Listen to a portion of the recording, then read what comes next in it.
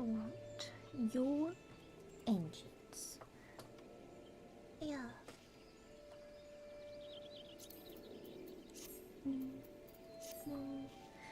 Alright, we are locked in and loaded. Welcome back to another episode of Final Fantasy XIV. I'm your big sis, Sumiko. Let's get right into it. I'll have you know that I've been working very hard on my class stuff, and everybody's now, all my different hats are level 35.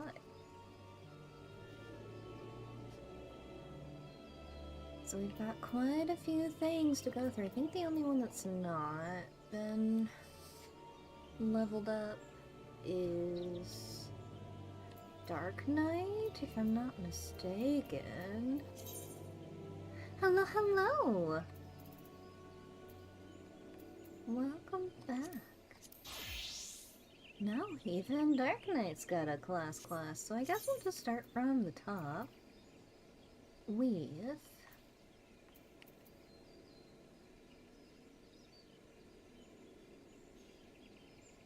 Yeah, if you want to. I'm just gonna be doing some class stuff, so I'm not running any dungeons.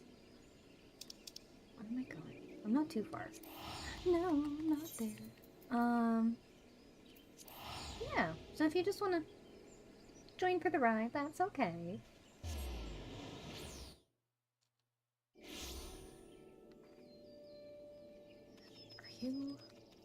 Are you the 35? 20. I was lied to.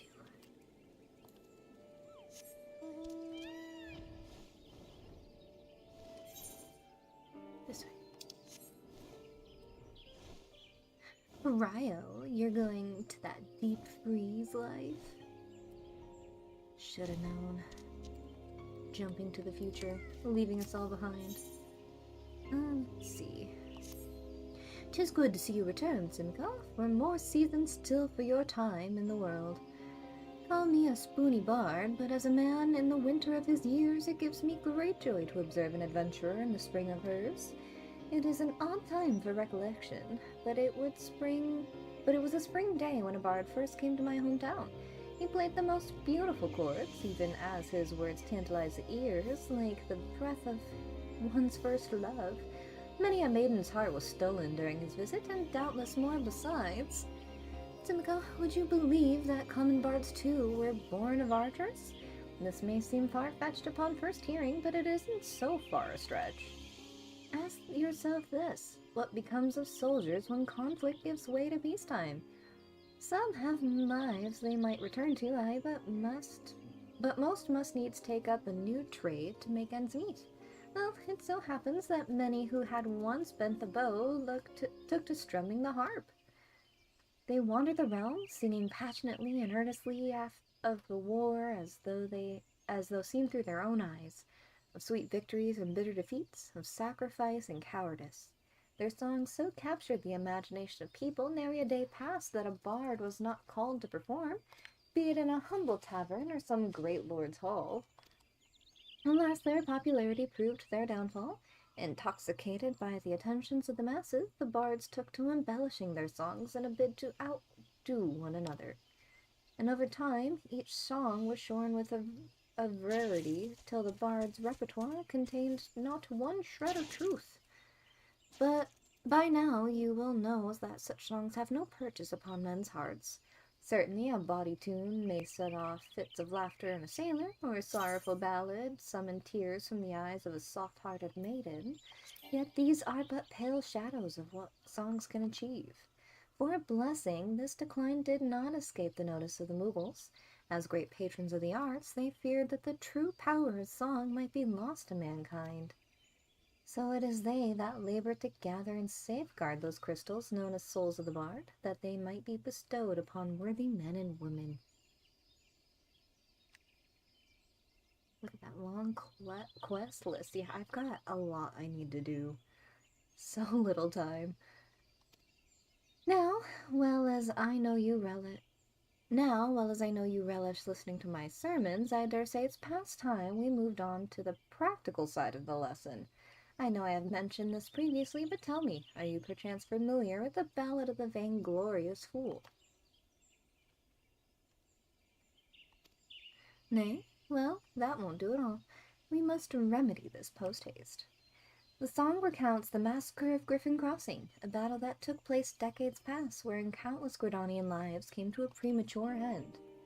Ah, but do forgive me, I seem to have mistaken the proper order of things. Before I begin, I must be convinced that the point of the tale will not be lost upon you, elsewise I will have wasted my breath in telling of it. Now heed well these instructions. You must make your way to Wellwood Wood, where resides a matted pair of aldgoats that have been recently lost a kid. The pair have been driven mad with grief, and only death will put an end to the uncontrolled rampages. Linger in their territory until you encounter the beasts, then let fly your arrows of mercy. As you liberate them from their sorrows, so too shall your soul resonate with the echoes of poignant melody. So, kill some goats and receive a blessing. I think we're on the trail to becoming Satanists.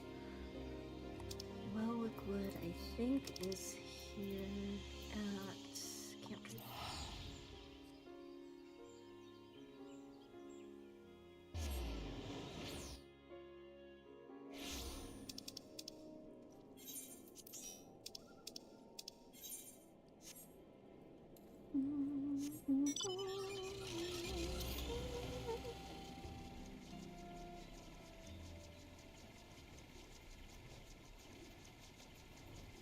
Goats, goats, and more goats. They have no cows, for they only need goats. They don't have cows, do they? All their milk and everything comes from the goats. They're just really big goats.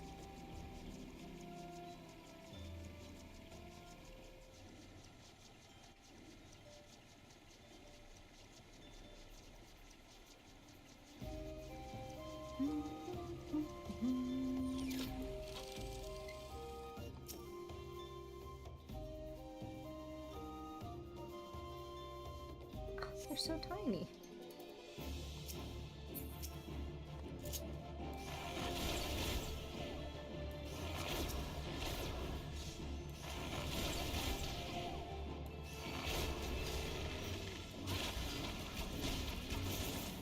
Oops. Oops. That's what I get, I guess.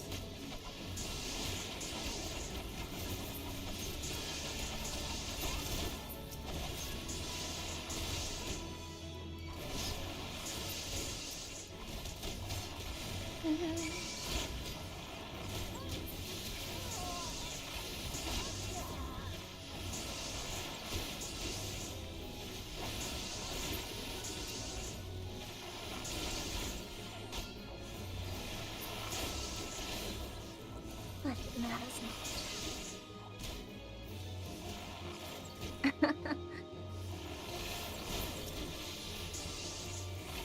Can't stop me. I may be a squishy bard, but I will still end you all. We're going back to... Hello! Oops.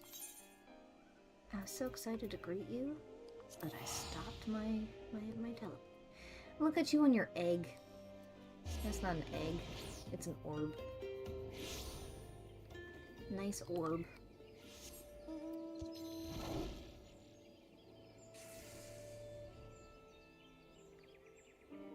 Nice orb, dude.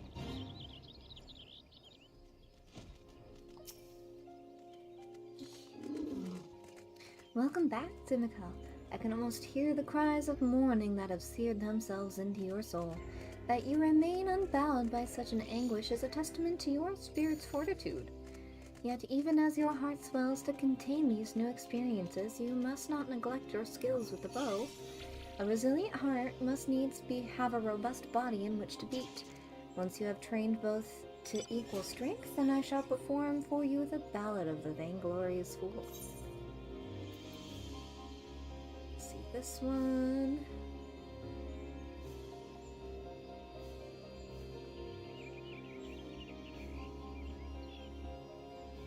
direct hit rates. Is that the critical hit rate? I think is the direct hit. Reduces weapon skill cast time. Spell cast time and recast time. And auto attack.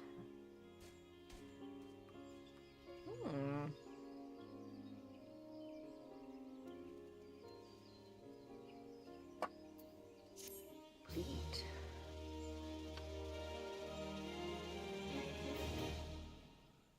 Just wildly hold up my stone. It's just embedded in my palm.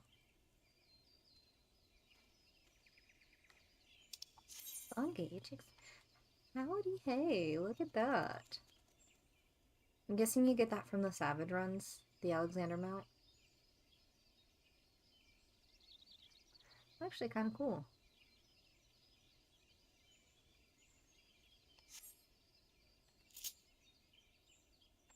Hey, howdy, hey. What does this do?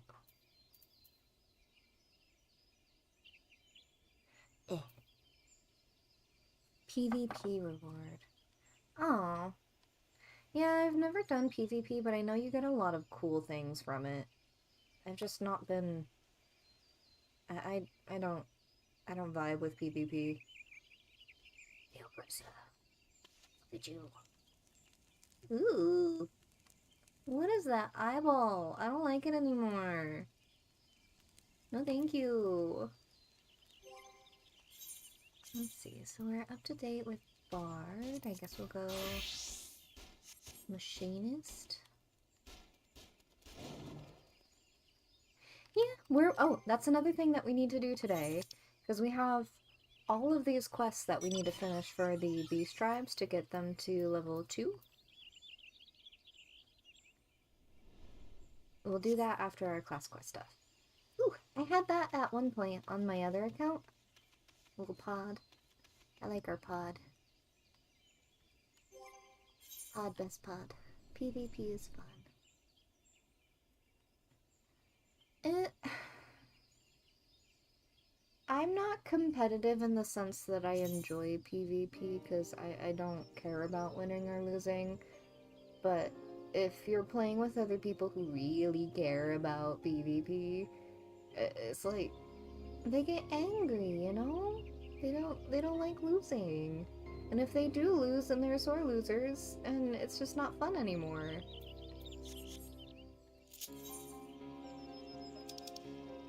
That's my experience with, like, PvP things.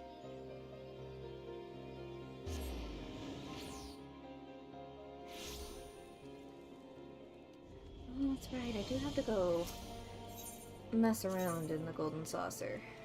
I'm really good at one of the mini games, and I just win all the time. I think it's the axe chop game.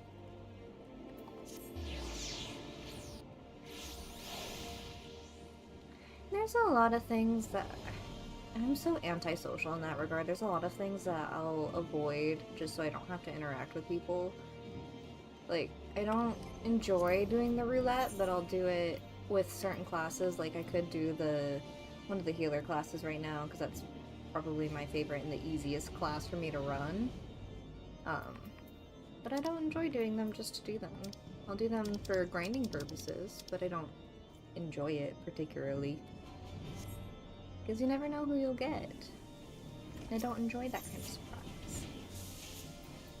Keep blessed.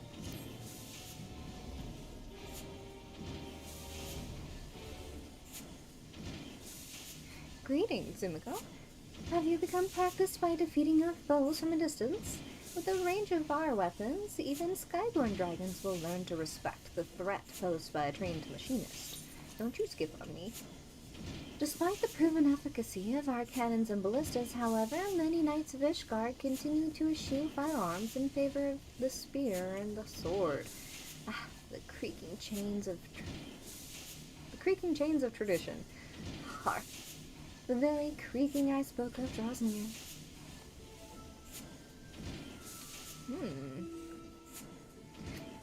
Ah, the stifling heat and sulphurous stench. I can scarcely breathe. And worse, I can scarcely bear the sight of mine own son garbed in such filthy garments. Why must you persist in this infatuation with smithing? Infatuation, excuse me. Of all things. Can be your tank if you want to go healer, healer if you want to tank.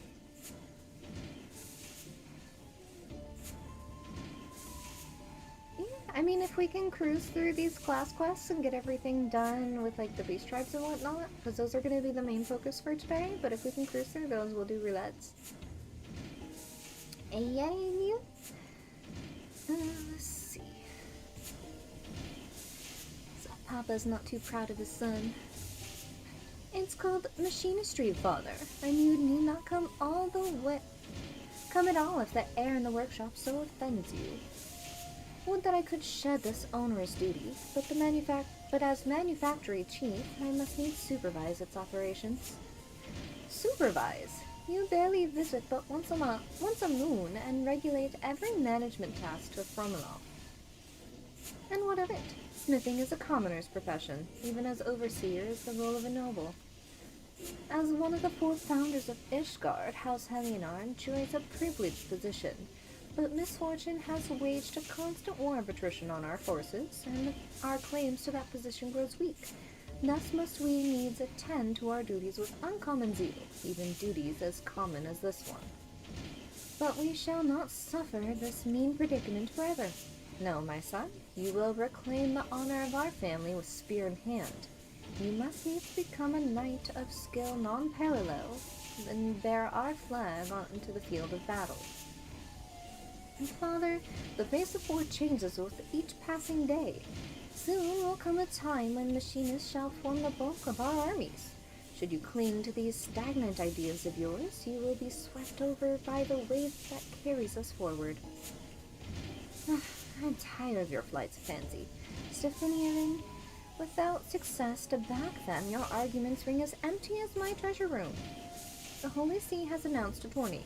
You will best serve your house by returning to the practice field and thence claiming victory in the melee. War never changes. I regret that you are subject to our squabbles. My father's attitude is sadly representative of the greater part of Ishgard's populace. Their heads may as well be made from the stone of the city walls. I have, however, designed a weapon of such brilliance that the light of its potential will penetrate even the densest minds. Rosthenthal and Joy will accompany me to Raincatcher Gully to gather the materials for the prototype. Why don't you join us? Practicing your marksmanship in Ishgard will only invite suspicion and ridicule, and this is the perfect opportunity to receive further tutelage from Rosthenthal. That you might also train under the warm rays of the Moroskan sun is simply a fortuitous boon. Let's get our sunshine on.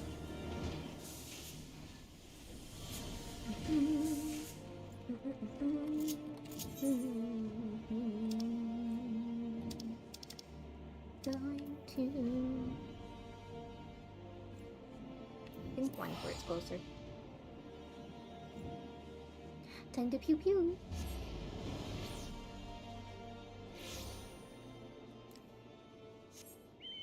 Oops. Are you the level 35? Yes, you are. I'll be coming back for you, you best believe. Where am I going? All the way down there.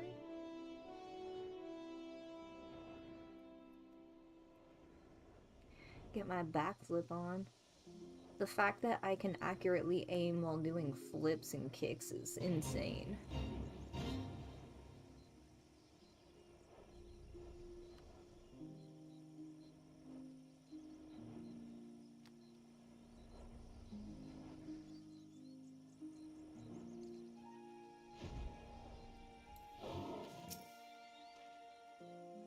Got yourself dragged out here as well, did you? The boss said he needed some magitech part, and just as I had to open my big gob about this Garlean wreck in the gully. It's been rusting here for nigh on 5 years now, though, so any useful bits and bobs was likely stripped out long ago. But seeing as we've trekked all this bloody way, we may as well see how far they have come. You've come in your shooting. Go say hello to the other two and keep them safe while they concentrate on their scrounging. Puppy! I'll admit I had 2 horses and a dog on my other account. So I at least got a couple of them. Ah, you came! Splendid. I'm afraid the rewards have yet to meet the risk of this monster-infested crash site. And speaking of monsters, those are just bugs. They only little boogies.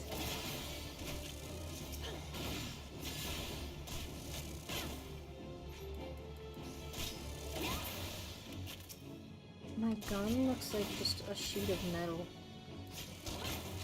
I can single-handedly wield this long... Not even... Is this the long stop one? Yeah. I got a gobby gun. Oh, gobby gun. No! You go away.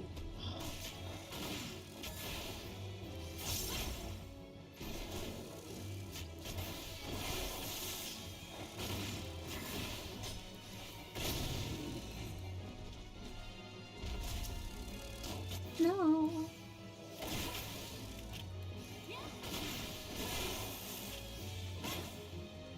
Would it be, would it be? Okay. Oh, joy. Practicing your marksmanship, are you? Well, I'll have a moment. Maybe I'll have half a moment's peace to look for this part while you watch me back. Oh, not again. Take care of that, would you, Tsumiko? More bugs.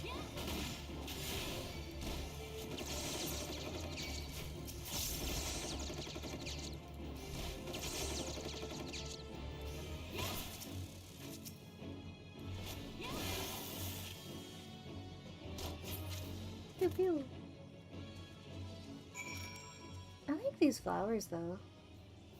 Are they all lotus lilies or? It's like the white and the pink ones do, but I guess those would be too. They're just purple.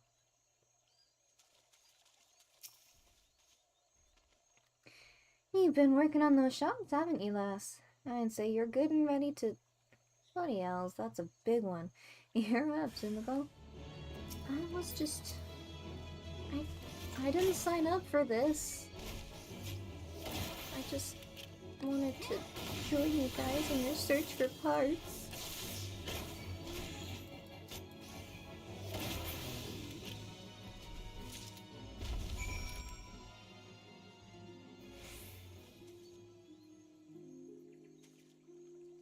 There it goes.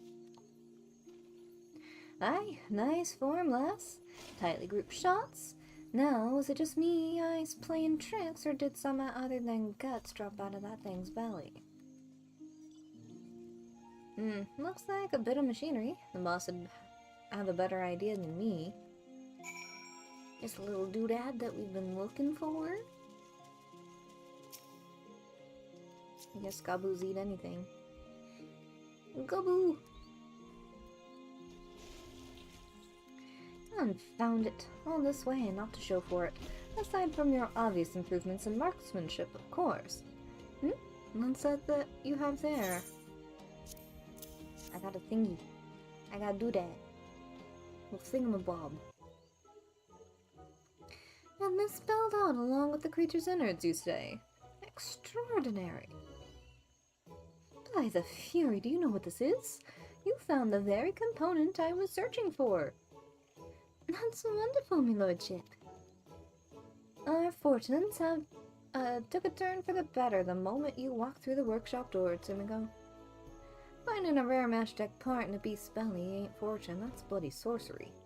Or so I'd think if I didn't see you shoot the damn thing with my own 2 eyes. Nice work there, by the way, Tsumiko. I can already hear the whirring of my invention coming to life. Come, we must return to the manufactory at once.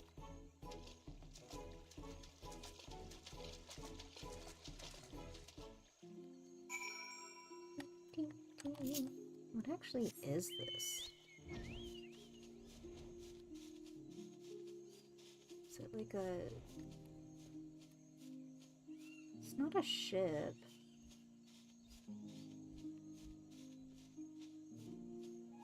Is it a ship? Doesn't look like it could fit anybody in it.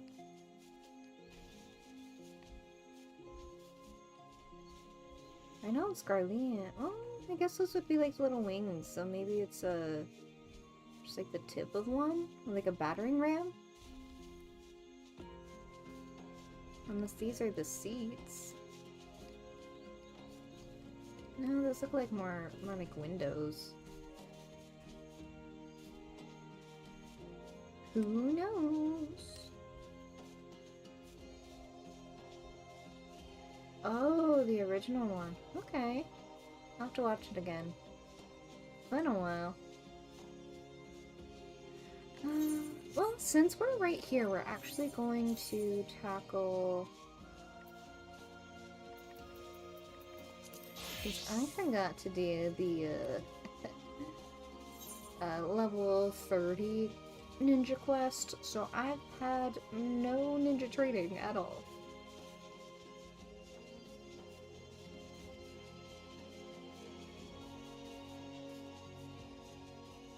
I've been busy.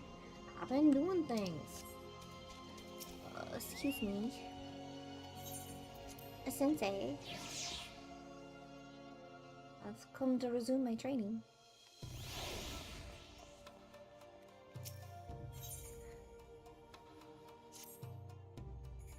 Yes, I can sense it. Though you are not of our blood, the soul of my people is strong in you. You are one of us now, a shinobi. And yet your training is only just begun. Heed my words well, Timiko, for the shinobi blade and mind are one. The weak mind gives rise to a weak blade. The false mind gives rise to a false blade. But the mind that is strong and true, that blade will know no equal. So were the teachings of my master, his master, and his master's master before him. The shinobi must keep presence of mind at all time, or his blade may as well be one of grass. Presence of mind used to be a cleric skill. Or not a cleric skill. Wrong game. A healer skill. I think it actually is. Still. I can see the icon. It is. This is the lesson of the mind. Now we shall begin the lesson of the body. You will recall that the art of ninjutsu involves using hand gestures called mudra to summon the energies of heaven, earth, and man. Fen, chi, and jin in the Domin tongue. Myriad techniques can be unleashed depending on the mudra you combine and the order in which you do so. But perhaps I am getting ahead of myself. A child must learn to walk before he can run. To begin, I would see you master your first mudra. 10. The mudra of heaven. Summon the energy of heaven and project it forth, and from your hand will fly a flaming star, or Fuma Shuriken. Outside of the storehouse, you will find a Mokujin, a wooden man of the sort of traditionally used in Doma for training. Do as I have told you and strike it with a Fuma Shuriken. I will observe your technique from a distance. You'd be watching my form.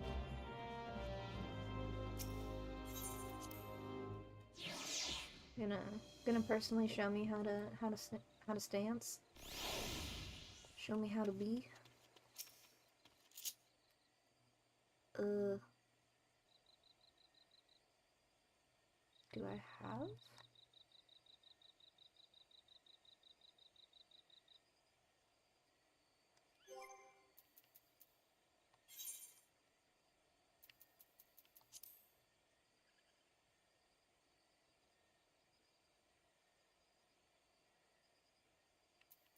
I was gonna say, am I missing something? I am.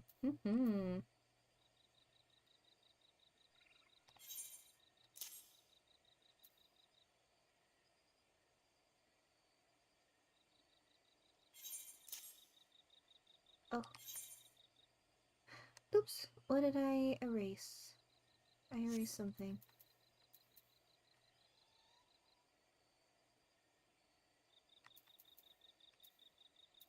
Just hide. Mug is over there. Trick attack.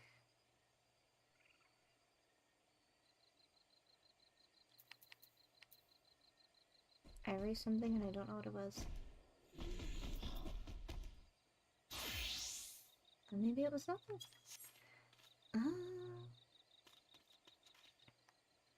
Shoot. Yeah. No, my button down here had been something, and then I accidentally put ninjutsu on top of it. Oh well. I'll figure it out eventually. Yes, that will do, Tsumiko. Clearly, we did not misjudge your potential. Perhaps you have also felt your body becoming lighter? This is but another benefit of your training. You may find yourself able to dance through the air with your blades drawn, but be mindful. A true shinobi sees that no movement is wasted. You demonstrated your skills well against a wooden man, but wood does not strike back. Your next opponent will not be so docile. Prepare yourself. Well. Okay. I have to lone wolf it for a second.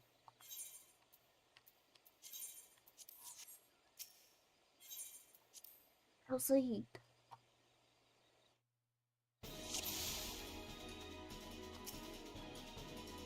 But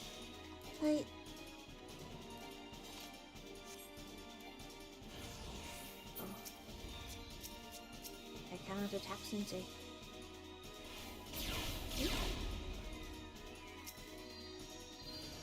What am I supposed to do?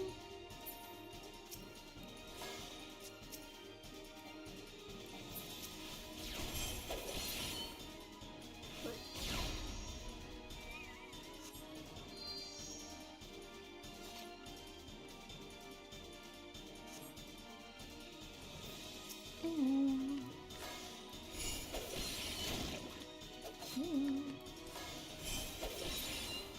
That's a nice little move.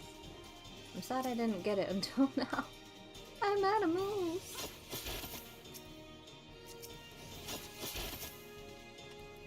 This works just as well.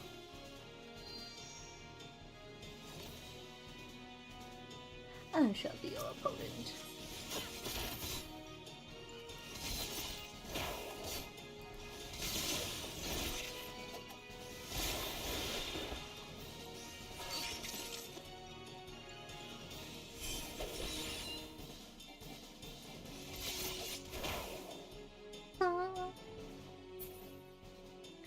Bloodbath. Thank you. Let me... Because that is a roll skill. Which is why I did not seize it.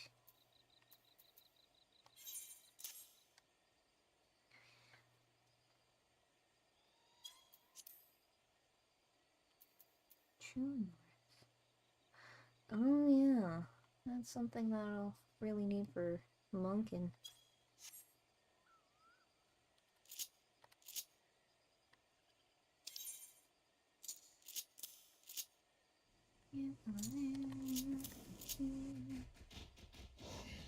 What do I want to put?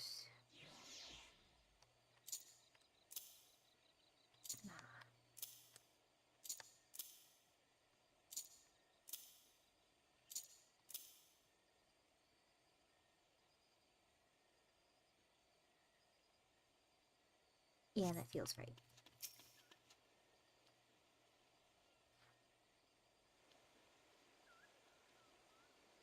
I see. Lady Ugadi spoke true. What Urobo means to say is that he's not seen anyone master the fundamentals of ninjutsu with such swiftness. Is that not so, Oboro, excuse me. I am capable of speaking for myself, Tsubame. It is true, Tsumiko has exceeded even my own expectations. Her blade slices through the air as a fish glides through water. That's a compliment. But it is enough training for the day. Now it is my turn to be the student, and you the teacher. I would learn the ways of Eorzea. Will you instruct me? You will instruct me, yes? Yes. You have my gratitude, Tsumiko. What do you want to know?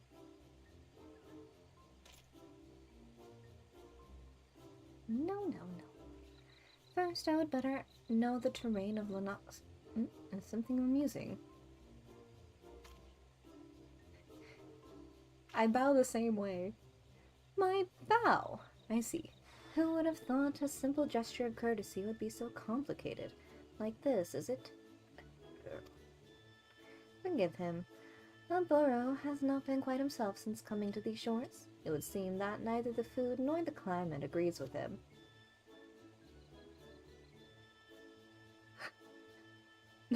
No, you weep. Bow.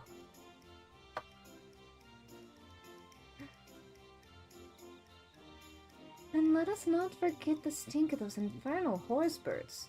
All the more reason for us to complete our mission swiftly and return to the hospitable environs. Anyhow, Tsumiko, that should suffice for the day. Practice well your ninjutsu and return when you are ready for the next lesson. I'm ready, Sensei. No, no, no. It would seem you have some practicing to do as well.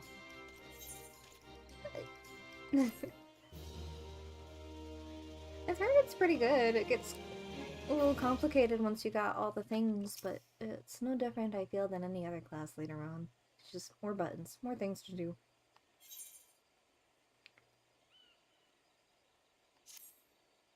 Tsumiko, why did I not even hear your footsteps as you approached? You are becoming more and more of a shinobi with each day. Oboro has been awaiting your return. Please, enter. Let me in.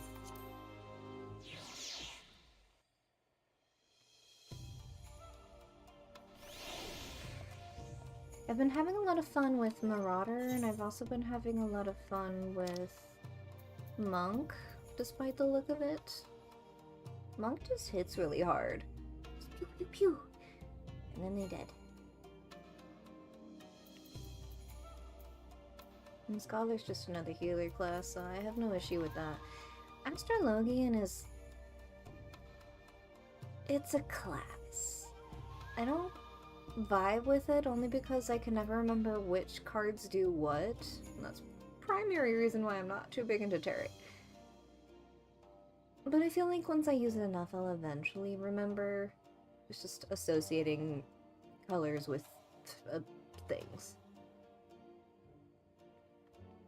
Yeah, my hubby's a monk main, and he was so upset with what they did with it after Stormblood. Was pretty upset, so then he started maining Samurai instead, and he was having a lot of fun with that one. But it's still, like, a lot of buttons, and for me, it's like, I need brain-dead things. I just need to push buttons, they need to flash for me. Rotations are not my shtick. Yeah, it's just... heals. Have a heal. You have a heal. You have a heal. Everybody have a heal. Whereas, like, Scholar is more damage mitigation, and Astrologian is more of, like, a buff kind of thing. It's like a shield. Like, here, have a shield. Take some damage. You'll be fine. I was having fun with Dark Knight, too. But there's just something about Warrior where it's just like, yeah. And slash. Get him.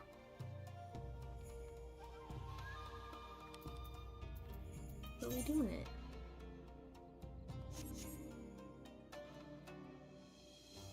Warrior is fun. I enjoy Warrior. Cleave!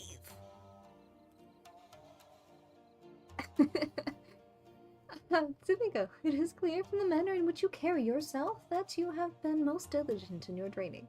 It's been 2 minutes, Sensei. Ah, good boy. Good bow. But you are not the only one who has mastered the technique imparted unto you.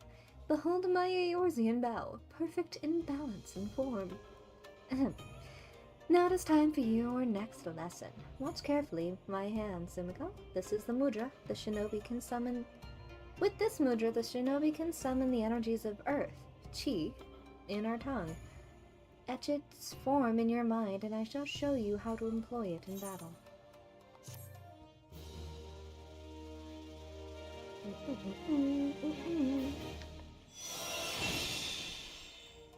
Ching. See?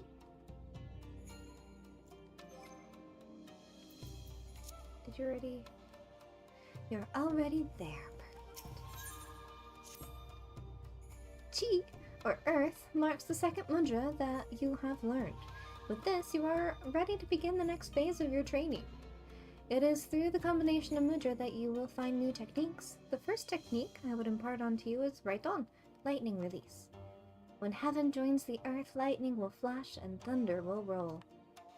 In other words, form the mudra 10 followed by chi, channel that energy forward, and bolts of lightning will surge from your hands to strike your foes. It is the most formidable technique that the Fumashuriken you have wielded thus far, but I have taken care to reinforce the Mokujin outside the storehouse. Strike it with right on, and I shall observe. Right on.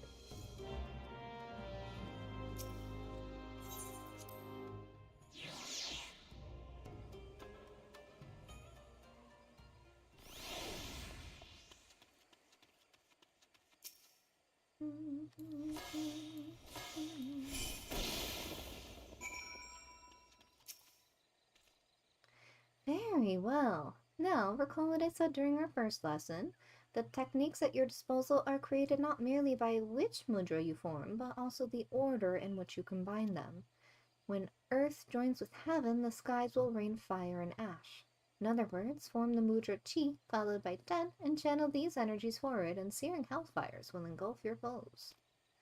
But be forewarned, these techniques require considerable exertion of your spirit. After performing one, you will observe that some time is required before your mind settles and you are able to wield another. Now demonstrate Katon for me and the Mokujin over there.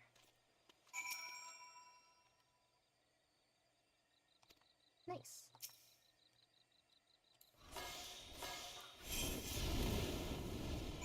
Ooh, I like that one. I am no cocky. They just don't know it yet. Everything will burn. Splendid. Your grasp on fundamental mudra combination is firm, but knowing how of the technique is only the beginning. You must also understand when to employ it. Chunin is our word for a shinobi who has attained full mastery of two mudra techniques. In our tradition, when a student is deemed by his master to show such potential, she is led to a waterfall outside the village to conduct intense training. I cannot take you to Doma, of course, but my maps tell me of a place in Upper Lunoska that should suffice. Fool Falls. The name is less than auspicious, but it will have to do. Meet me there and we shall proceed. That makes sense. Oddly enough, and I'm a little sad by this, but Black Mage has to be one of my least favorite classes. It's just so cumbersome to use.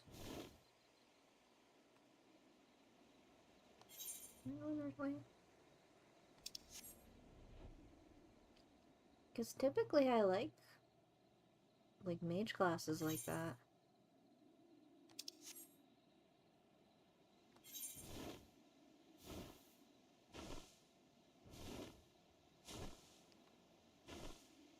I know. Next thing I know, my account's just banned. You don't like Black Mage?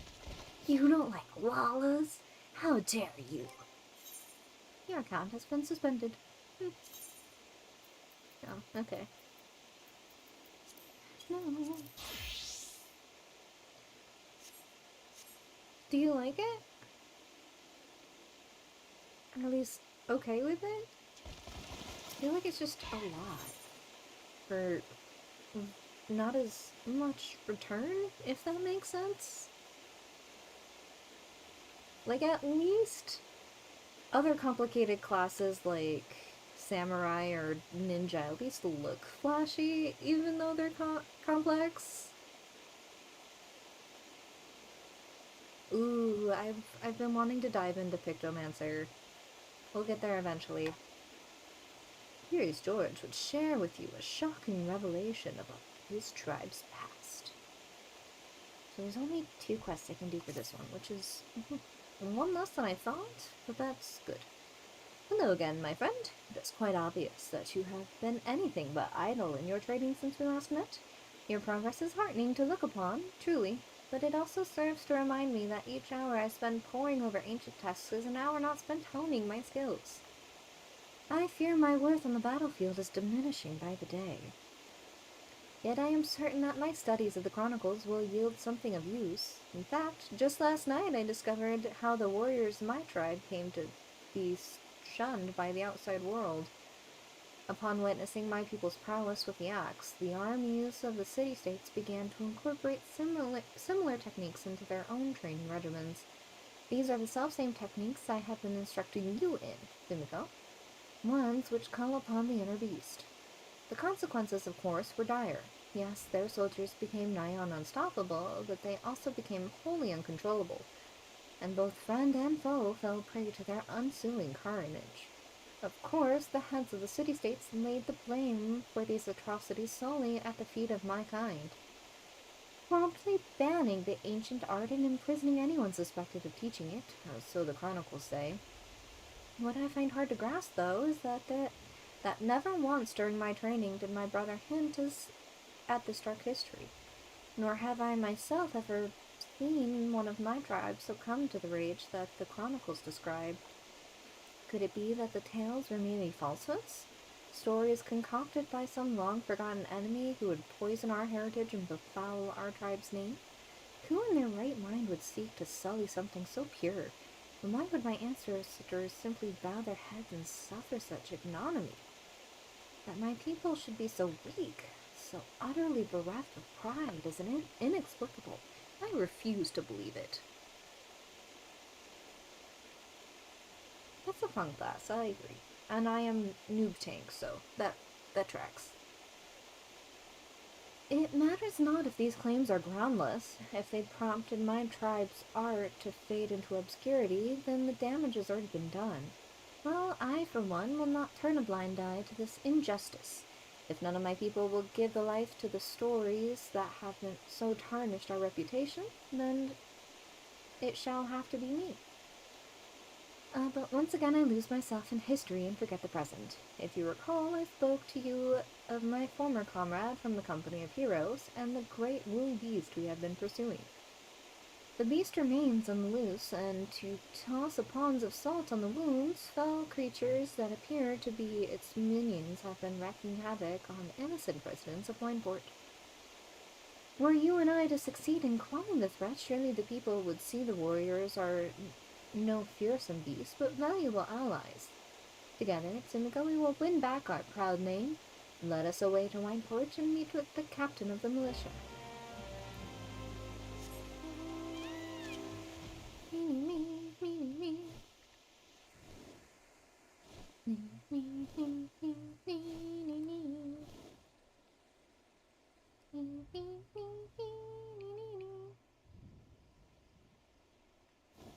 I've been doom scrolling on YouTube Shorts lately, and it's just 2 songs. There's only really ever 2 songs that I hear used. And I don't know if it's just my algorithm is just done for, and that's what I'm stuck with, or if it's really just that popular.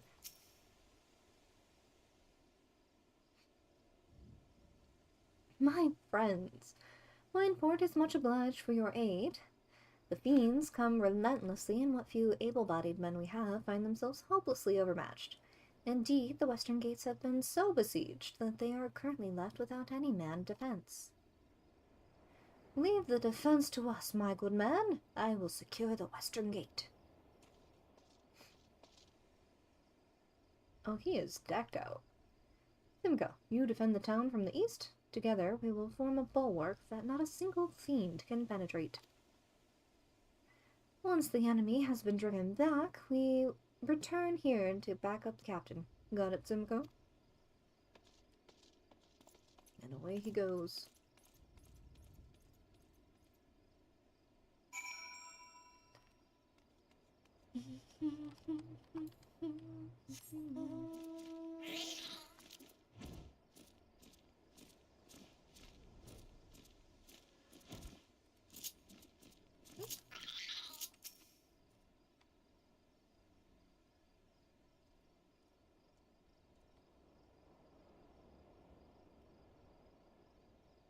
That long silence before something happens.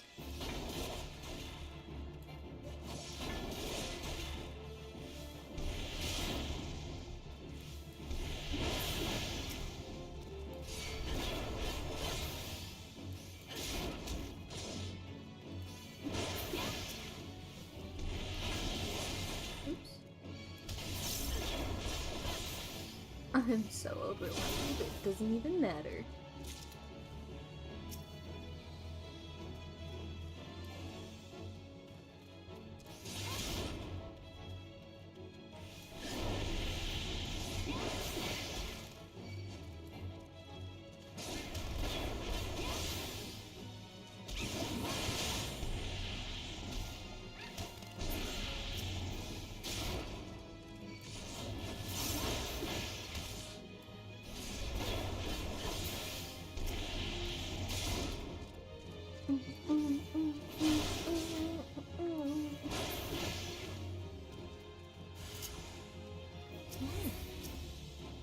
There's so many of you.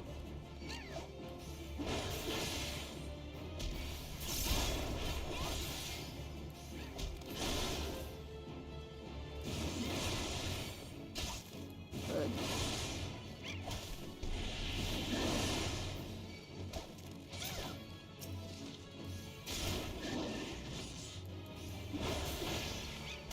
We need to go.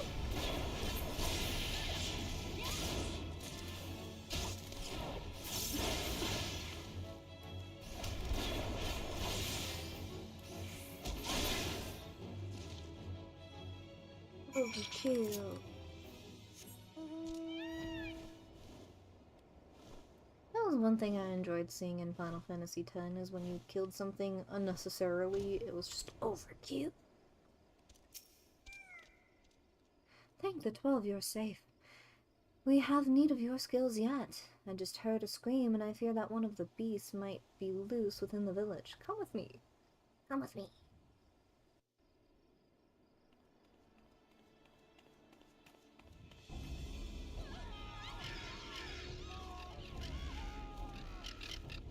Why are there so many?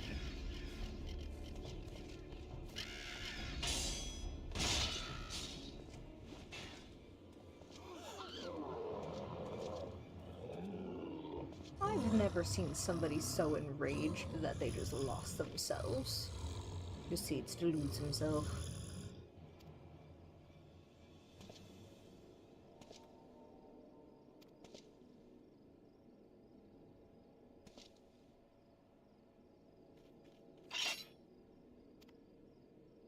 Come no closer, he says.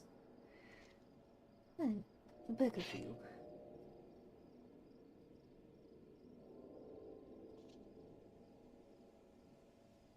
Are we gonna have to beat him up? I must return to the falls.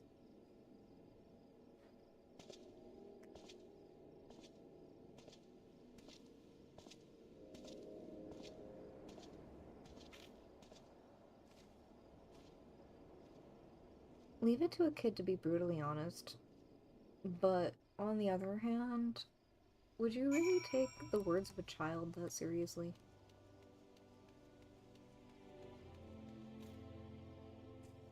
Alize, what are you doing here? Whatever has gotten into Curie's storage? 'Tis true that he fought like a man possessed, but to mistake him for the very beast he hunts, methinks the child's parents have been feeding her a few too many ghost stories for her own good. Worry not, friend. I shall speak to the villagers and clear up this unfortunate misunderstanding. Do return to the falls and assure Curie's storage that Wineporch is indebted to him for his aid.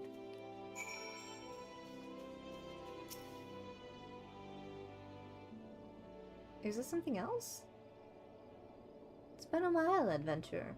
As I recall, my brother Alphanel took the liberty of introducing us when first and last we met. But for the sake of propriety, Alize Levior, I thank you for coming. I have heard much and more of your exploits. By your hand, the Black Wolf is slain, and his Ultima weapon destroyed. You are possessed of great strength and courage, that much is plain. I shall have need of one such as you if I am to see my mission through to its conclusion. As you may be aware, the violence of Dalamun's fall changed not only the face of the realm, but also the base of the realm. Specifically, it played havoc with the etheric currents, creating vast confluences of ether below the surface. Among other phenomena, this led to the formation of subterranean caverns at key points of stress. One such cavern lies beneath Castrum Occidens and extends to only the gods know where. Despite appearances, Castrum Occidens is as much a research facility as it is a fortress.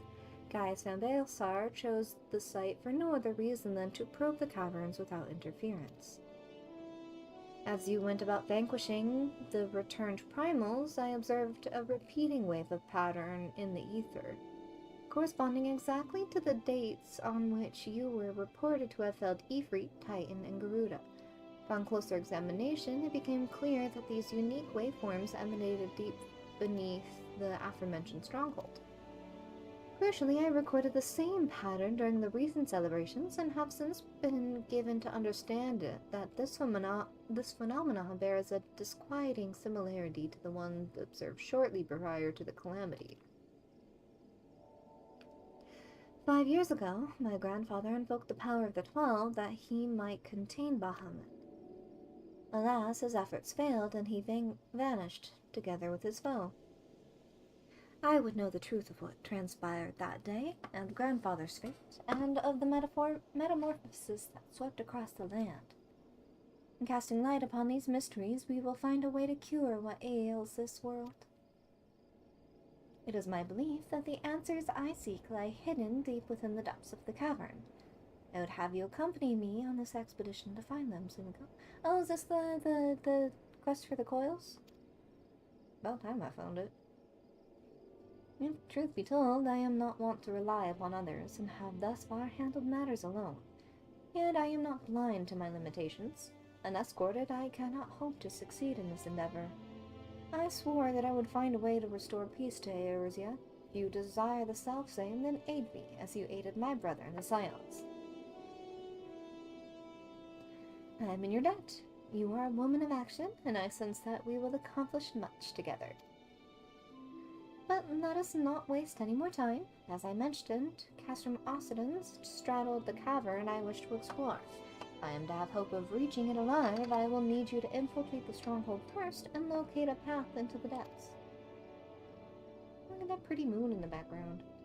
Once you have done so, pray report your success to the Storm Private Jabroka. Just call him bro. You may consider her my assistant here in Mindport. I have every faith that you will not fail me. 12 speed on the way, Sumiko.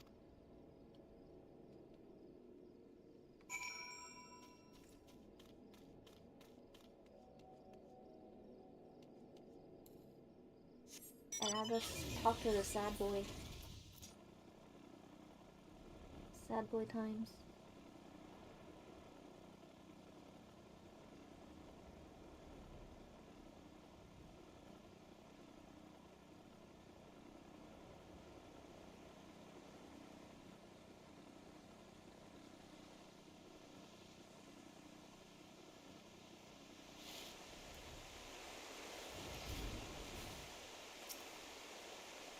Sumiko, please forgive me for leaving so abruptly earlier. It was a very hasty reaction to the situation for which I was completely unprepared. But while you and I both know I was in complete control of my inner beast, I now realize that to the layman's eye, it may have seemed that, well, the opposite was true. Mayhap it was this very misapprehension that lent weight to the lies which led to my tribe's disgrace. And if that is the case, then perhaps I should return once more to the Chronicles, and endeavor to reassess their message in light of this discovery. Speaking of light, your soul crystal, Sumiko, it sparkles. Does the soul of the warrior have aught to reveal to you? Any whispers of import? If only they hadn't forsaken me, as they did my brother. Yes, well, I suppose that is that. I must continue my studies, and you have your training. I hope to have something new for the both of us very soon. Until then, my friend.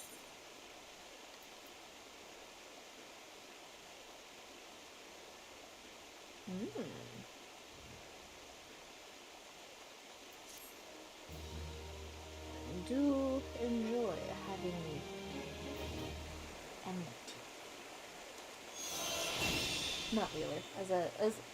Not really, because as a healer, Having any enmity gives me anxiety.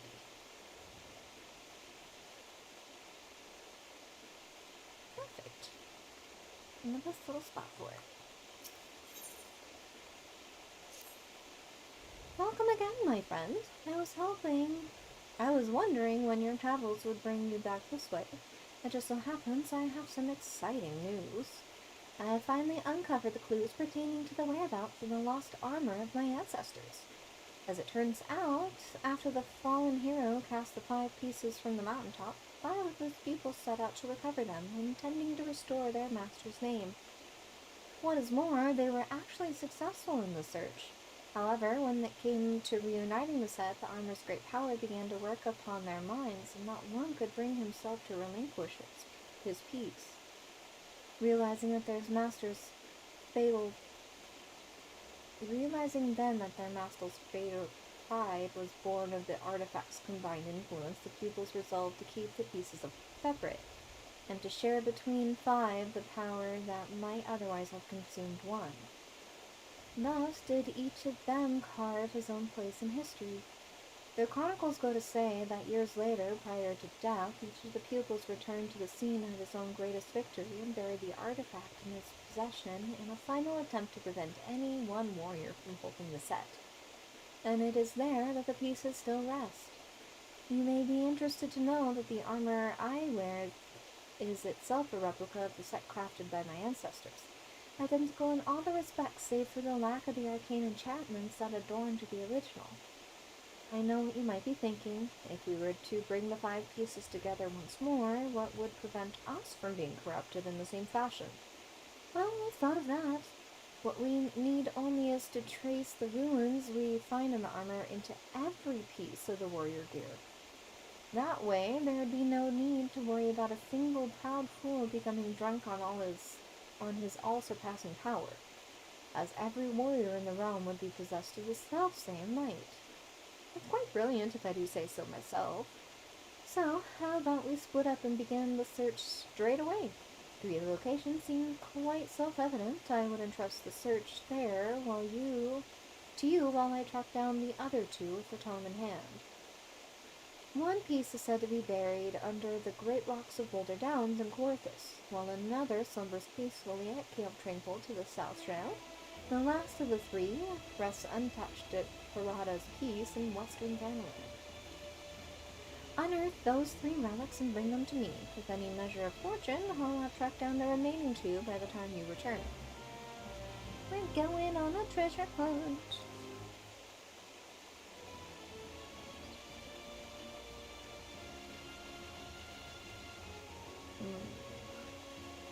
Where do we want to go first?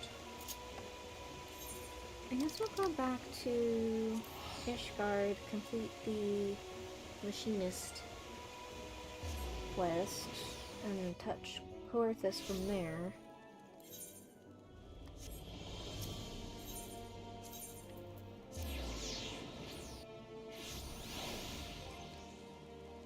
Corthus. I always get the O. There is no O when you pronounce it. Well, I guess there kind of is. Machine away!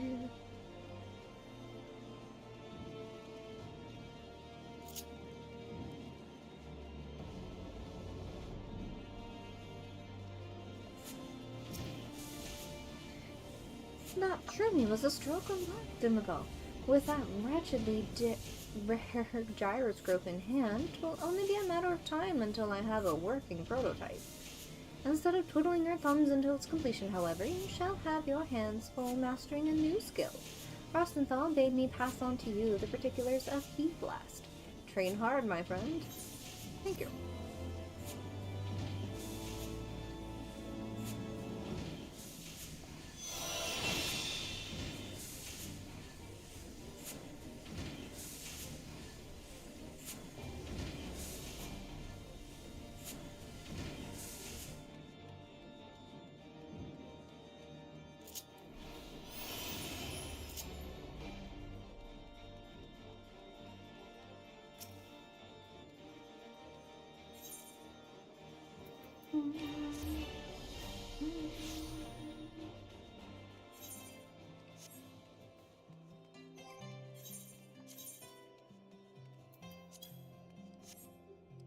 It's cute.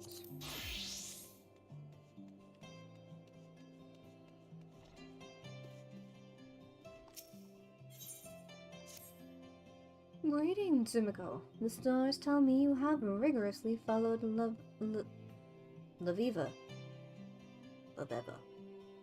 Laviva's training regimen. Though I harbor doubts that go out and do things while I traipse around the realm constitutes a regimen, still, she is all we have, so I suppose we have to make do. And as the stars would have it, she has just sent word that she is ready for us to attempt the opening of the second Heaven's Gate. You are aware of the seven heavens, are you not? Just as there are seven realms of the underworld, there too are the seven realms of the firmament. Each of the first six represent one of the six basic elements: earth, ice, water, wind, lightning, and fire. The seventh and final heaven representing the element's astral polarity. The first six heavens are represented by the six constellations, which each revolve around the pole star. Astrologians of the Charlayan school draw on the aether contained in the celestial bodies represented in the constellations by unlocking or opening the gate to heaven that constellation is correlated with. There's no actual gate. Think of it as more a portal to the soul. You are opening your mind and allowing for attunement with those distant bodies, much like one attunes with an aetheryte, but on a far grander scale. Now, this may come as a revelation, but Heidelin is not flat like most believe. It is, in fact, a sphere so large that when we walk upon it, it only appears to be flat. Because it is a sphere, there are some locations better suited than others for observing certain constellations. That is what the Viva is doing right now, finding a location in which the next Heaven's Gate will rise to a position directly in mid-heaven. There it will be easiest to attune with, and it seems she has found one, near the final prayer in Eastern Thanalan. Alright, so that's two places in Thanalan. Fool's Fall is in here. I believe it's on the other side of Bronze Lake.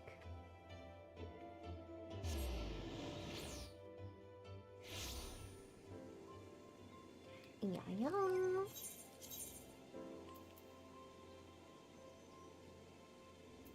I forgot what class it was for a second.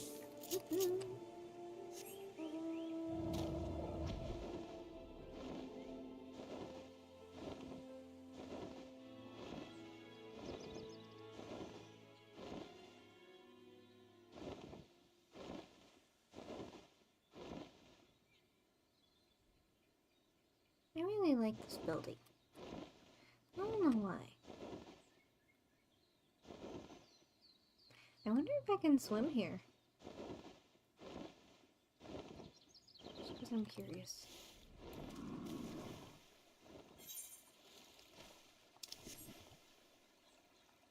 Nope. Alright. That's disappointing.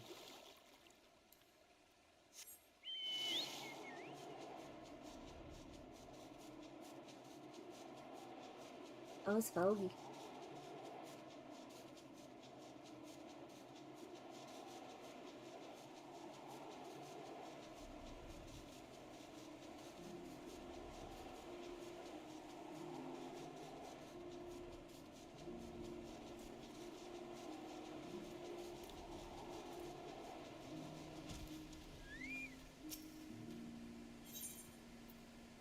No seed.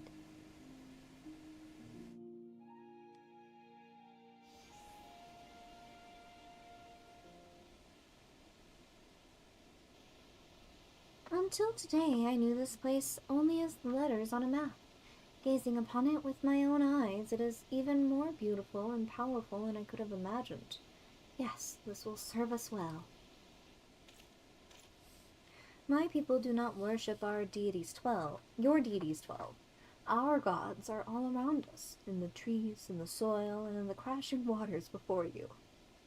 Close your eyes and open your heart to the sound of the rushing falls, that you might purge your mind of all worldly thoughts and distractions.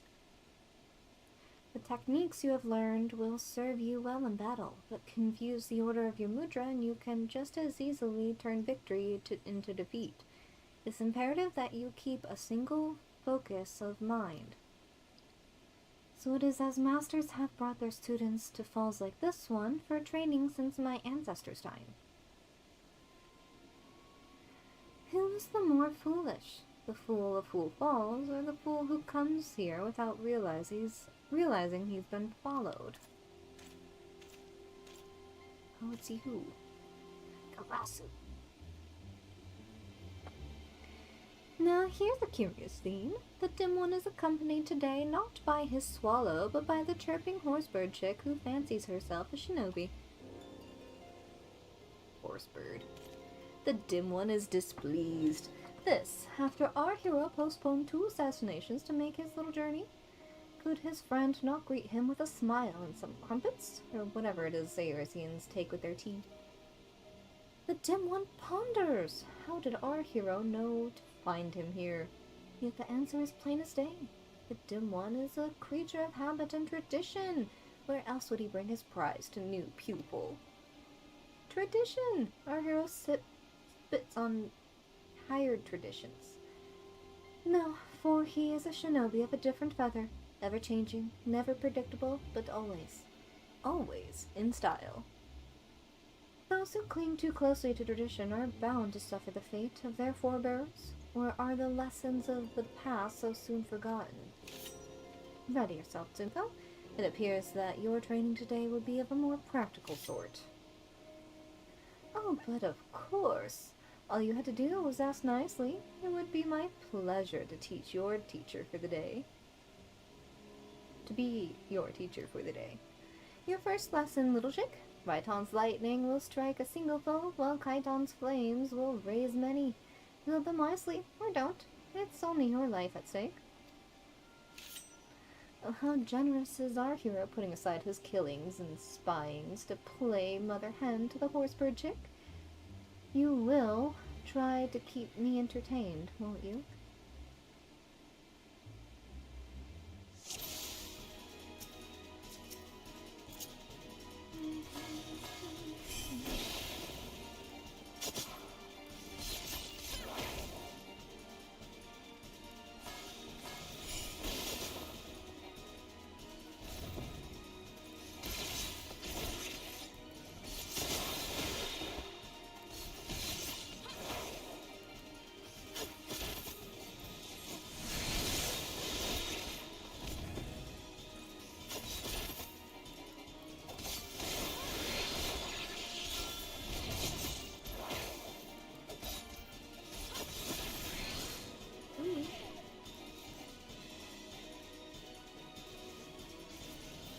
Doing so great, am I?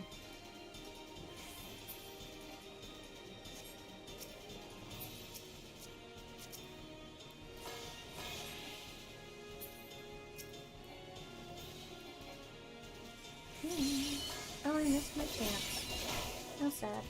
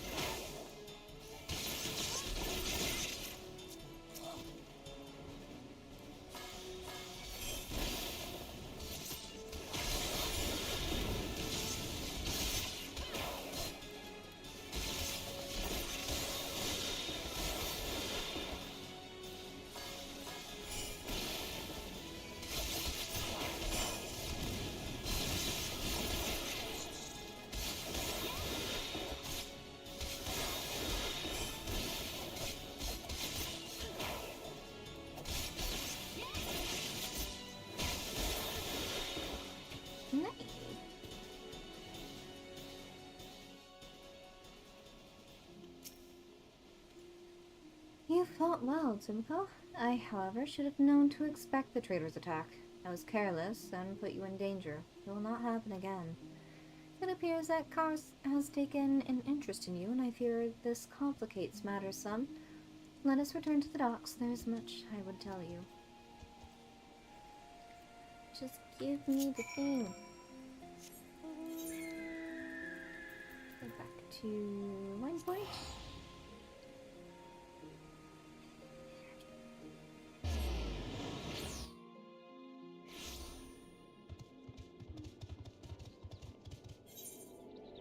What is this?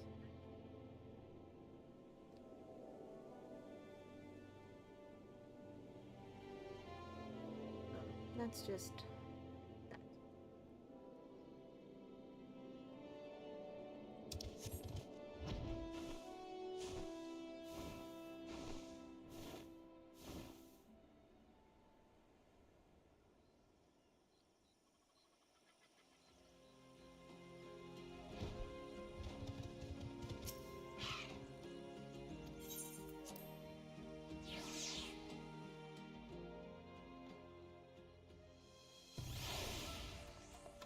Hello? Are you a little salty? Your lesson didn't go as planned. I would tell you a story of our past. The story of the traitor and why he must die at our hands. Growing up in the same village, I have known Garasu since we were both children. When we came of age, we began our training together under Master Gekai. From a young age, it was clear that Karasu possessed an innate talent for the art that few could rival. I spared no effort in my training, yet struggled to grasp techniques that he would master effortlessly. In his own way, he possessed a mind singularly devoid of wasteful thoughts, a mind seemingly unclouded by concepts such as right or wrong, good or evil. Despite this, deep down I always thought of him as a brother. All that changed on that fateful day when Castle Doma fell to the Garleans. Someone had betrayed our homeland, sold our secrets to the enemy. Looking upon my friends as their bodies lay broken and bleeding, I saw a figure flee into the hills. It was Kras. When I was younger, more naive, I thought I might have pursued him as he fled, in an attempt to reason with him. But it was clear that this man, this demon, was no longer one of us, if indeed he ever had been. Even Master Gekai did not survive the slaughter. Did Karasu both bear him some grudge, or was it merely a student's ugly pride? For a master's fate was the grisliest of all, his body mangled, his once proud face shattered beyond all recognition. I once held out hope that if I crossed blades with Karasu in battle, that I might understand something of what it was that made him do those horrible deeds. Yet each encounter only raised more questions. One thing is clear, however. Karasu could have killed us back at Fool's Fall had he seen fit, and yet he chose not to. It was as if he was testing us. Testing you. Needless to say, this does not change our mission. For his crimes against Doma, Karasu must pay with his life, and yet his thorough knowledge of us and our art has put Tsubame and I at a grave disadvantage. But you, Tsumiko, your thoughts, your movements are still unfamiliar to him. Yes, your presence might just serve to break his focus and afford us an opening. Yet to accomplish this, you must become stronger still. Promise me that you will not let up on your training. I got you, Chief.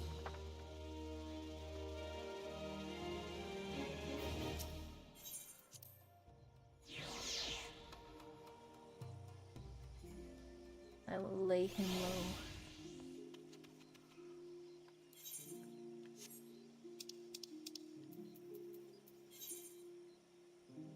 Okay. Aniline.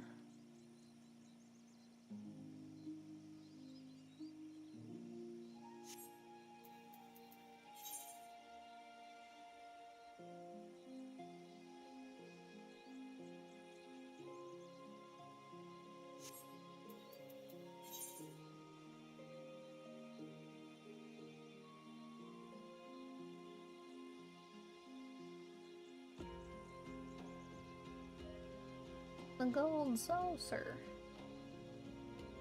We'll go over there eventually.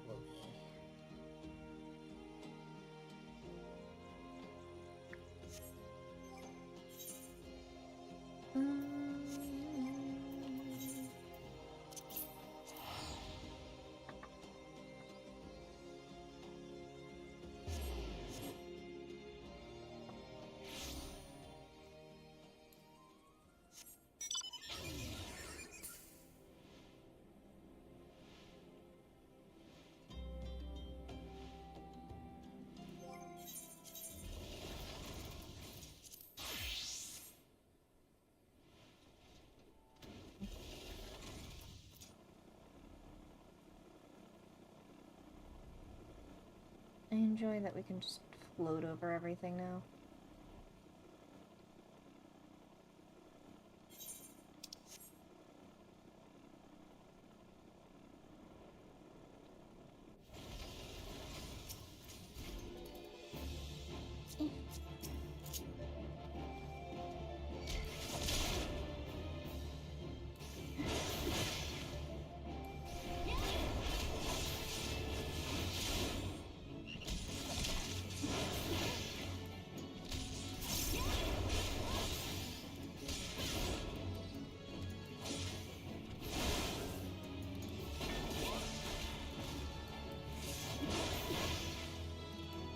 I forgot about my little axolotl buddy.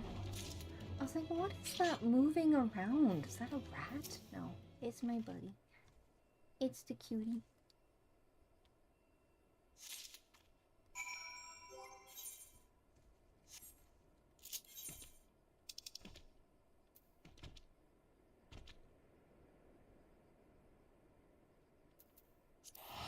Forgot where I was going.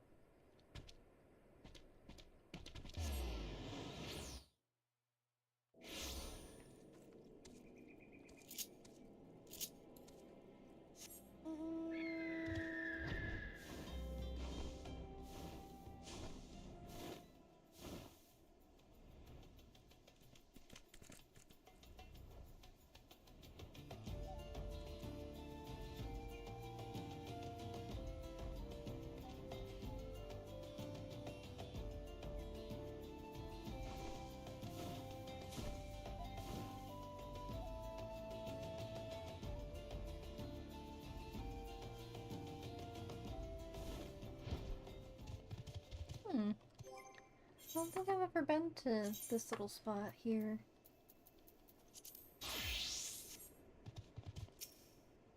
Oh, there are people on the ground.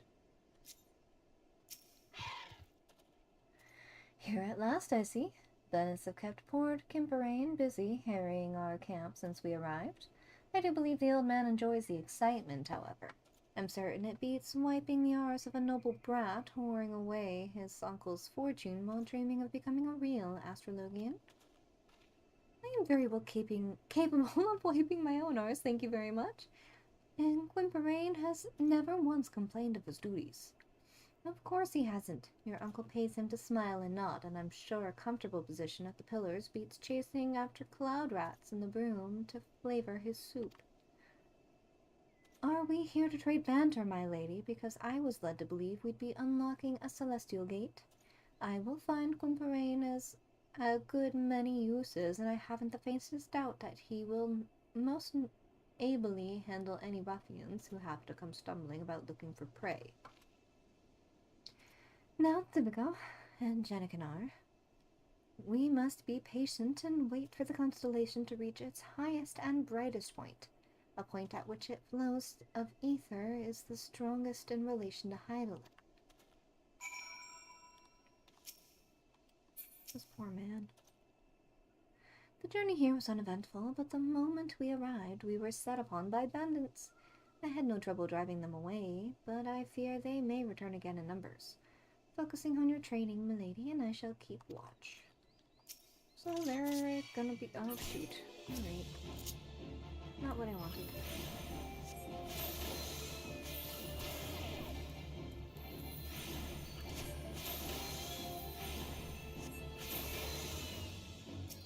Here. Not that we can see any stars right now. It's so cloudy.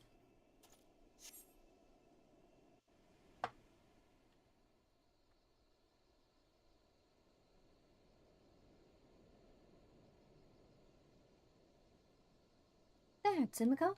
The balance. Focus on the constellation and attune to its power.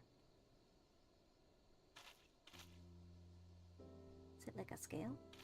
The balance represents the heaven of fire, a realm made prosperous by the blessing of the traders, but at the same time, one whose equilibrium is maintained by the divine judgment of Azima, the warden.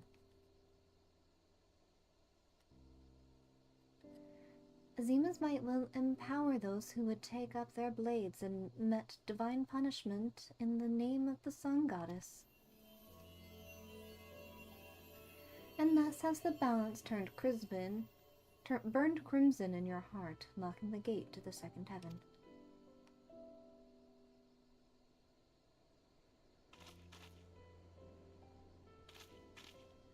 Now let us speed ourselves to the next location, Little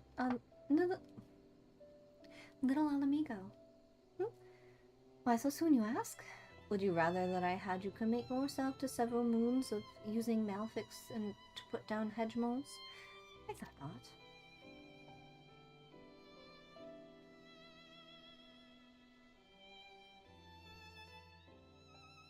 She knows. She knows what we must do.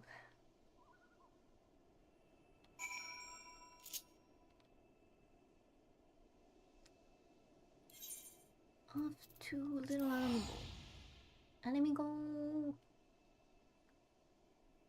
Just coming up soon.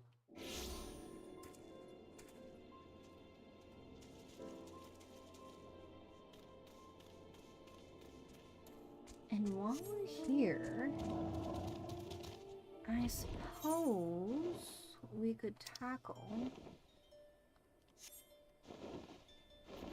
the Beastman tribe, since they're right there.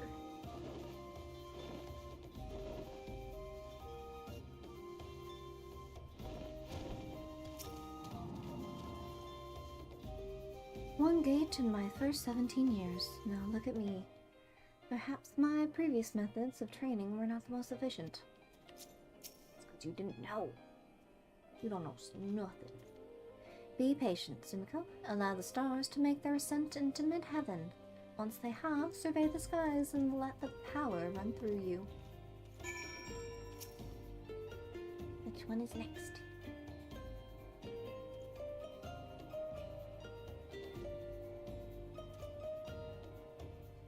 I guess in this way we learn a little more about the 12.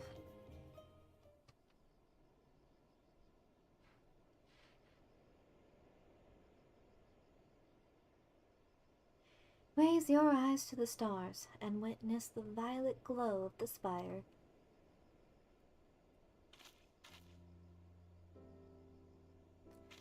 In the third heaven rises an iron tower of spinning gears and tall springs constructed by the builder himself. It is assailed without cease by the jealous Ralgar, but the destroyer's mighty levin bolts only serve to power the spire's clockwork soul. It is through the blessings of both creation and destruction that strength is granted to she who sees her stars rise under this sign. You have now opened the gate, and its power is yours to command.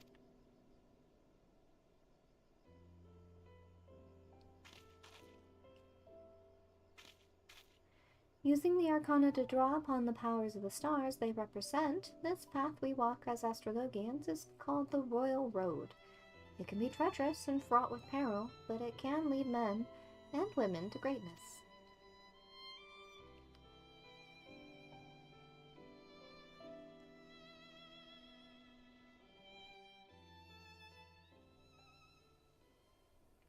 The spire blazes in the welkin.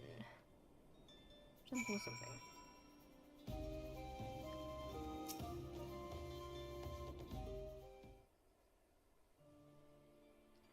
Your realm is quite the paradox. On one hand, it is full of life, magic, and wonder. One of the richest lands in all of Heidelin. On the other, it is literally brimming over with strife. Take little Alamigo, the wretched souls displaced from their homes by the flames of war, or Ishgard, mired in its own pointless conflict with an enemy so old it does not even remember why it fights. The foolish believe that it is their fate to suffer, and so they turn their gaze away from the stars, when those self-same stars have the power to show people there are many paths. But the power can only be channeled by the few. Those like me and you, and to a lesser extent Jack the Flamage. And it is our duty to use that power to benefit those who remain lost or misguided. Remember that. Maybe one day we can truly become my grandfather's successor. That is exactly what I have been trying to tell the astrologians of my home nation. Why disregard something that has the power to grant succor to the wounded, the power to uplift the downtrodden, to strengthen the weak? To answer that is easy. Empowering those without power lessens the power of those who already have it. Heal the weak so they might rise up and topple those who made them weak? Why would anyone in a position of power do that? Even our greater nation is learning corruption. Even our great nation of learning is corrupted by this manner of thought. We hoard our knowledge so that we might remain the brightest. Why do you think that it took so long for Professor Mace to visit you, Janekinard? Yes, I know what he told you, but that was not the whole of it. Those of the ruling quarter did their damnedest to stand out in a way that my grandfather worried that his passion for his field would kindle widespread interest in Charlene astrology. They only allowed him his recent trip, knowing he was now too old to do aught of the sort. Fortunately, the ruling quarter did not realize I would be accompanying my grandfather. Sumiko, these past turns of the sun have been most fruitful. Yet, while you have opened half of the heaven's gates, there is still much of what we would like to refer to as the Royal Road ahead of you. Take what you have learned here into the southern deserts and transform that knowledge into strength. If you wish to know more of the Royal Road, I suggest you discuss it with Janekinard back in Ishgard. My grandfather is to believe his time transcribing tomes back in the Studium Scriptorium should have left him more than capable of handling that task.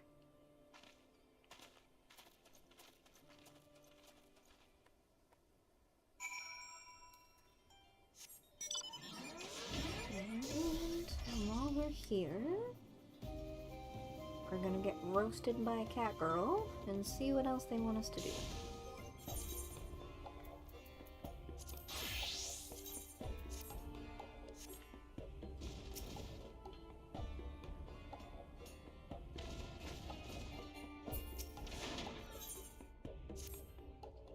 Do you know of Forgotten Springs, the Makote settlement found to the south of the Sogoli Desert? We have just received urgent word from Lunga. She reports that a hunting party from the U tribe village was ambushed by a sizable Amalja force. Those that were not massacred outright were dragged away by the raiders. They have likely already been tempered. Lunga mentions, however, that one of the Makote was nimble enough to evade capture and flee into hiding. We have no alliance with the U tribespeople, but we cannot close our eyes to an act perpetrated by the very foe we so greatly despise. With a chance to strike a blow at our enemy, we will go to war for Forgotten Springs. Be my spear, honored ally, and I shall hurl you into the midst of Zunrock. Lunga awaits reinforcements to the southeast. Join your strength to hers, and do what must be done to rescue this lone, courageous Makote ranger. You got it, Chief.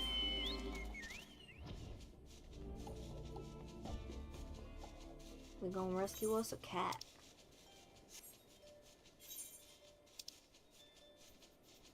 Oop.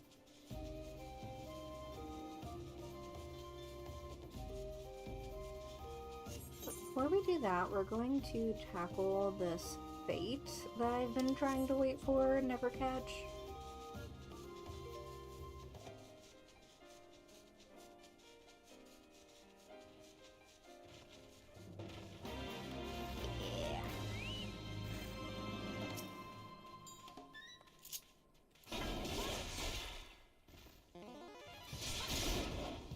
See if I can complete it in 7 minutes.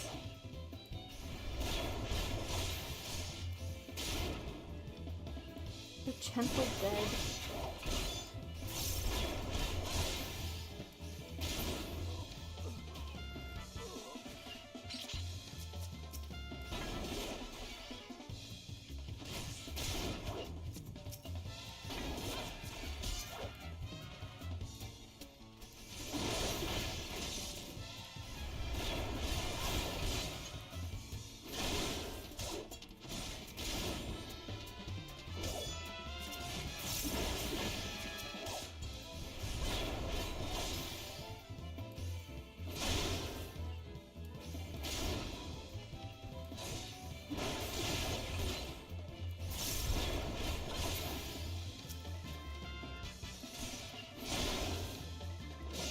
Am I a gentleman yet?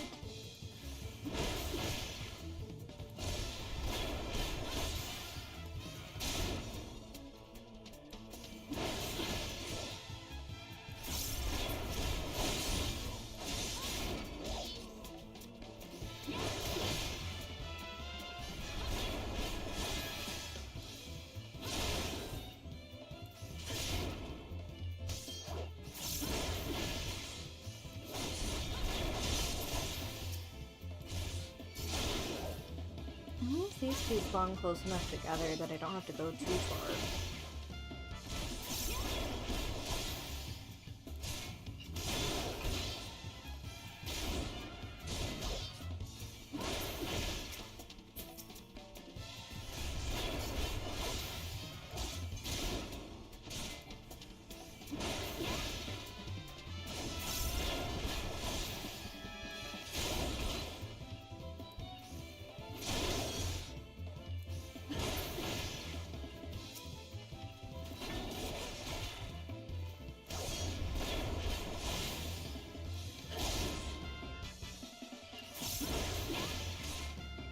I think we can do it.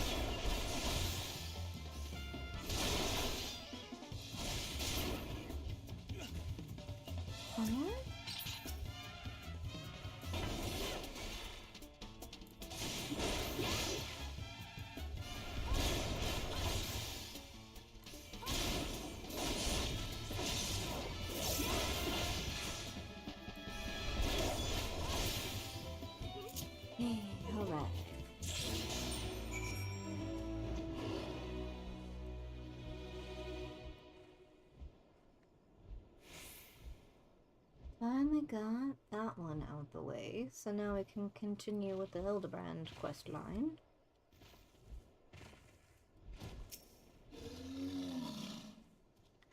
Oh, gods be good. When I requested reinforcements, I did not expect the war leader to send you. And just as before, you were too slow to respond. While I sat here, grinding my teeth in frustration, I watched as the Firefangs discovered the ranger's hiding spot and hauled her off to their encampment. The encampment is their forward base, and as such, the place is awash with alert and wary soldiers. The two of us would fare poorly against such numbers. Without a cunning plan, that is. You, my eager outsider, will have the use of my mount to sow a trail of chaos amongst their ranks. Listen carefully. The Amalja, I always say that wrong, like to stockpile the oil that they use to light their watchfires and such. Seek out the barrels and tap the drake's head. That is the command for him to spit a gout of flame. The resulting explosion should be enough of a distraction for me to sleep in and free the captured Makote. Once you've freed yourself of angry Amalja, meet us beyond the edge of the camp where the desert begins. You got it.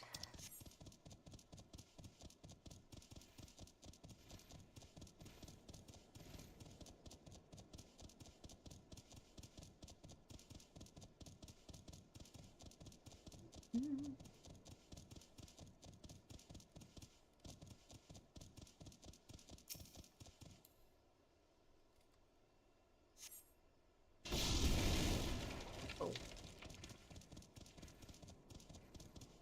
No one sees anything.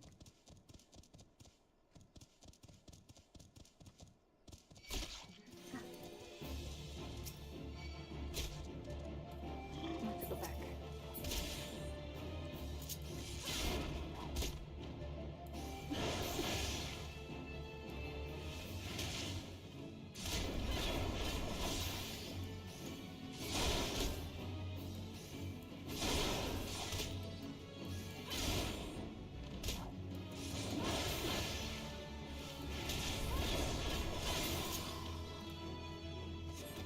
Was close,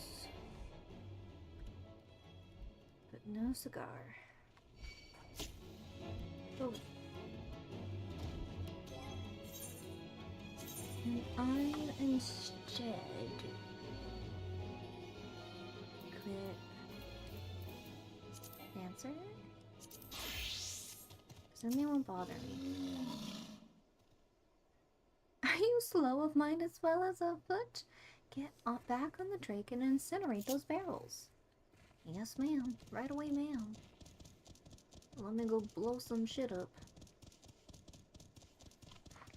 No, they won't bother me.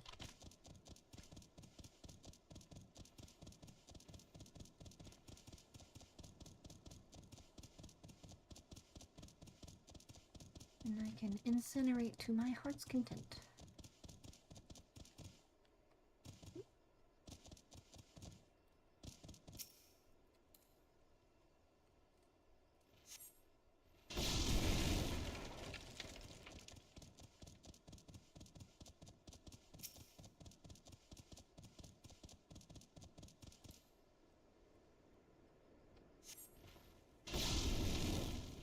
The mist.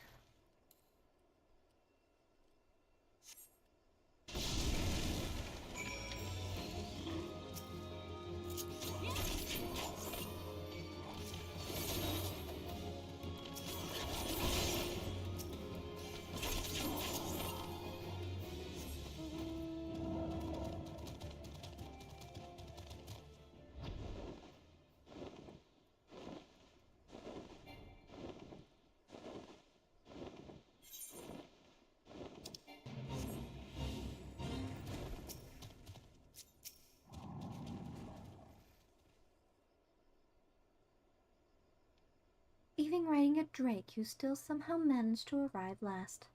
I thought perhaps you had been caught in an explosion and burned to a crisp. A pleasant thought, but apparently not the case. Damn. Ulun? Could that really be you?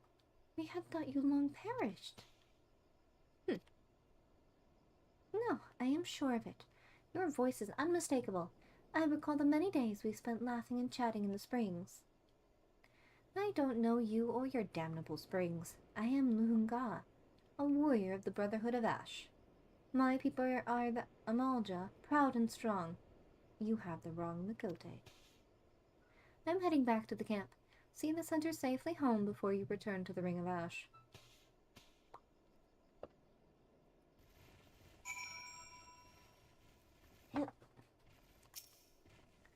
No escort will be necessary. I am a hunter of the U tribe.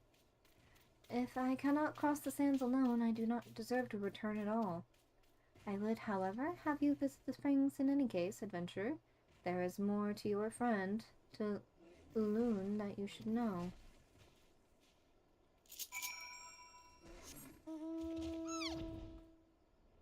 Did she hit her noggin and forget? Or did she get embarrassed and run away?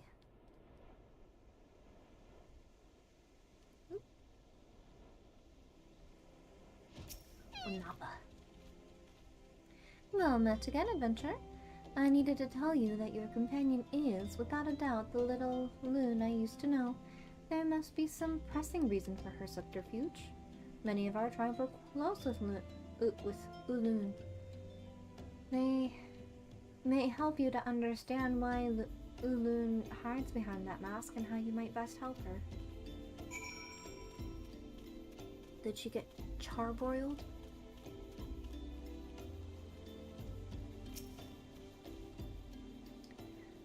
Ulun? Of course I knew her.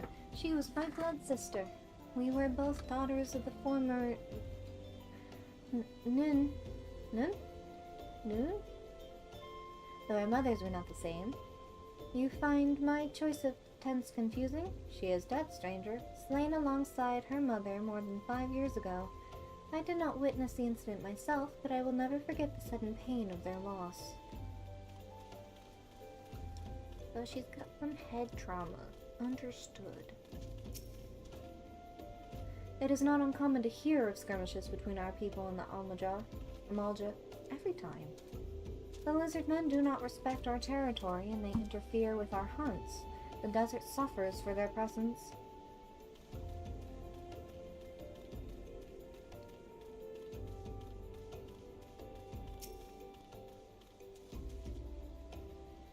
Ulun?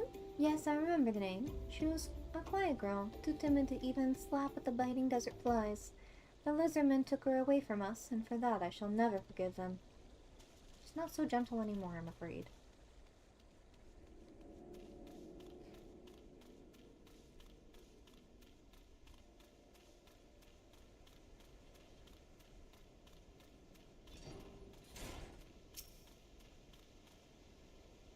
It is said that a hunting party was set upon by the Amalja. Many of my kin have not returned from the sands.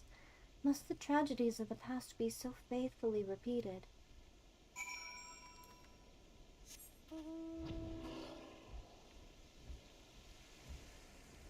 Fire!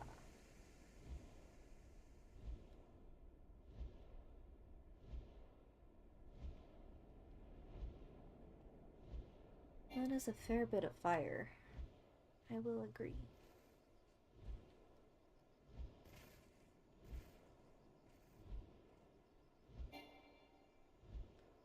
I'm not even going up. Relax.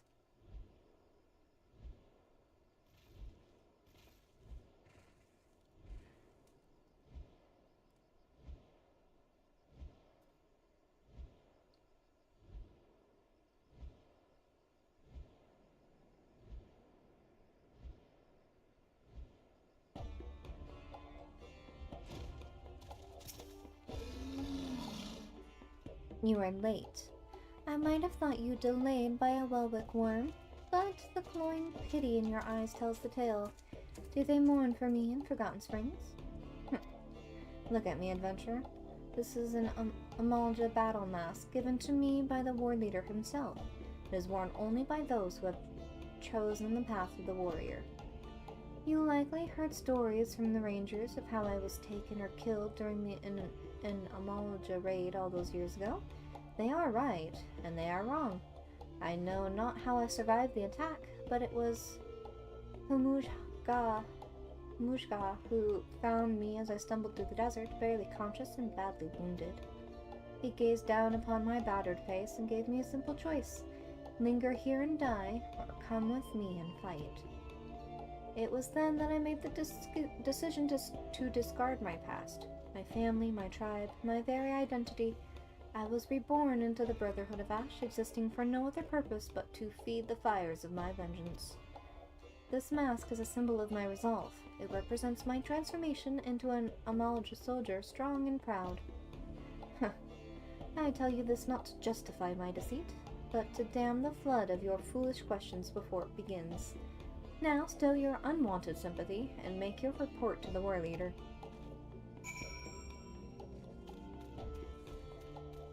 Feisty.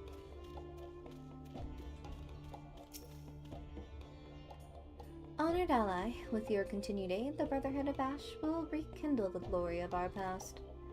As once did our ancestors, we shall forge of steel our bodies and spirit, and greet death with honor.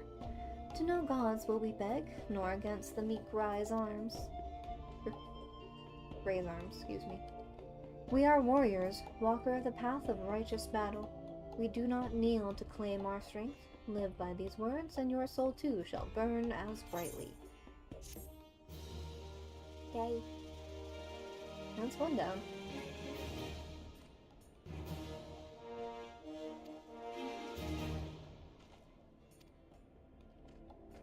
Wider selection of wares. Wood. You bet your ash. Let's see, who's our vendor? Just... Ooh. You have all the good metals to buy.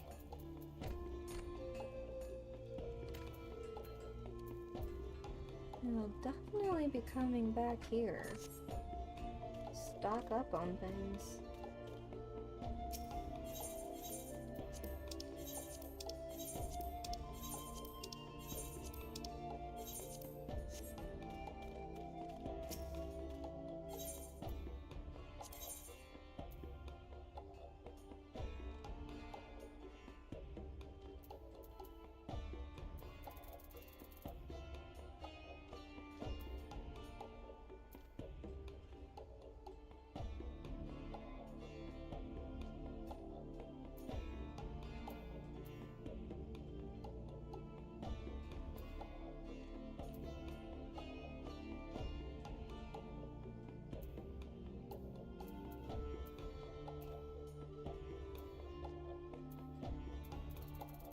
Raisin brown. That is such a specific color.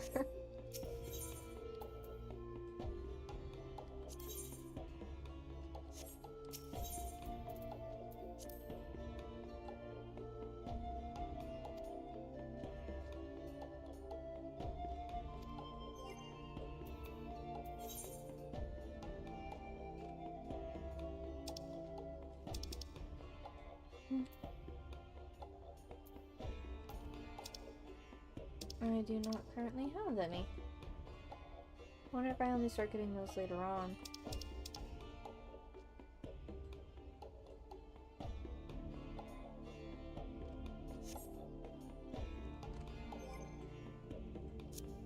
Pew. Pew pew.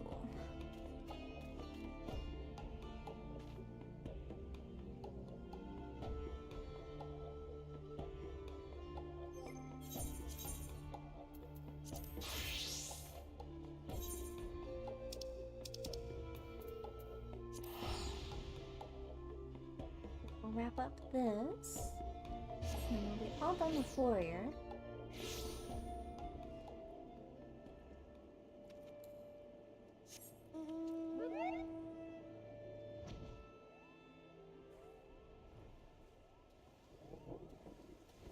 Ooh. Oh, thundery.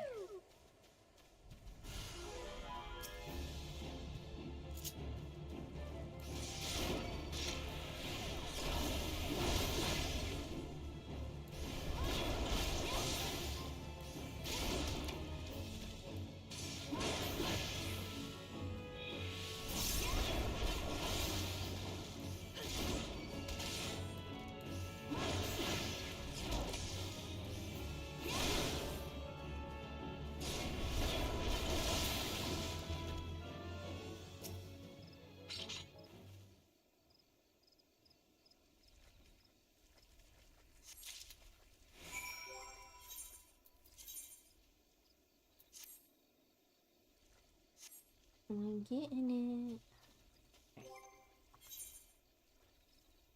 Now we go back to Ishgard.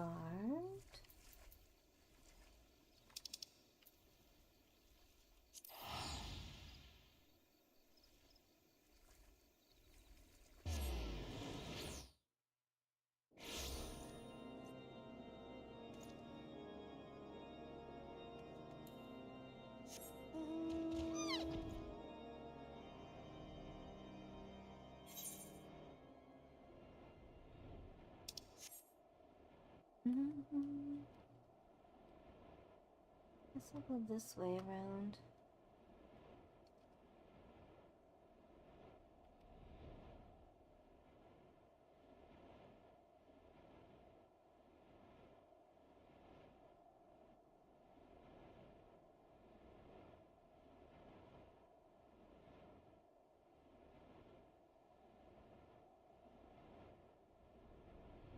Read. I wonder if it's like bismuth. I think that's the name of that material. Bismuth.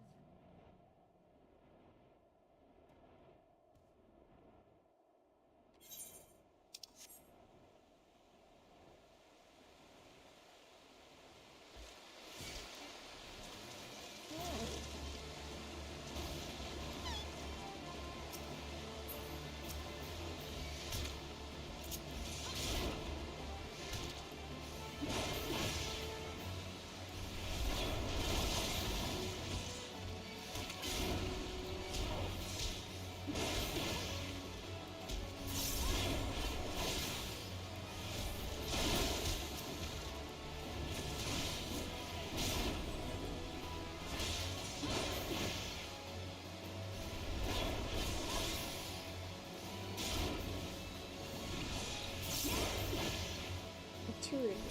That's kind of a good name.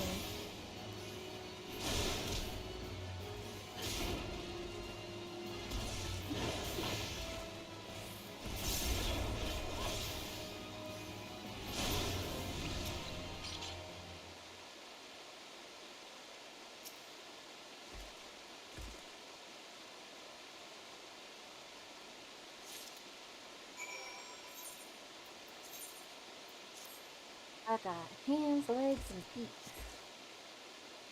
It's just the helmet and the armor.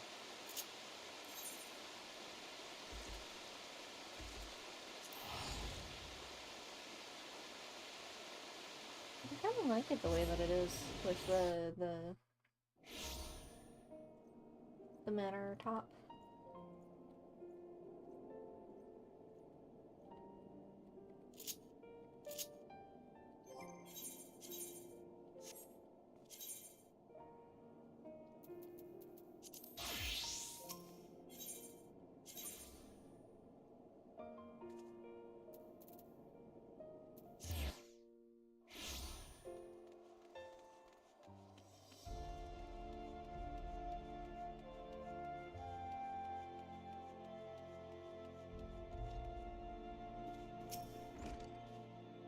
You wish to know more of the Royal Road?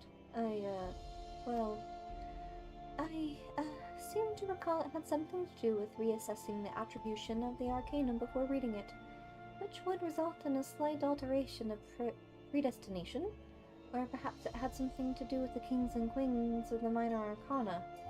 It was over a decade ago. For shame.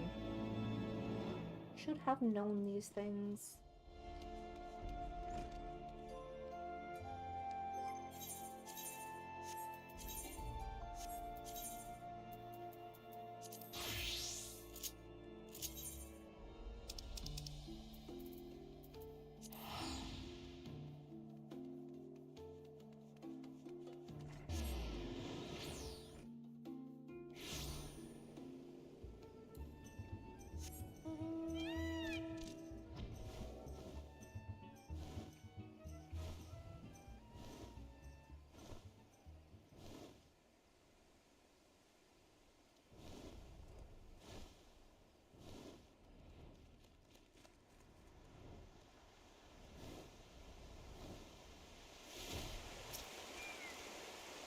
How fares your search, Suniga?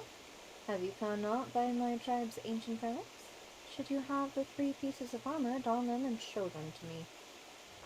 2 steps ahead of you, my friend. That you found the gear is most gratifying, but what I would truly fancy would be to see you in it. Wait, stand still for a moment.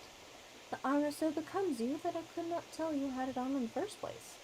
But now I can have no doubt. I sense the power of the runes inscribed on each piece resonating with your soul crystal. This is the long-lost armor of the warrior. I, too, have found one of the relics, but I have run into an unexpected rub. When I donned the piece, I felt nothing, as if the lost treasure were no different than the unadorned replicas already in my possession. Whether the power has been lost to it, or must needs be reawakened by means yet unknown to me, this I cannot say. The ancient texts still hold many mysteries beyond my ability to decipher. But before I forget, I should mention to you that I did indeed track down another piece before I was waylaid by this current conundrum. You should find it sealed away at Red Mantis Falls. So close?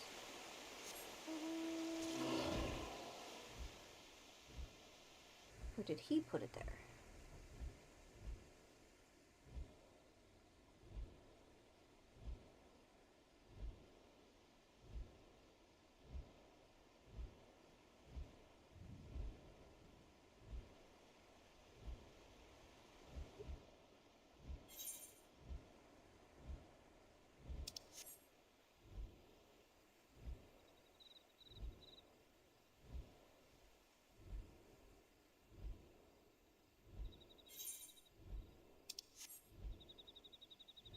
And there's also a fate right here.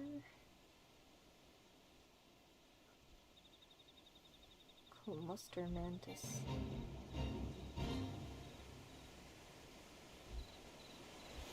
Should be high enough level if we won't buy them. I dismount. I am Mantis.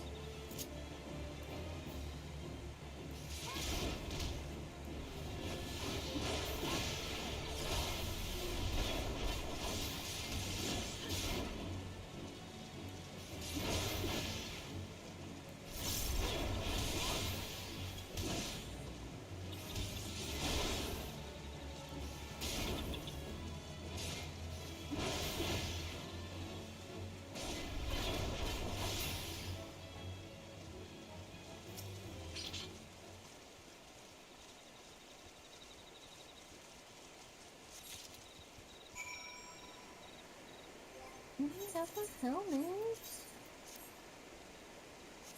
Okay. And then in the next quest, they should be able to get the armor, because that's what happened with the cleric, or I keep calling it the cleric class. It's the white mage class. I enjoy clerics in D&D. That is my shtick. That is my bread and butter. Specifically the Twilight Cleric.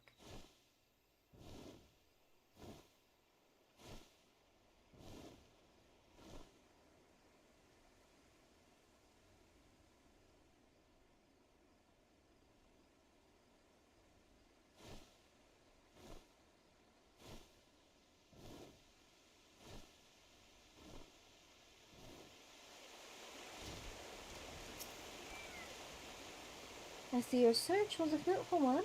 I am pleased to say I have also gleaned some insight into why the armor I found seemed devoid of power. As I alluded to, the ancient warrior's armor derives its power from coordinates between the incantations engraved on the steel itself and the inner beast of the wearer. But my own resonance with the plating was too weak to be allowed a proper connection with it. And now I think I know why. My soul crystal. It once burned bright like yours, but since the events at Wineport, it has been reduced to a lifeless husk. Why this happened, I cannot say, but the tome is quite clear about what would happen were the powers of the armor to be bestowed upon one whose soul is weak. The inner beast would devour the mind of the wearer, who would go on a mindless rampage that would end only in the mercy of death. Yes, not unlike the Christ fiends we battle. I believe that the armor sensed my weakened state, foresaw the potential danger, and then knowingly shut off its powers to me. And I dare say we are fortunate that it did. I feel as though an apology is in order at this juncture. I must tell you, I left this final piece of the armor where I found it. The breastplate, as the piece closest to the warrior's heart, has powers far greater and more dangerous than the other pieces. Uncertain as I was to the reason for my being unable to connect with the plate's mystical energies, I feared to take it would mean imperiling both myself and those around me. Your soul may burn stronger than mine, yet I still worry for your fate were you to put it on. Look deep within yourself, Kimiko. When you feel yourself ready, and only then, come speak to me again. Okay. Oh, I've got one more. Okay.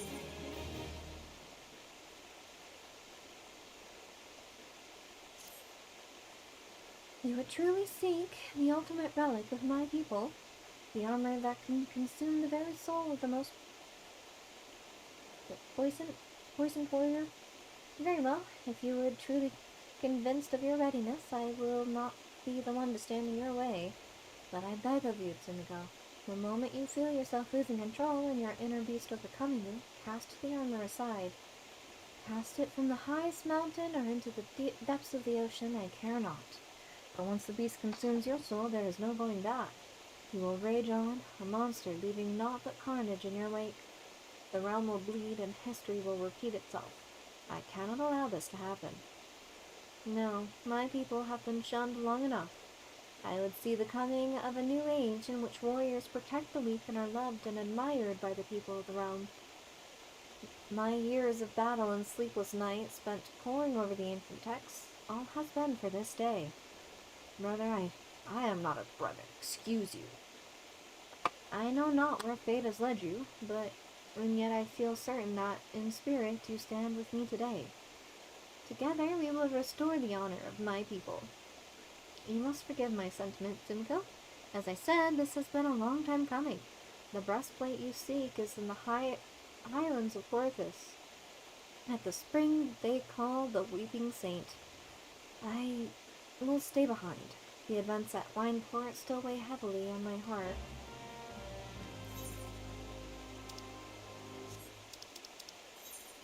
Where are we going? Proof is in the pudding.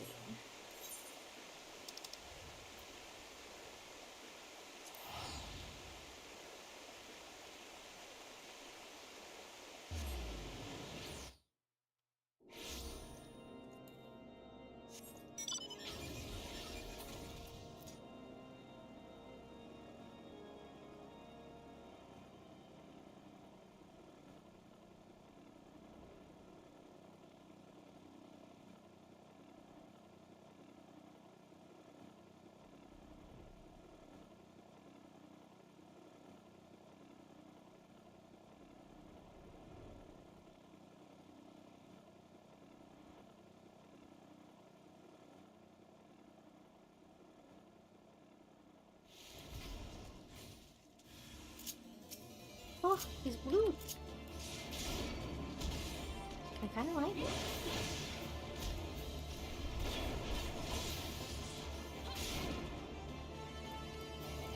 Blue and purple are a very good combination. I'm not biased.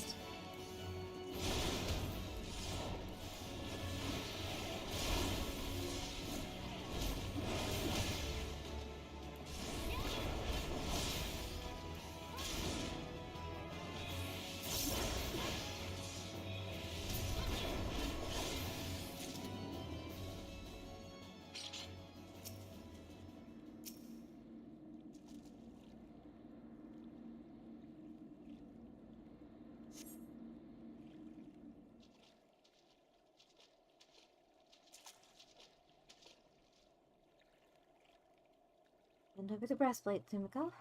After much wrestling with the thought, I simply cannot entrust such a relic to an outsider who may be overwhelmed by its power. I return now to Hidden Falls. If you would have words with me, then come. I will not run away.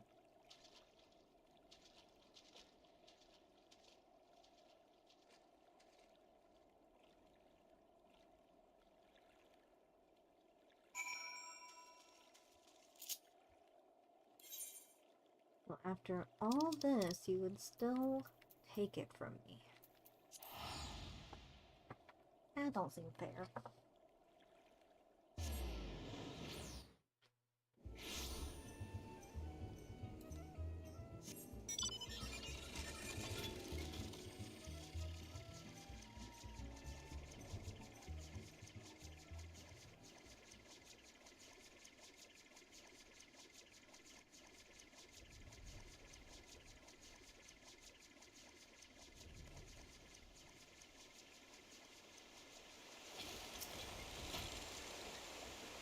Simka, I am sorry. I did not mean for things to happen like this, but I had no choice.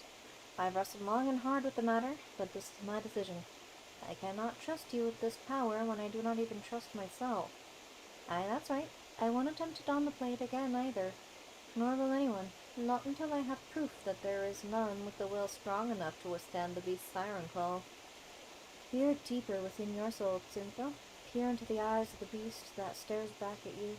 Can you truly say that you can engage the monster in battle and emerge victorious? I shall return to the tome. If there are any answers to be found, they lie within those pages. In the meantime, continue your training, that you might find an answer of your own.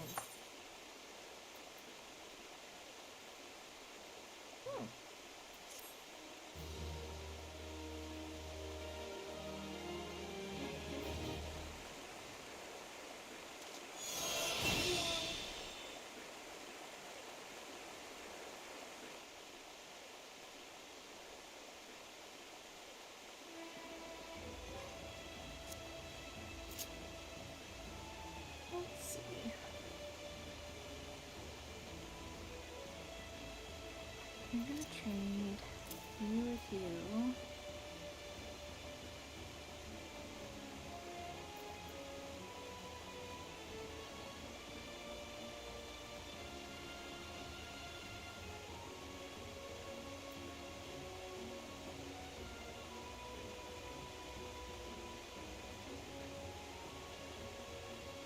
I don't really use provoke as much as I probably should.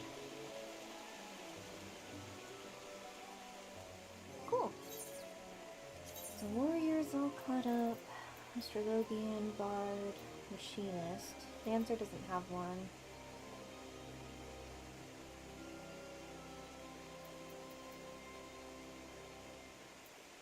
I guess we could do Scholar and Summoner, but I kind of want to save that one for last. Gunbreaker.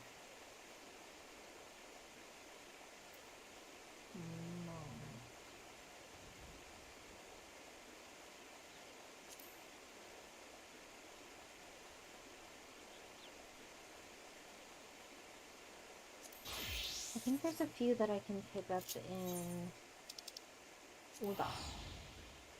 So, Black Mage Monk. I think that's it for right now. So this one's outside, or is it the Alchemist Guild? I think so.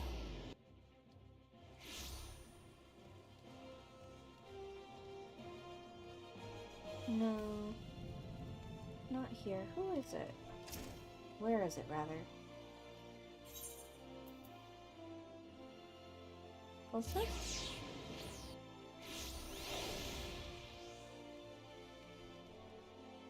Yeah.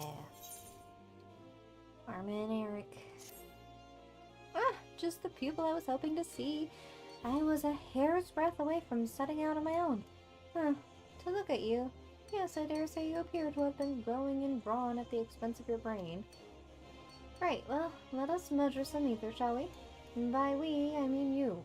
Oh, and that monk Fulton, of course. Though, contrary to his nature, he has already set out for the destination I assigned him. Thinking perhaps that you are far too stupid to take, much less understand, aetheric readings. It is true, you are stupid, but the aetherometer shall do all the work for you and transmit the data back to me. As souls more suited to action, the monk simpleton and yourself need only carry the device on your person and set about beating the things as you always do. Beating on things.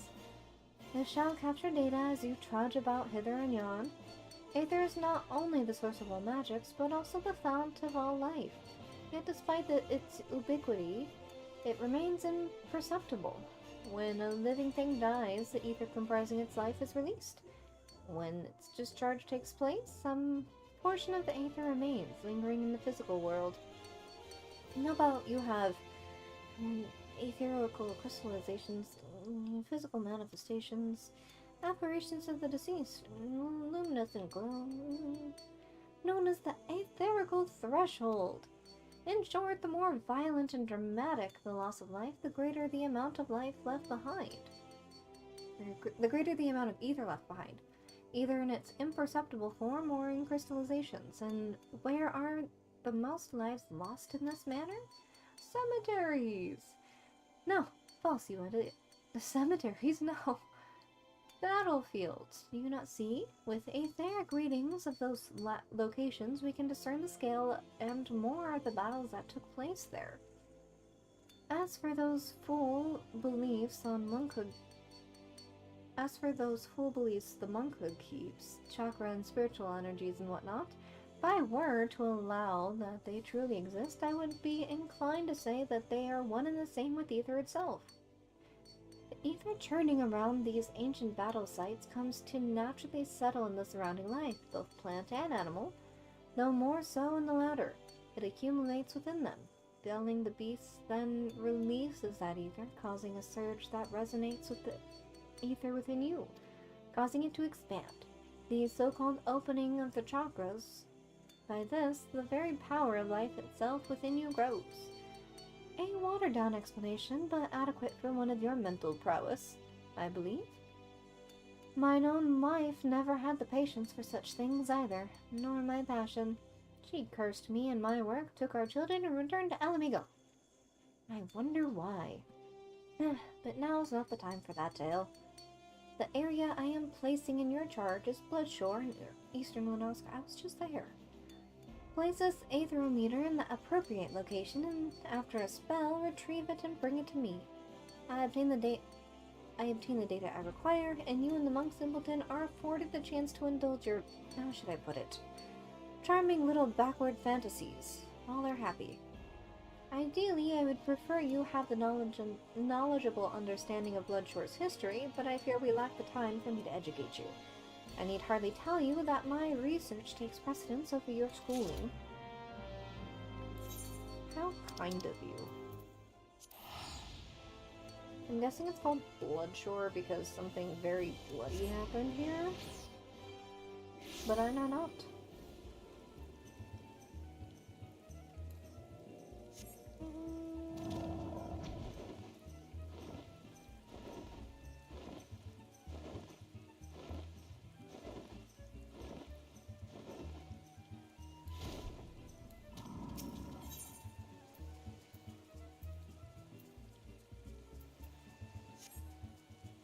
Hey, good to see you around. We're just catching up on some class stuff. Oops.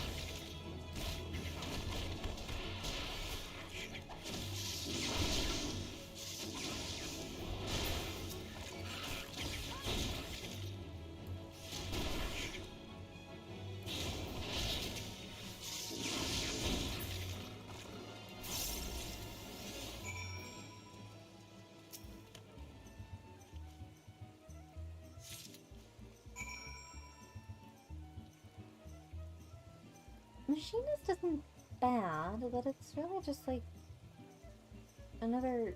I guess it's. I wanted to say it's just another bard class, but that's kind of the point. It's a long-range DPS, like Barge Machinist and Dancer are really similar, it's just different flavors. Which flavor of range would you like?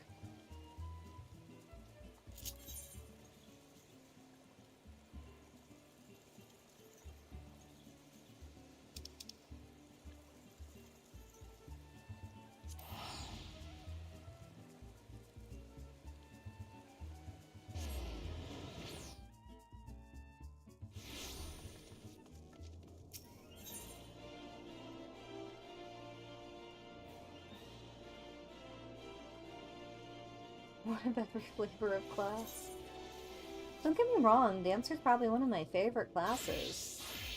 However, that does not change my opinion.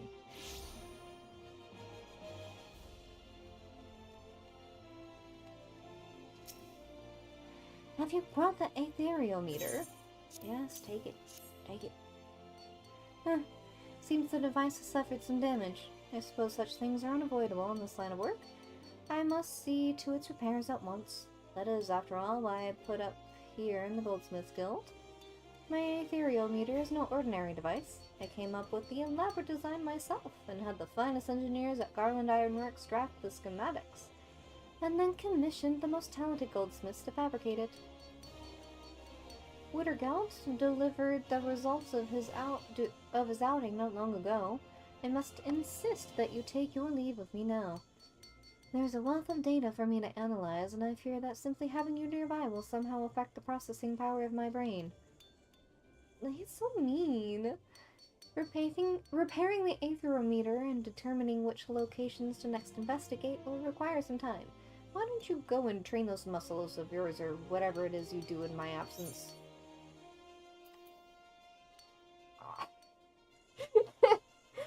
I'll be clapping some thunder.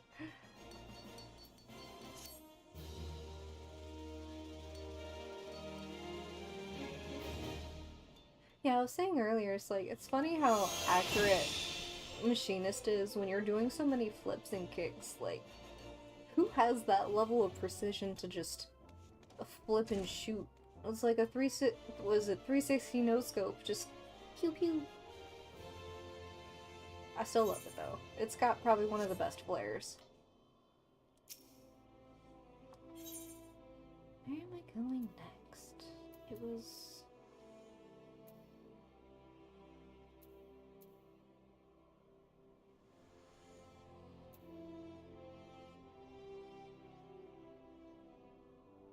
yeah, I think.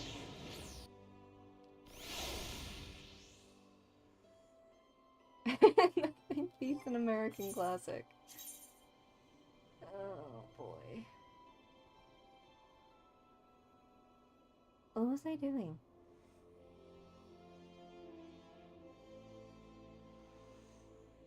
There's another class here. Who is it? Black Mage. That's it. That's the one I'm looking for.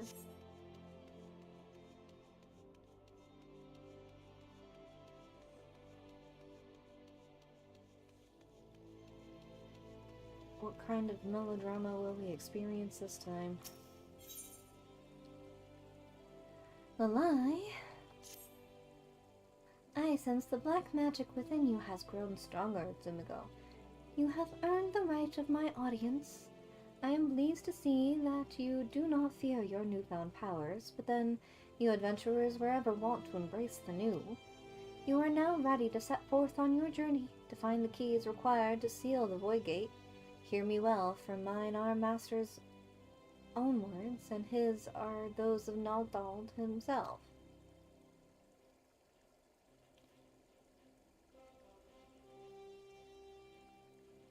Good. The next key requires the blood of sacrifice. Travel to the Sagoli Desert in southern Thanalan, slay what fiends emerge from the plantar fissure there, and slake the land's thirst with their lifeblood. Once drunk, its essence shall be borne away into the ethereal veins of the earth, and then serve to notify our friends in the wasteland that the time has come. Complete the task before you, and the Black Mage testimony you carry will shine full with a new light. Light to envelop and absorb evil, light to show you destruction and guide you to righteousness. This light is the key. Take it into you, where it will forever burn bright. And that is all. Do you understand and accept what you must do? And it's slightly... or just a little... I don't know. Just like, no? Do I have a choice? Forgotten Springs. I think that's kind of what it is the bullets aren't really bullets in the classic sense. They're ether. Like condensed ether that just go, which is why Thangrid has to rely on cartridges made by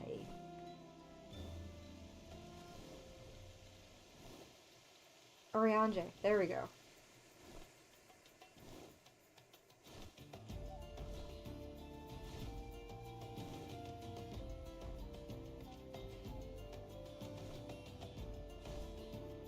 Here? No. Further beyond.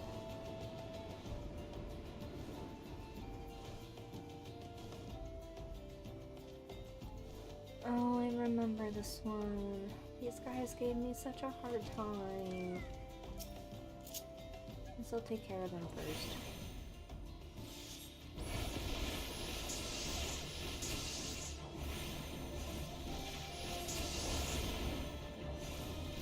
Ah, then you'll figure out what I mean later on.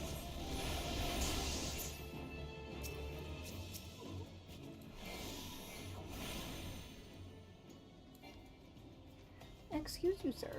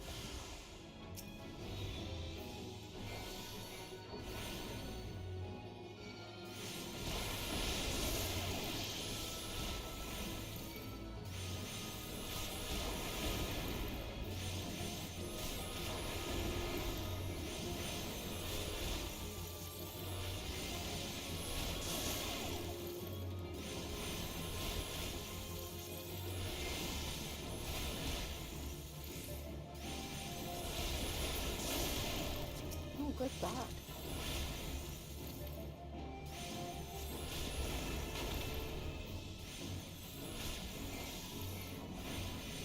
You can be amazed later.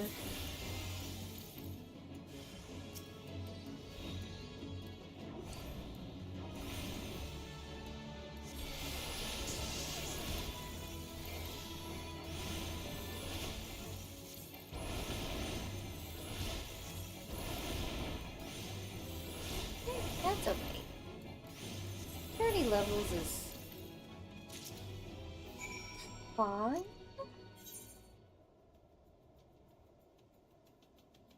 It's not... No, I guess like the last set of levels is the hardest to get through.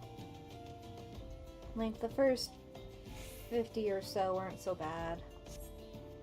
Like I can run a trust and gain 2 levels at a time right now. Oh, you don't see me. I don't exist. Go away. Go away. Thank you.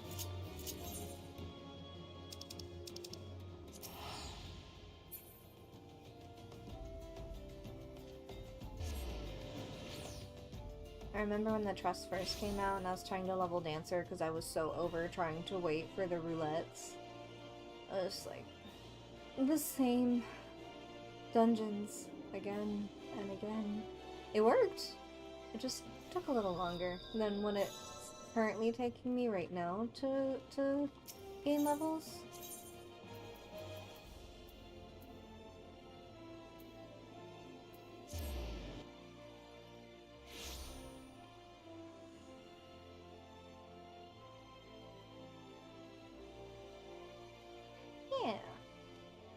For me, I just run I mean, it's tedious, but the trust for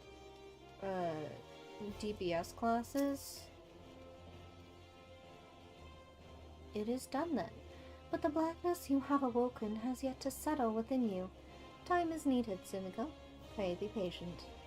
Continue to practice your mastery of the arcane and come to me once more when the dark art is as much you as you it. Blizzard. Okay. The trust for early level class isn't so bad because, like I said, I get like 2 levels each time I run one. The only thing, like, right now is that there's only certain ones available. So from 32 to 41, that's a lot of levels, which would make these 2 available nice, but they're not available yet.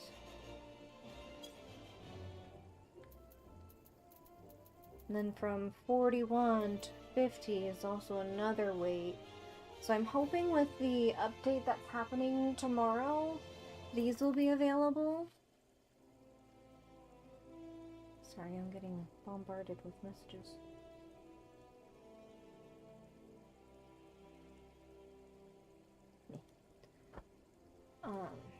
So I hope these become available with the update that's happening tomorrow. But once you get to level 50, it's not an issue. I also like seeing how these little NPCs grow. Because it's like they start from little baby adventures. See? And they grow with you. And that actually makes me happy.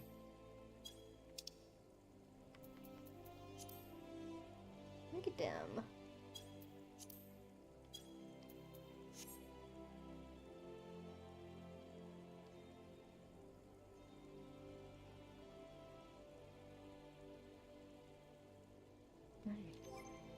So this one is done. Are there any other classes here? I haven't leveled Samurai.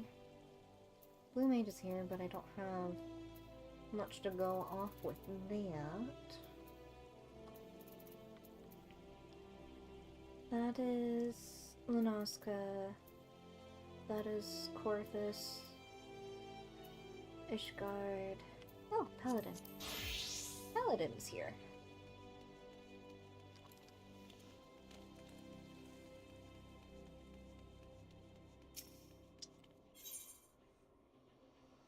You are up in the chamber pool.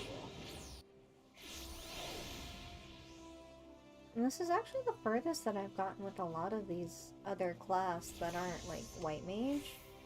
I never really took the time to level them on my other account. I just blazed through doing all White Mage, really, until I got Dancer. And then since I enjoyed Dancer, I also leveled Bard. That's really been my bread and butter.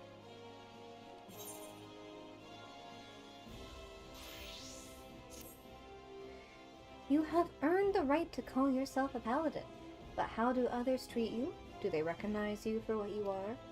Remember that fancy sword play and well-polished armor do not make you a paladin. You must be just in your heart and strive always to be an exemplar of true virtue. Once, not so long ago, the Sultan Sworn could walk the streets with their heads held high. When they marched by, the small folk would look upon them with reverence and gratitude, and no one was more respected than the captain, my predecessor. When I first saw him, I was still a child. My father had promised to take me to a local festival, but somewhere he took a wrong turn. We became lost and stumbled into a secluded back alley. Luck was not with us because the next moment we found ourselves in the middle of a riot. Drunken hunters were firing arrows into the crowd and we were caught between them. There was no way out. It was only a matter of time before we would be struck. That's when the captain saved us from our plight. I'd never seen a sword move so swiftly. It flashed faster than my eyes could follow, and the seconds the hunters were on the ground or fleeing for their lives. The captain was gone down the street, slicing at their heels, before my father had time to thank him. Even today, I can see the captain as he was then. Blood on his sword, and armor impossibly bright in the sun. After that, all I had wanted to be was a paladin.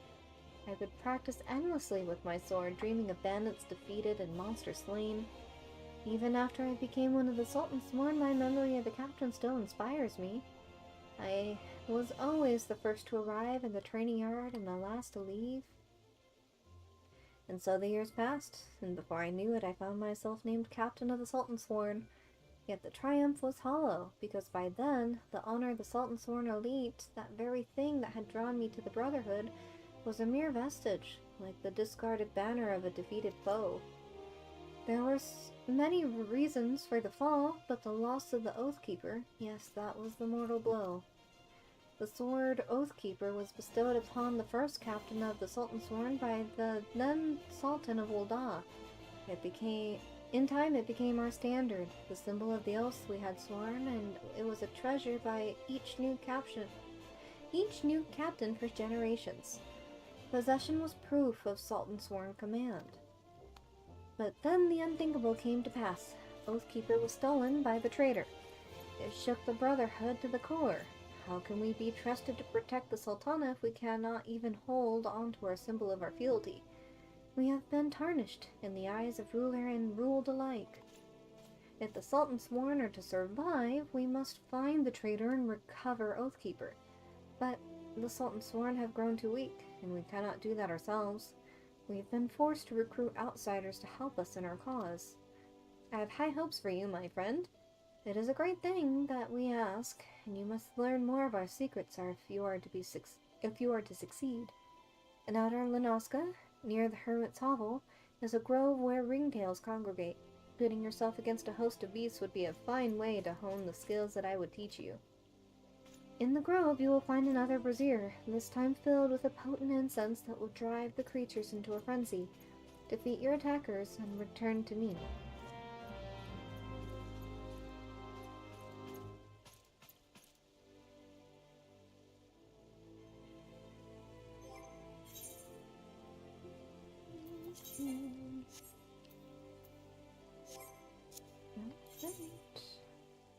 This outer.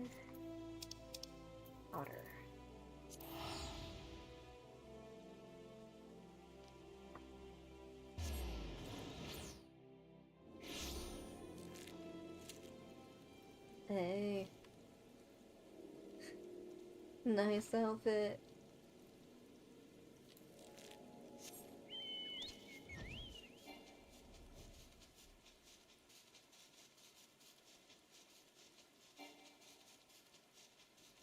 Don't tell me I can't fly higher and barely above the ground.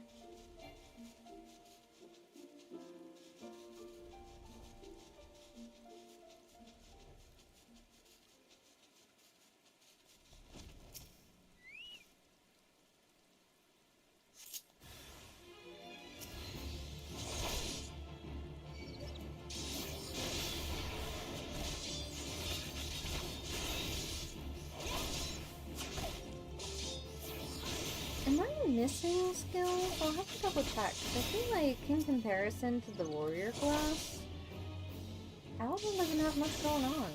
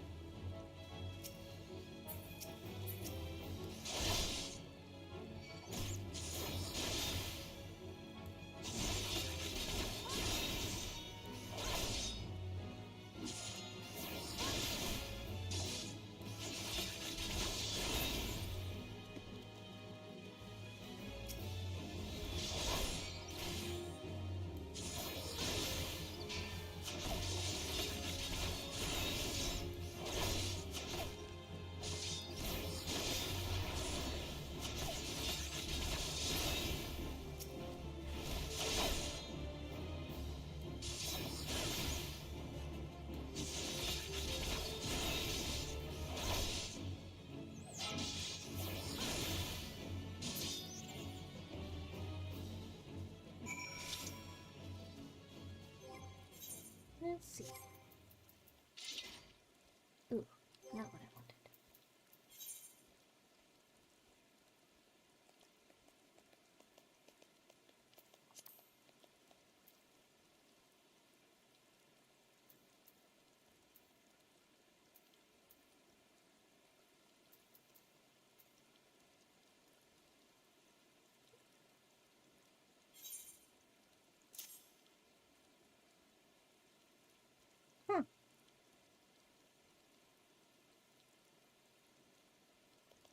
I was missing a skill.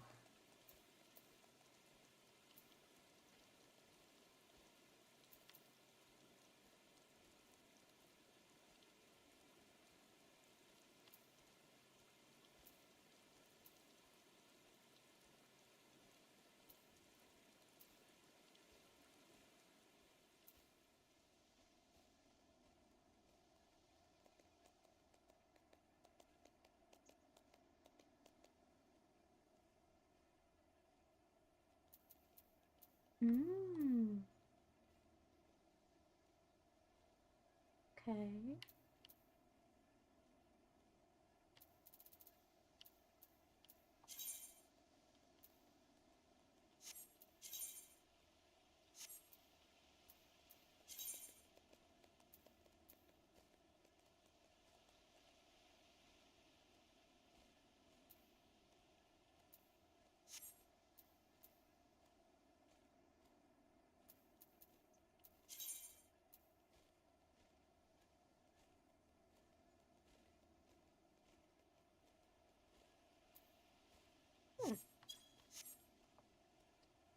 So I want to switch.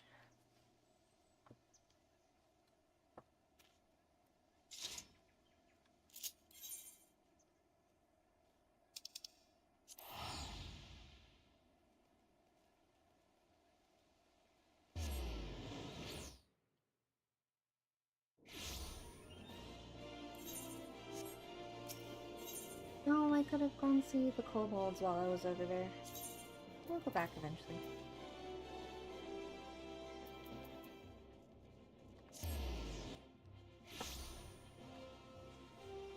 Oops.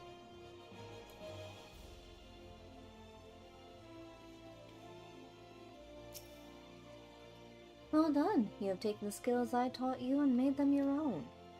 I still do not have word of where the traitor is hiding, but I will inform you the moment I do. Until then, continue your training. Oath Mastery.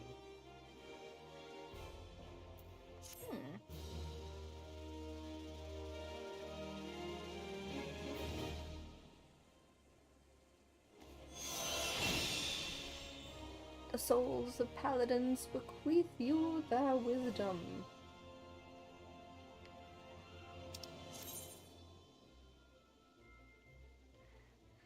Shelter on cover and intervention. Using certain actions will increase the oath gauge. Okay. I need it not right there though.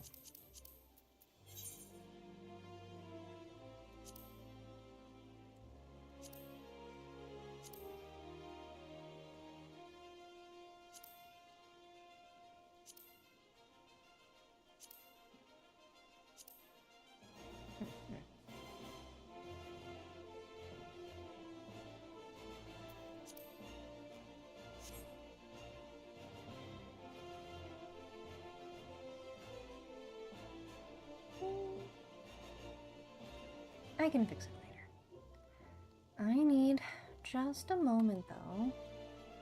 I'll be right back.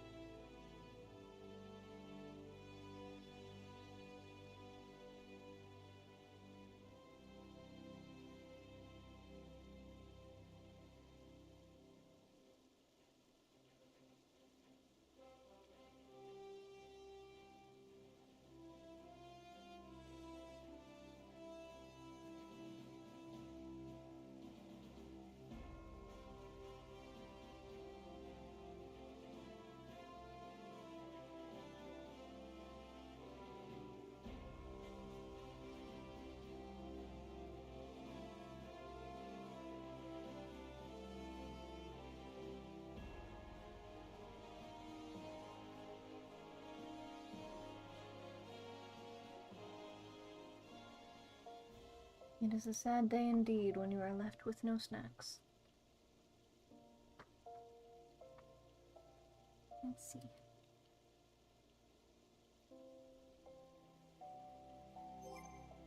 What next?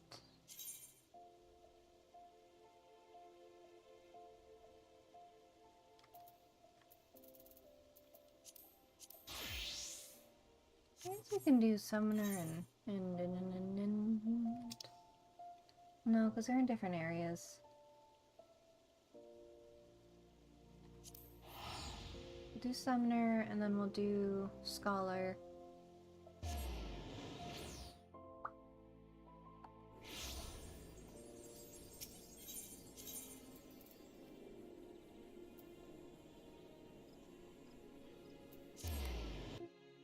Wrong one.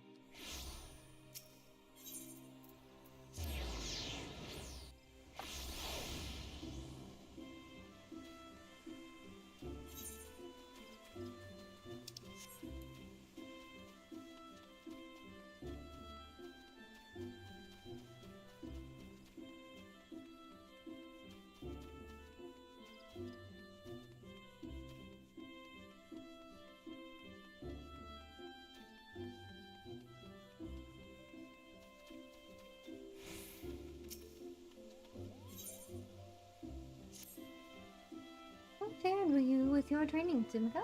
For my part, I had some success in uncovering the identity of our mystery attacker. We knew that our assailant would be capable of summoning Ifri Eggy, so I perused the records of past expeditions for those who claimed to have triumphed against the Lord of the Inferno. Of those victorious primal hunters, there were 8 names listed as present whereabouts unknown. After eliminating unlikely candidates based on race and gender, I was left with but a single name, Tristan. Assuming the records are accurate, this hero was once registered as a soldier in the Immortal Flames. As to how the man came by his skills as a summoner, or why he sought to kill us, however, I remain woefully ignorant. Nevertheless, I have witnessed him use the art of summoning for casual brutality, and that I cannot countenance. The power should never be employed for the sake of tyranny or personal gain. It was meant to oppose such evils. It is our responsibility to bring this Tristan to justice. Should we stand idle, his reprehensible actions could very well stain the good name of future summoners who have yet to answer their calling. The art itself could be outlawed, the very mention of it taboo. Now, through my inquiries, was I able to determine that a war comrade from Tristan's days in the military resides in Little Alamigo. I ask that you pay a visit to this former soldier and learn what he knows of our callous villain.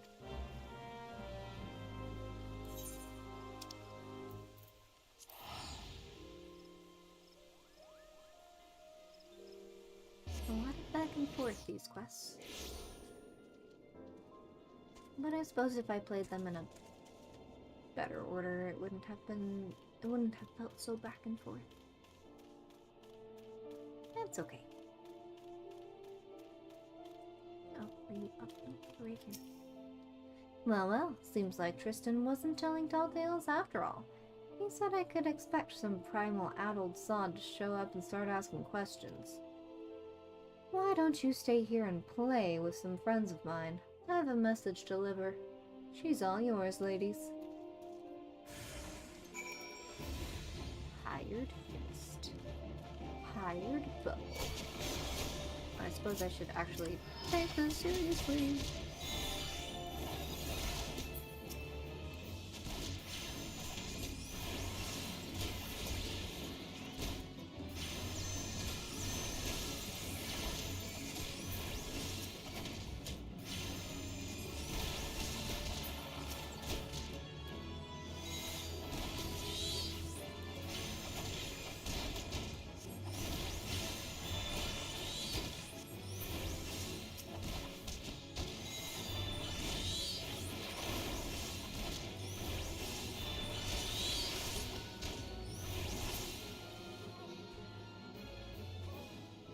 How about them apples?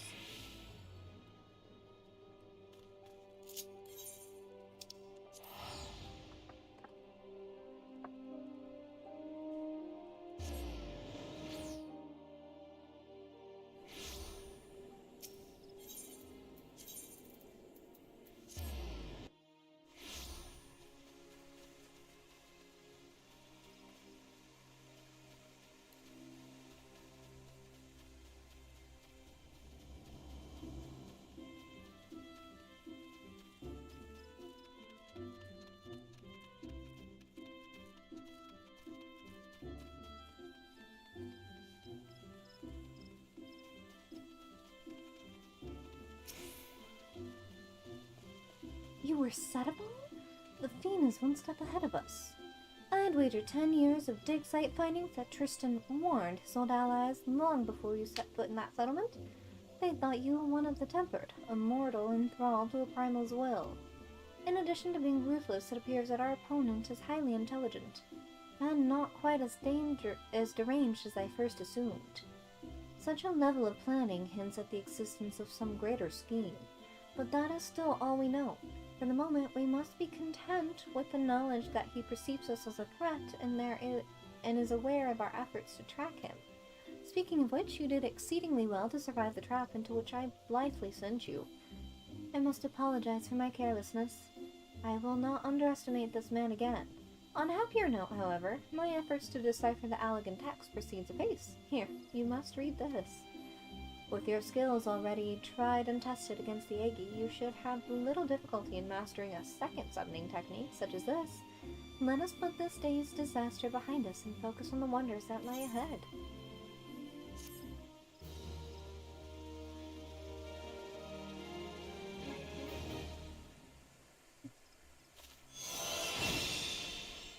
Pain player. That's it.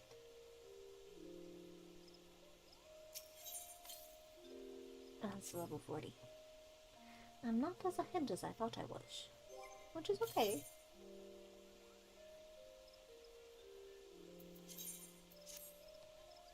Look at them bad boys.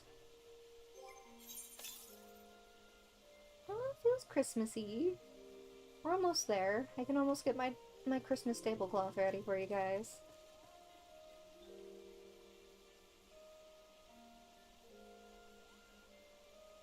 Almost. Next week. Next week it'll be ready. 32. Ooh. I need another grimoire. Liz. Ouchies.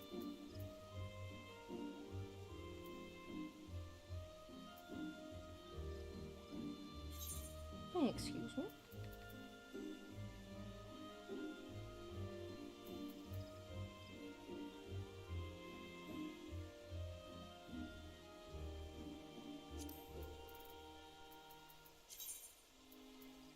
No, is it a... That's fair, I suppose.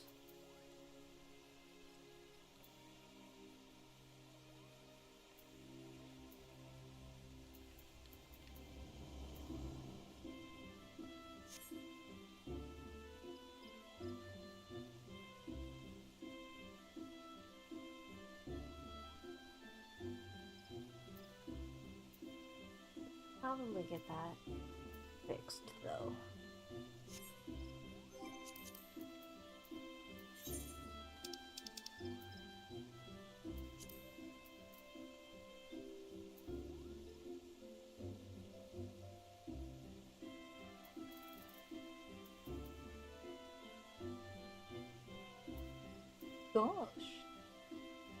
Gosh, a night.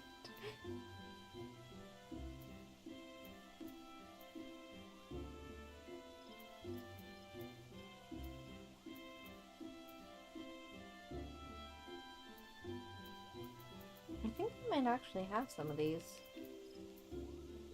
Silver and gem.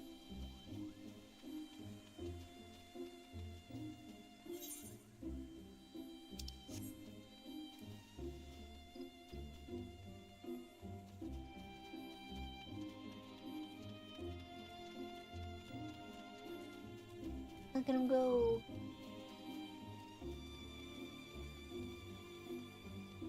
Out here living his best life.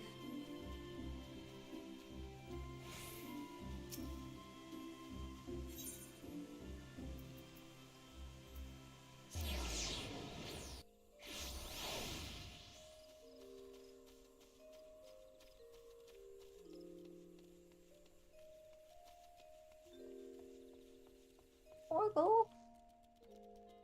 Oh, look at the boy. Look at the baby. It's so cute.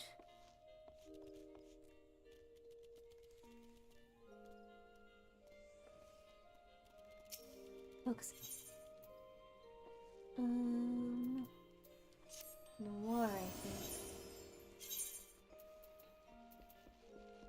That's a 15.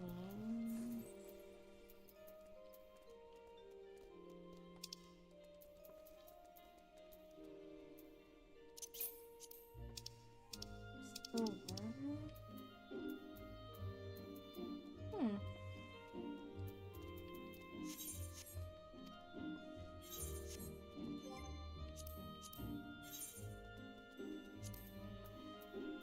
I don't have any of those. Alright. Can I mine them?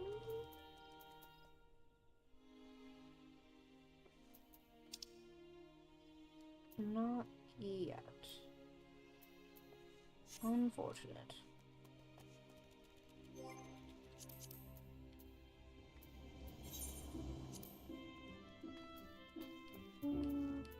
Purple. I like purple, so we're gonna get some amethyst.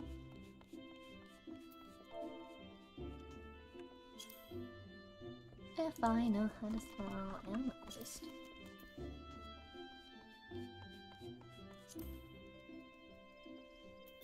It's 49. Holy heck, that is a lot of amethyst.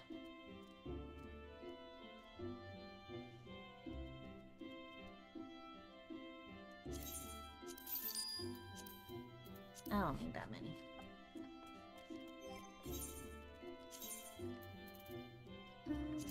Okay.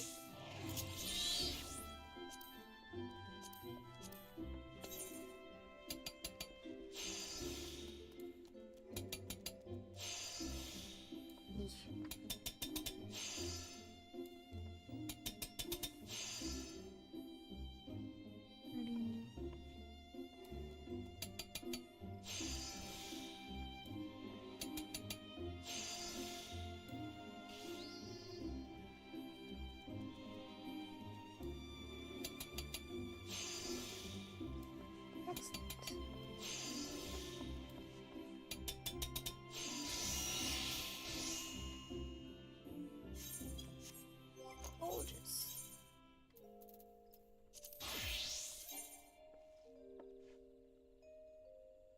What do you mean?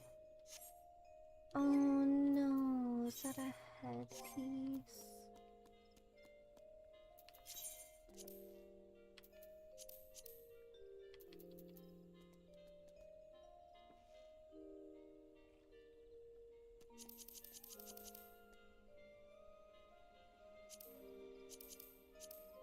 What was it?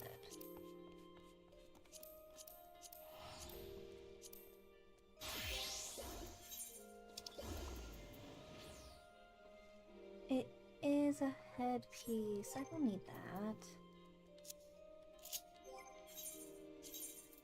That's what I get for not fact-checking myself. Let's see.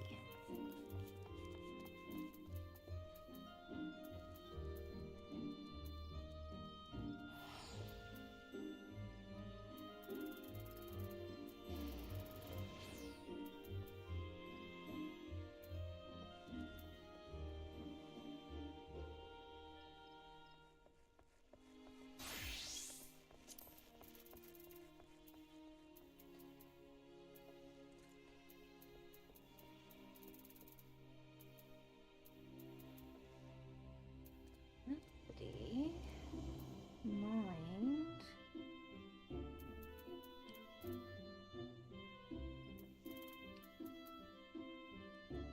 Piety. So these are for the healing classes.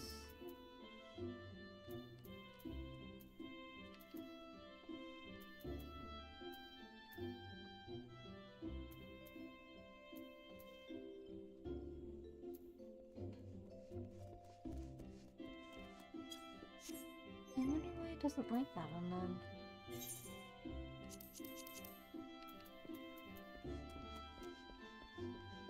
Or is it just because it has an excess of stats?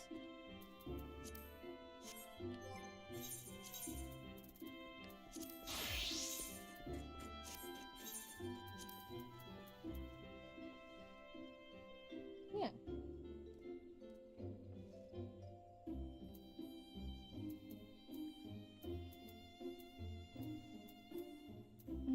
most of it's not bad.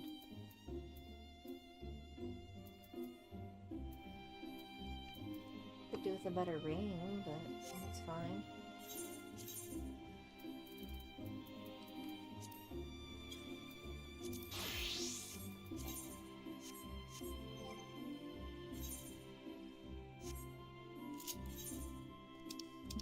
You are Musa. So away we go.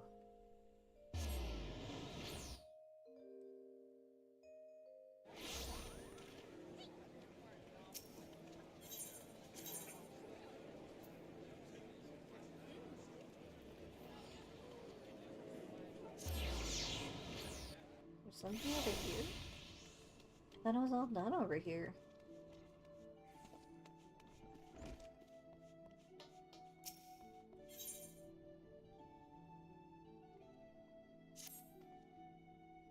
How fortuitous! Might you spare a moment? I recently received word that you've been researching the Scholars of Nim at the behest of the Marauders Guild member. Is that right? Yeah. Wouldn't be wrong. I see. And as a result, you can now call upon a fairy to aid you. Fascinating. Might I trouble you to meet me downstairs in the practice area? There's something I very much wish for you to try.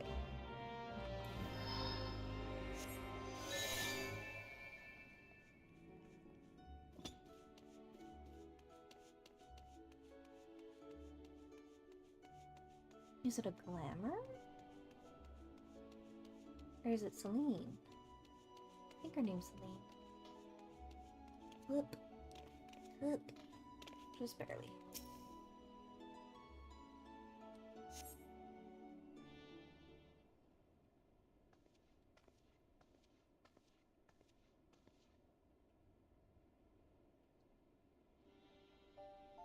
My apologies for the wait.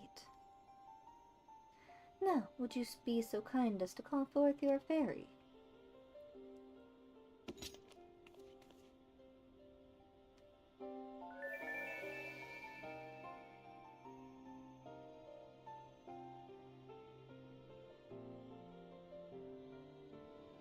Oh, charming! The tales do little to capture its beauty. This fairy is no doubt manifestation in the image of that which you most closely associate with fairies, but my research suggests this form is not immutable. Indeed, though a fundamental form may have been incorporated into the original incantation, with sufficient concentration I believe it possible to supplant this form with the image of another entity. Try conjuring the fairy once more, this time with a carbuncle in your mind's eye. But why would I want to get rid of our pretty Eos for a carbuncle?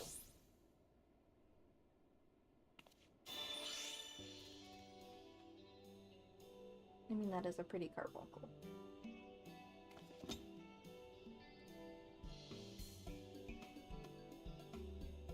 Remarkable, and with only a single attempt. 'Twould seem my theory holds, meaning this transformation should be merely superficial, and has done naught to affect the capacity for healing. Very good. With that, we may conclude this little experiment. If you would follow me upstairs. Nah, I like Eos as she is. Eos. Eos.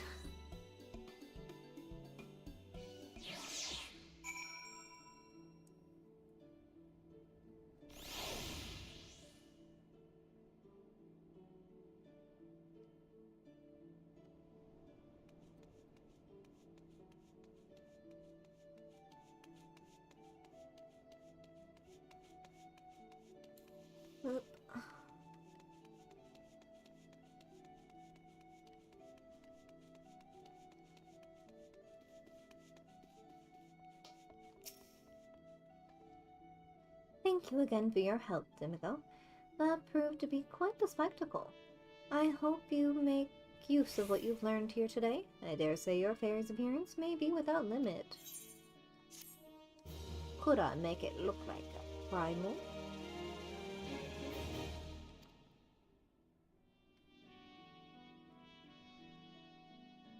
Huh.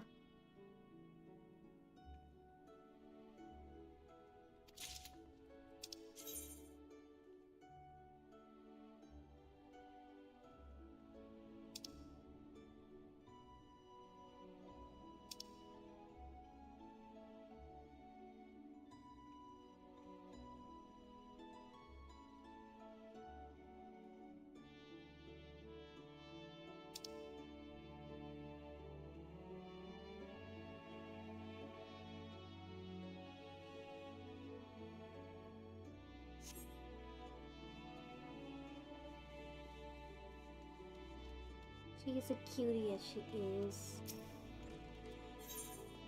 I wouldn't want to do anything to her.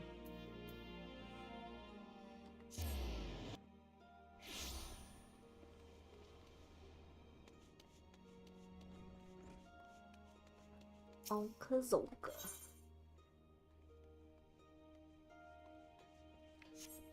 What does this mean?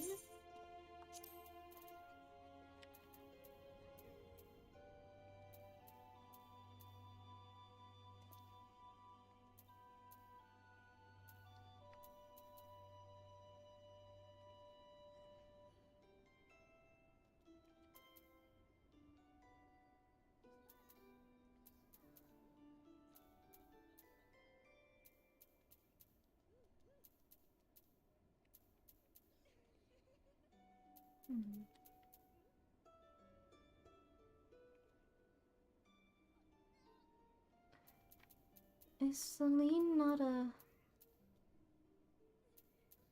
summon anymore? Or does Eos do it all now?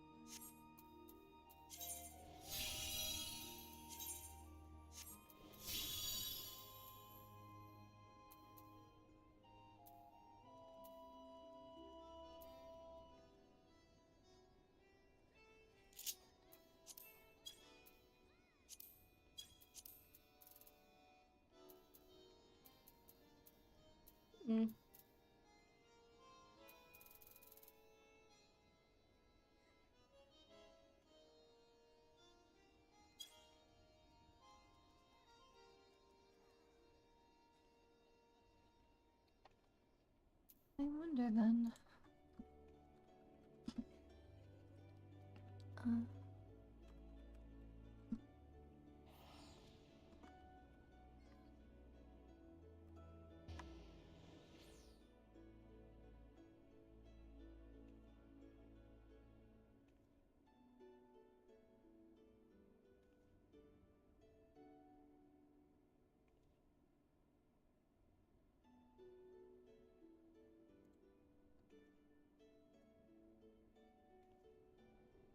Oh, she is gone.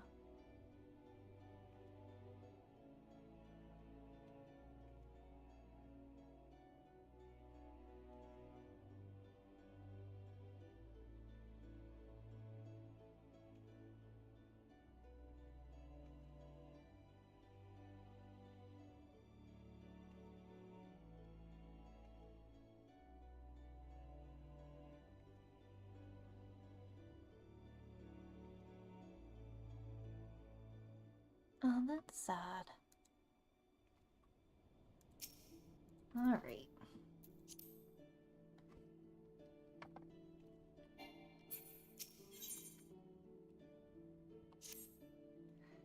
I was hoping you might come along. Deciphering the treats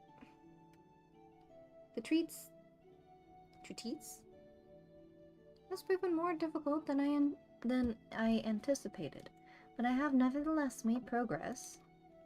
It contains a wealth of military knowledge, much of which detailed the role of scholars in Nemean units. Apparently, a single scholar could provide effective support for an entire party of marauders. They would employ their magics to heal the wounds and enhance the abilities of their allies. Moreover, they served in leadership roles as they were highly trained tacticians.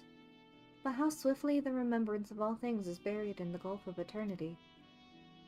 The treatise indicates that Nemean scholars wielded a far more diverse repertoire of spells than you currently possess. Precisely why you lack these spells I cannot say. However, the fault may lie with your fairy. One could surmise that the knowledge contained within the soul of the scholar is essentially hers. Therefore, if she cannot remember the ancient magics, it would suggest that... a thought occurs to me. If it is indeed the case that the fairy, having been sealed for 1500 years, has yet to fully regain her senses, Mayhap visiting a familiar location would hasten the process. And I can think of no more familiar place than the city of Nim. Rather, what remains of it in outer Lanoska. And away we go.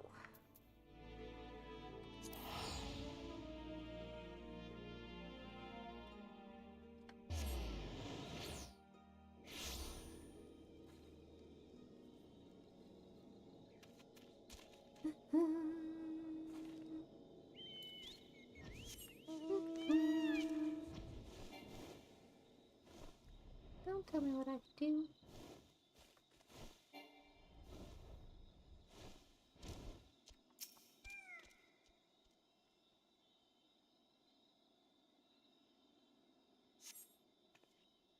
The very strains to remember.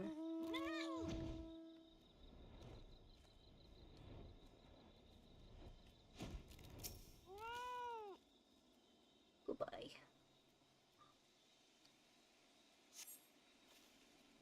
The very strains to remember.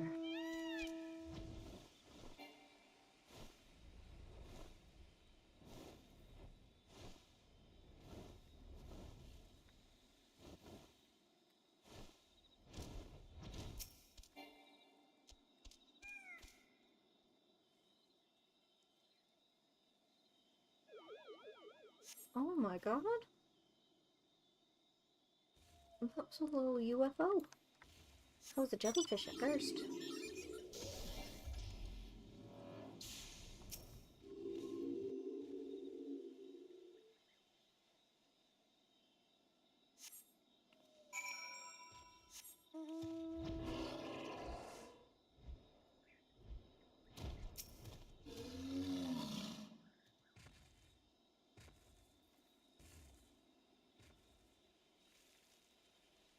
I kind of wish we could go out there and explore those little islands.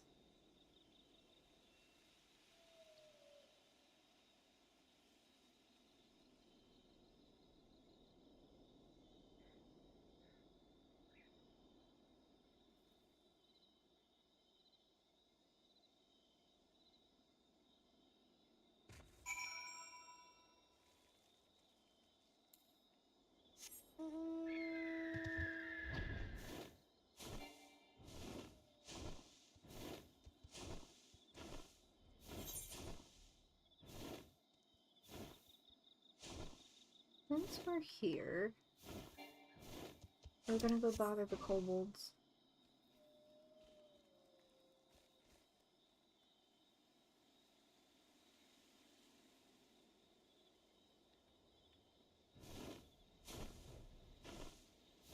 It's not the kobolds.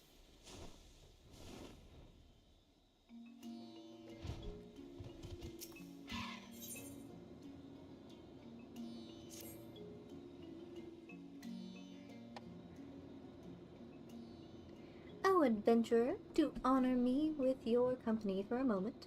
Yes, yes, let us speak for a while. You have been an absolute godsend to our order, a saint, a savior, a godsend. Our barrows have been overflowing with ore since you arrived. Yes, yes, full to the brim. At this pace, a moon from now, you may be speaking to, I dare I dream, the 788th Order Pikmin Gee-Goo. We shall be the butt of kobold society no more. No, no, never again. Keep up the diligent work, adventurer. Can a kobold be any more pathetic? Maybe if you got off your arse and helped Sumiko for once, you could dream a little bigger. But surely you know the old kobold saying, yes, yes, slow and steady. Are you a bunny? Ah, enough of your blathering. Sumiko, you must come with me, and quickly. Why, you say? I'll tell you why. Camp Overlook is under attack by the nastiest order kobolds I have ever laid eyes on. And that's not the least of it. Word has it that they've got some newfangled weapon that's got the commander Bloiden and his men tearing up their beards out. I am off to join the defense. We can count on ye as well, eh, Sumiko? Gonna rip those kobolds a new one.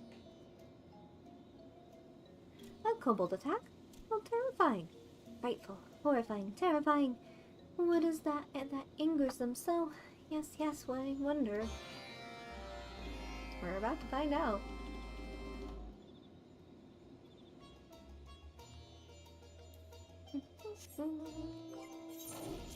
Also going to don our warrior mask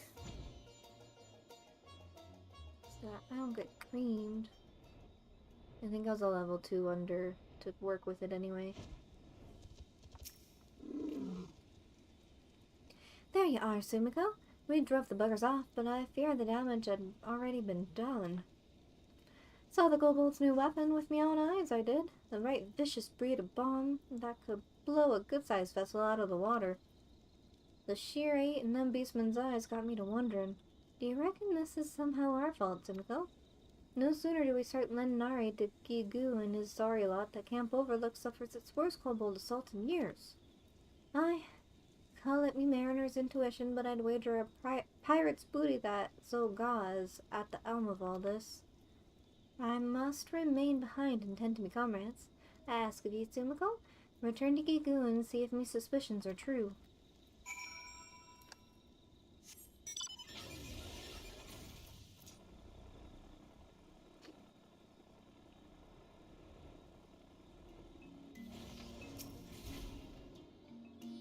Great losses your camp suffered? It is a pity, a shame, a crime. Pity. Good thing it was not us. Yes, yes, we are lucky indeed. A new secret weapon? Such rumors have come our way before. Yes, yes, one of our acolytes overheard Goza speaking of just such a thing. We should seek him out. Yes, yes, you must speak with Bago. But I warn you, he's an odd one. Curious, eccentric, odd. Is it the one who likes to play with the bombs? It is the one who likes to play with the bombs.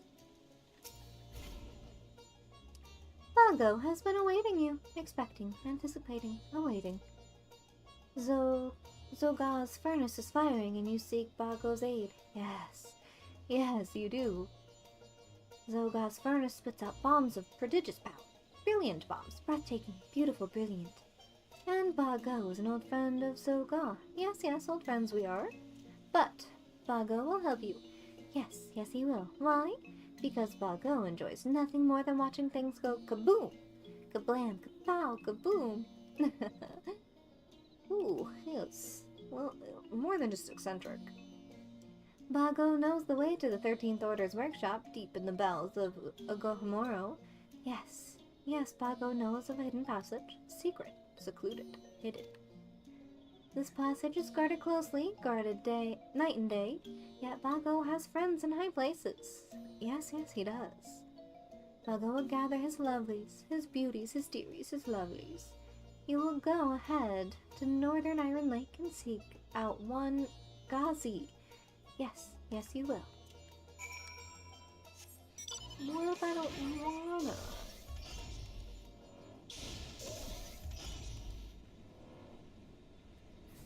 I could not imagine living in a place like this where it's just so sulfuric that you couldn't even breathe. Hello? Shush! Last time someone woke Zoga from his beauty sleep, he had the offender mine an entire ore vein with his fingernails. Yuns wouldn't want that to happen. Nuh-uh, nuh-uh. Bago told me to expect Yunses. Yunses? Is that like an outsider? Zoga's workshop is on the other side of this exhaust pipe. Yunses will go in quickly and quietly, almost like a U. Uses. Silently, soundlessly, quietly, that sort of thing, until no one that eyes open the door. Yu's listening? He's listening.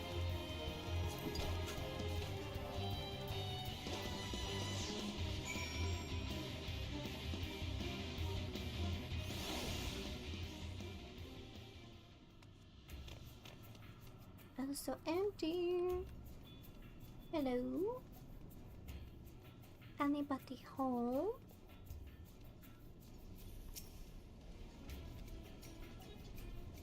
Bago has come, and his lovelies with him. Yes, yes, we have arrived.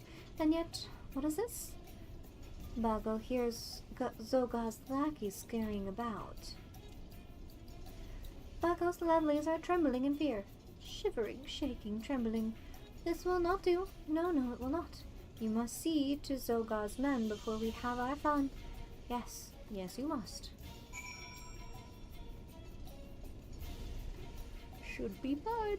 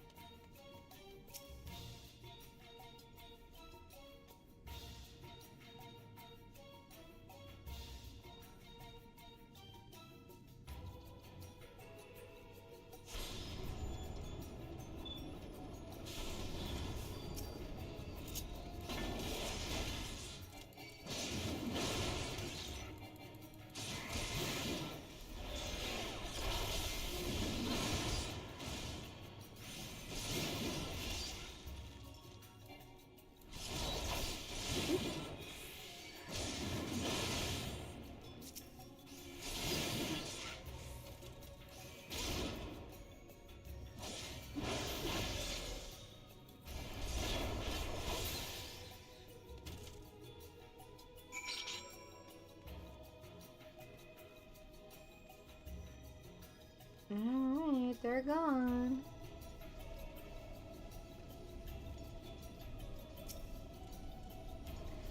Are you ready, my lovelies? Yes, yes, you are. Take them and gently place them in the furnace. Sweetly, tenderly, gently. Then stand back quickly. Yes, yes, with haste.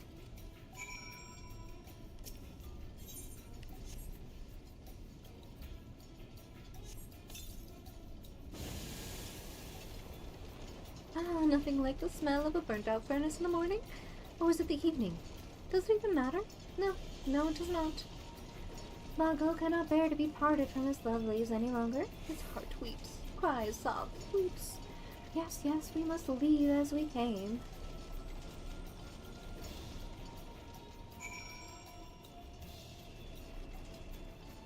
So we're just setting fire to their furnace.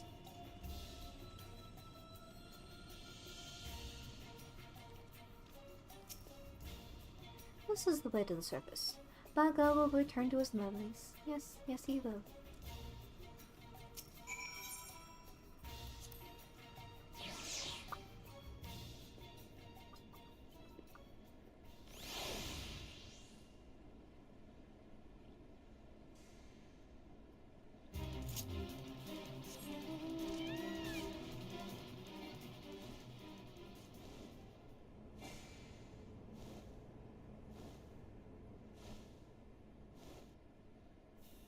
Take that, you nasty do-gooders.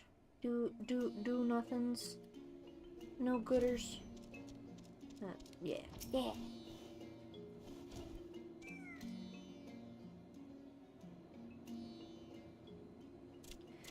Are my ears to be believed, adventurer? Zogar's furnace sputters. Fizzle smokes and sputters. This is your and Bago's doing? Yes, yes it is. Brilliant work, Sumiko. With their source of ammunition knocked out of the commission, I reckon the 13th Order won't be coming back to wreak havoc on the camp overlook at anytime soon. But we've only begun to fight. I will not rest until Zoga and his lickspittles have been driven from Gohamoro entirely. Who's with me? Kiku, have you gone mad? Balmy, mad? Oh, she's pink. Bibi, what a lovely surprise. A pleasure, a delight, a surprise. Who's this now? Ah, my beloved Bibi. How I have longed, yearned, pined, longed to look upon your delicate whiskers, your dainty paws.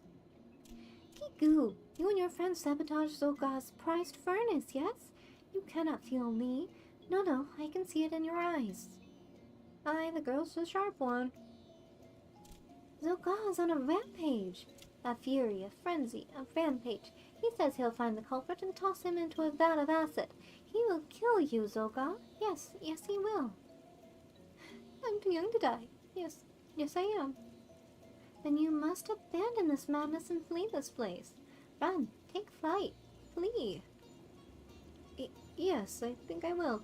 It was nice knowing you all. Goodbye, good luck, farewell. Ah, are you out of your bloody mind? You've come this far and you're just going to leave your comrades behind? Take one kindly step, and I'll skewer you where you stand. Yes, of course I will stand and do battle. Clash, brawl, battle. You have not changed one bit, Gigu. No, no, you are as weak and wishy-washy as ever. Can you not make up your own mind? You are right, Bibi. Yes, yes, you are right. I will fight and then run. No, run and then fight. I've seen enough of this. Yes, yes, I am through with you. Do what you want and do it alone, abandoned, unaccompanied, alone. Wait, Bibi. No, you must not go. Oh dear, I am in trouble now. She's done with you being a doormat, my friend.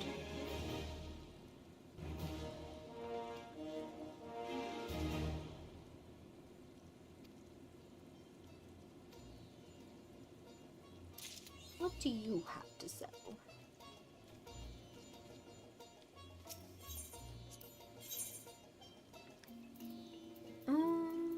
A lot of reagent stuff.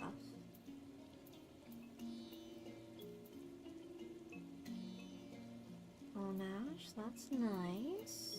Quicksilver, also nice. Okay, that's good to know.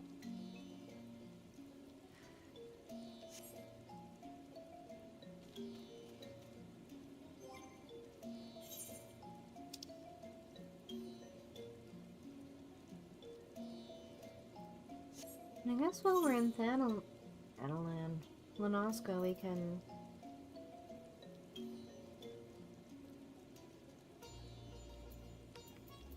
go to Airport. Go say hi to the Sahagin.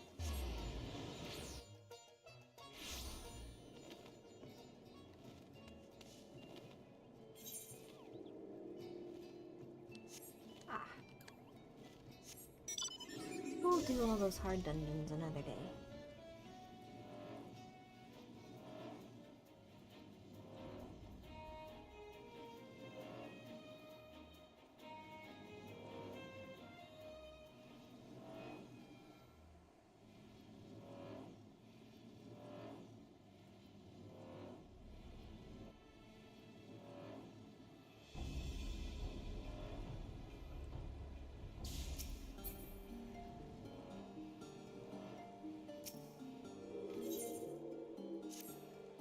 The tide brings ill news, Shorewalker. It seems the coral tridents and their finless pets, the serpent reavers, are now swarming another vessel off coast of western Lunasia.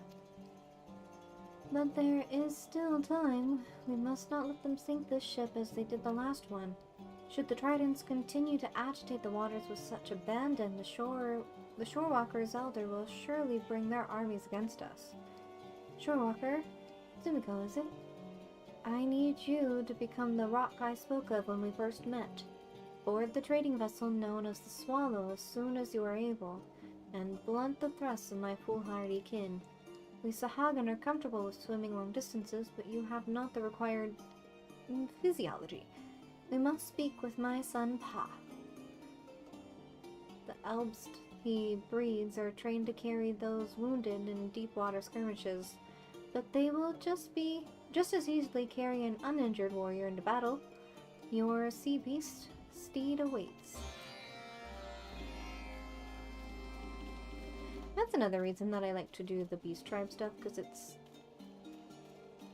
a slow burn to getting easy mounts. I like some of them. The Gabu is one of them with the sylphs. The Clutch Father has told me of your need. This Elbist is the largest and swiftest creature in my stable, and should have no difficulty in bearing you across the waves. Be sure you are prepared for heavy combat, Shorewalker. The coral tridents often bring their own sea beast into battle. Ill-treated and foul-tempered brutes all. I speak not of the serpent reavers, though the description may be apt. Are you ready to ride my Elbits to the Swallow, finless one? Get me on that boat.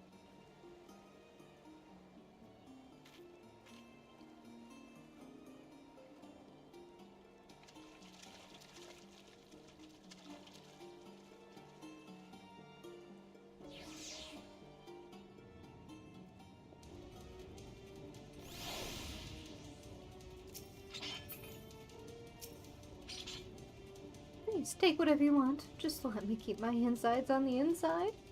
Eh? You don't work for those marrow-sucking fishbacks? You're here to rescue me and my crew? Well then, I won't question how you reached us in the middle of the ocean without a vessel of your own. This proud lady is a swallow, and I'm her slightly less than proud captain. We were, in fact, in the ignoble process of abandoning ship. If you truly wish to save our skins, then I would be much obliged if you were to stall the enemies on deck while my men continue to prepare the lifeboats. Stall them, you ask? Try spilling some of their black blood and see if that helps. Sure.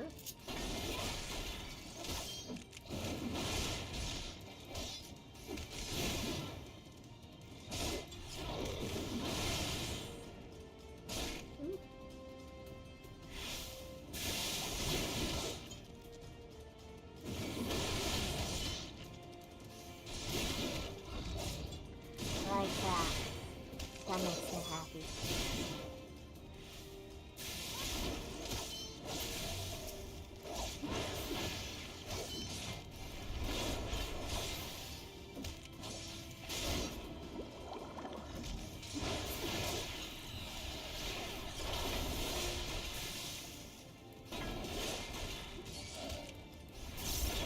Number 10.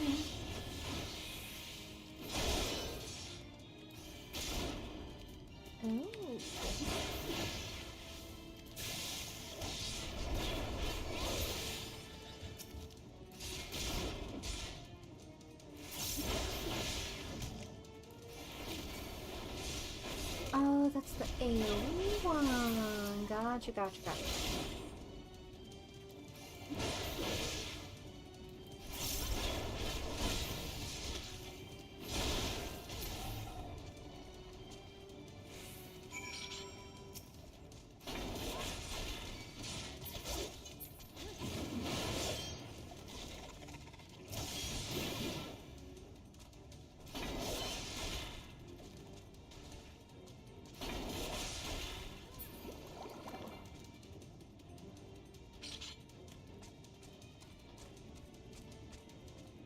Now do the view. That's all I'm gonna do. By the Navigator's nightshirt! You certainly are a force of nature. I was so focused on your deadly dance that I scarcely noticed the lifeboats were in the water. As much as it pains my heart to lose my dear Swallow, losing my innards would be more painful still. Come, my brave lass, I can hear the tavern at airport calling our names.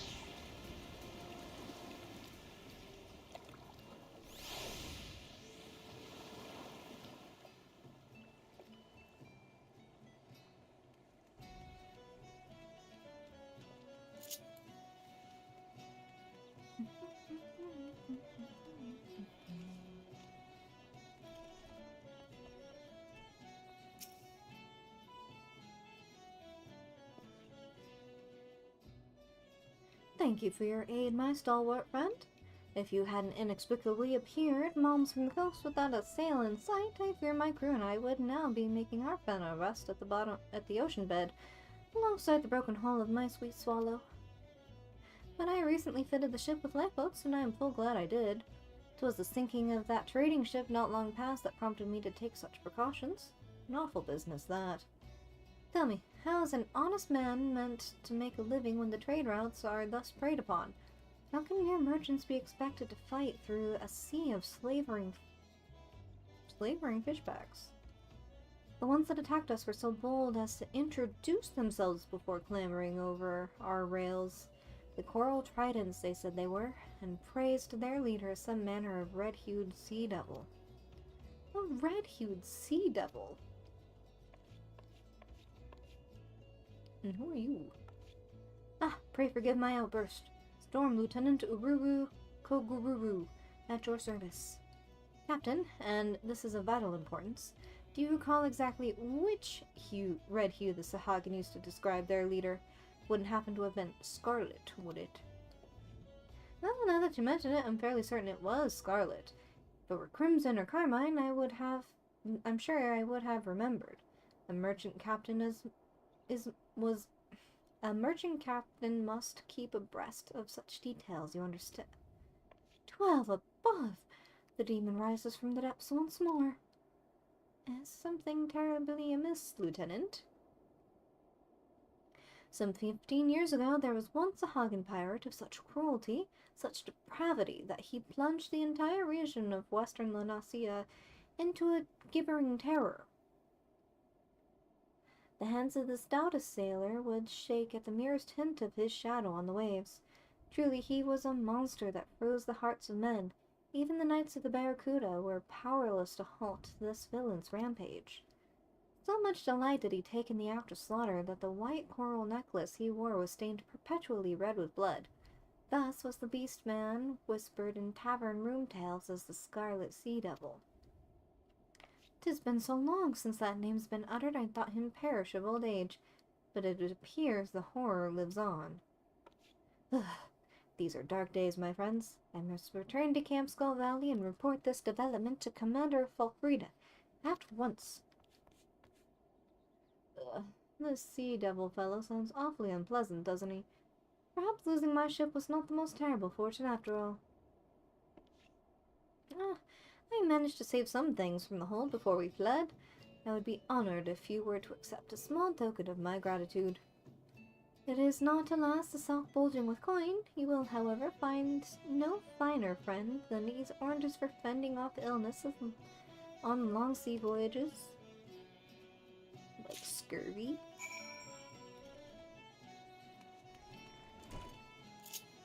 It is scurvy, isn't it? The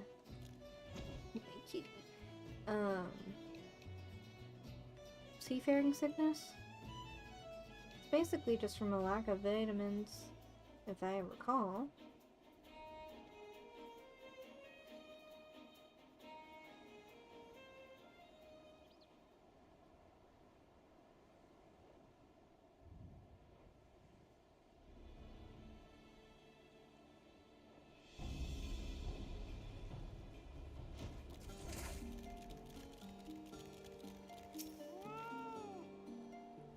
You have returned. My spawnlings have heard rumors from the Coil Trident camp that the crew of the Swallow escaped with the Adam and Albus riding Shorewalker. Well done. Though the ship was taken, the lives you saved will spare us much enmity. What is it you have here? I got you some oranges, my dude. I have seen the like of these before. Fruit, yes? Picked from your land-grown trees.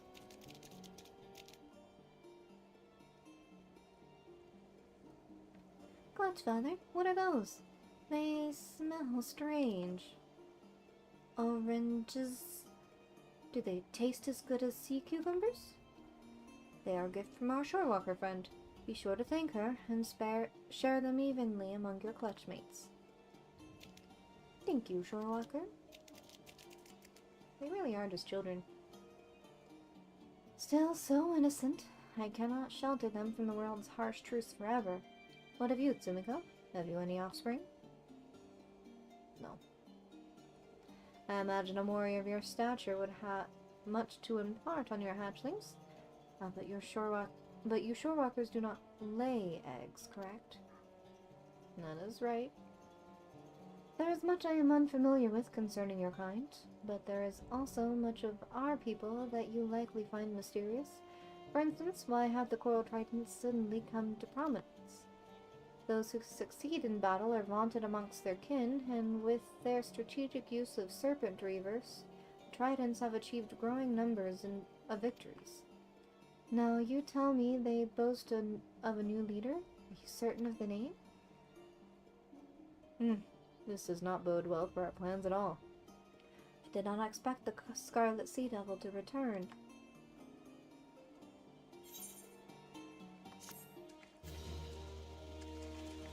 Yay.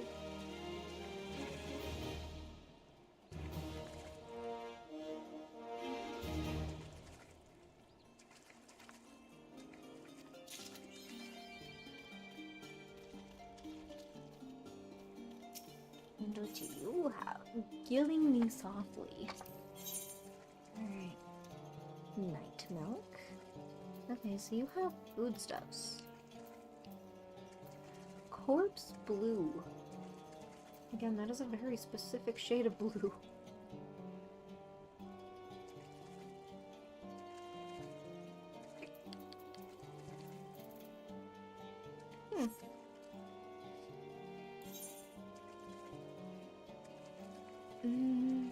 Oh, I need to go back to...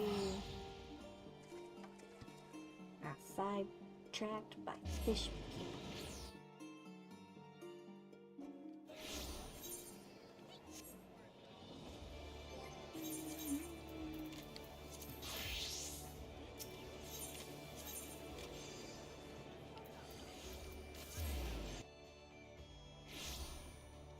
Oop, wrong one.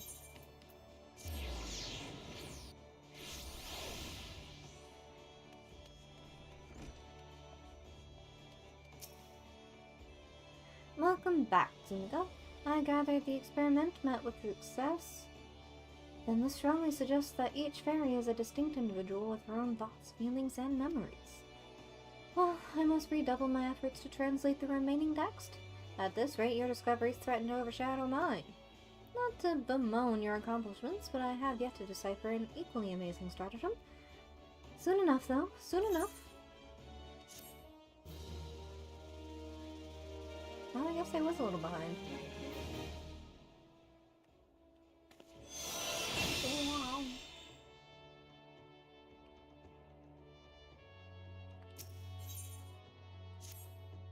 How curious that you always seem to come at the most opportune time, Simcoe.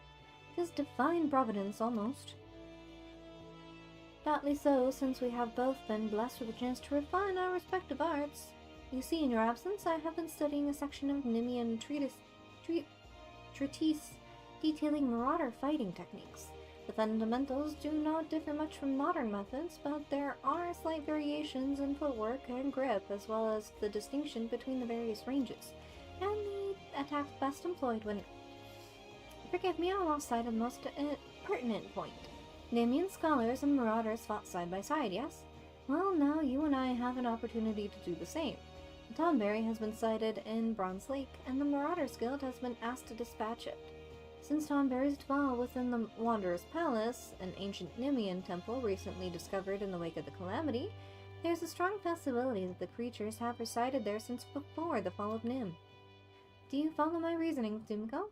These malevolent creatures may have overrun the temple and claimed it for their own at the height of Nemean civilization. They may have posed a major threat to the ancient people, even. Oop, okay. Even if I am mistaken, the Tonberry poses a threat to the locals. Moreover, I would very much like to put my newly learned Nemean techniques to the test. So, we will rendezvous outside the Wanderer's Palace, yes? That's at... Camp Watson.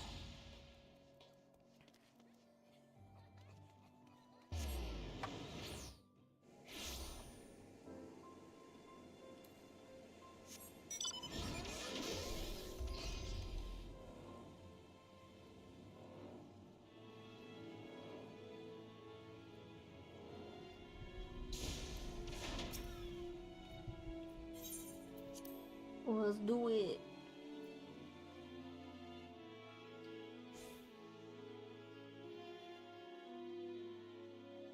Well met, Simcoe. I had only just arrived myself. 'Twas in this vicinity that the Tonberry was last sighted. With luck, it will not have gone far.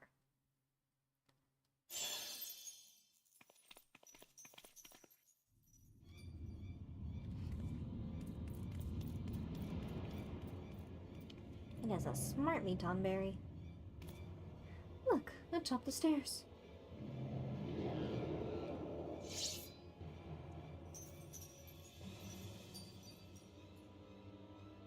My son, my dear son, at long last, The rancor, it rises, it rises. It comes.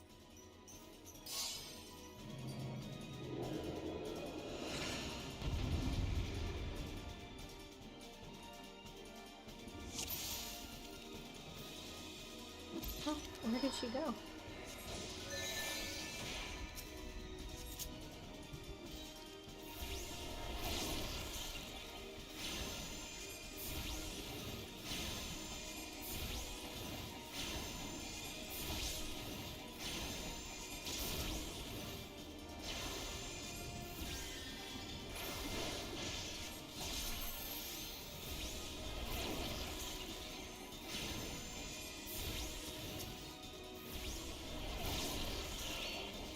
is a labyrinth?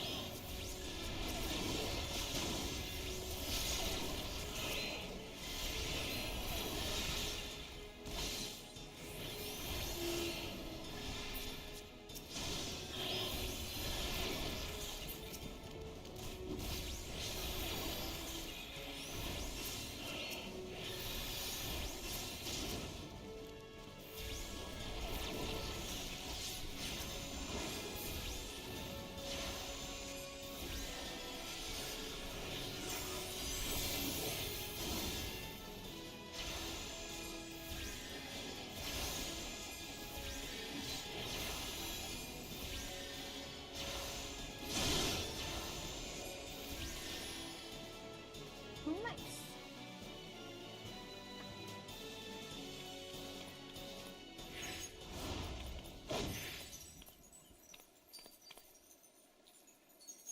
What are you moving?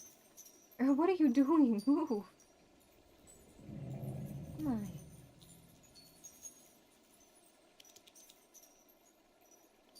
Confound it all. She looks so pleased with herself.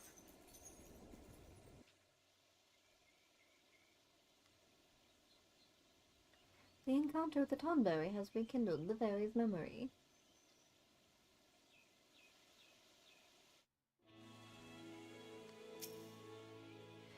What happened, Sumiko? I thought you could control her. I apologize. I know you have only just begun your work with the fairy. Some disobedience is to be expected. Axemaster Windzorn will be disappointed. But there is naught we can do. The Tonberry is long gone. Let us return to Limsa Lominsa.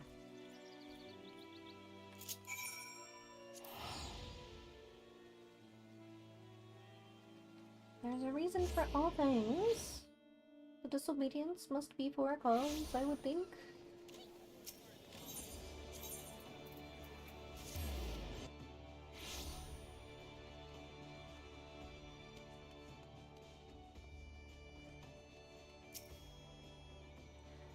Permit me to apologize a second time. Earlier I was flustered and not myself. In the aftermath of the Tonberry's escape, I completely overlooked our accomplishments. We confirmed the viability of Nimian tactics and proved that a scholar and marauder working in tandem is a force to be reckoned with, would you not say? And correct me if I am mistaken, but your fairy regained some of her memory, yes? With that in mind, I feel comfortable claiming that this was a worthwhile endeavor. However, do try and gain greater mastery over your minions, Sumiko. I would hate for a repeat of that incident. I think she's doing just fine, thank you.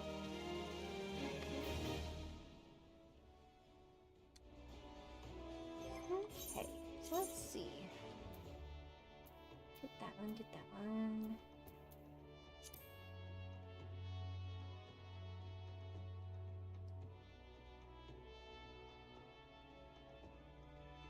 Yeah, I think the only ones I have left are Dark Knight and Dragoon.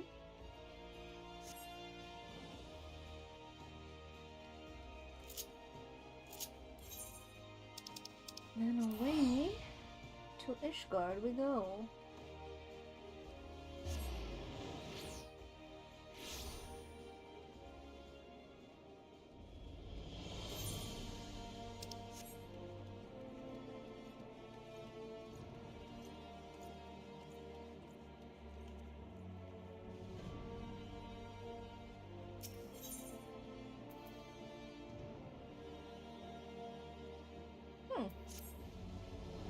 I had a feeling you'd come by tonight, Sumiko.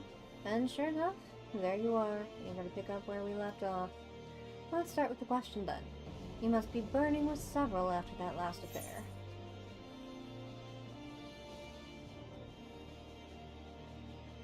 What was that voice I heard? Ah, yes, the voice. The one you heard when you first touched the crystal. An excellent question, but a difficult one to answer. Some say it is a beacon, guiding the dark night to her true calling. Whose is it, you ask? Only you can discover that, for each night must hearken to a different voice. As you grow more accustomed to drawing upon your dark side, you will come to hear it more closely.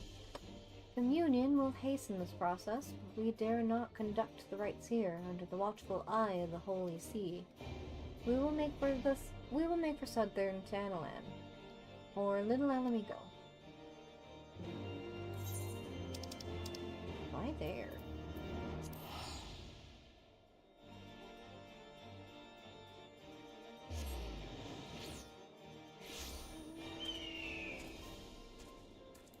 Herb.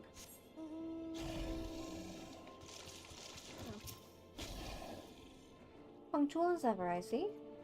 Communion, lest you worry, is rather simple. It is a ritual in which one nurtures the darkness within so that she may channel it more effectively in battle.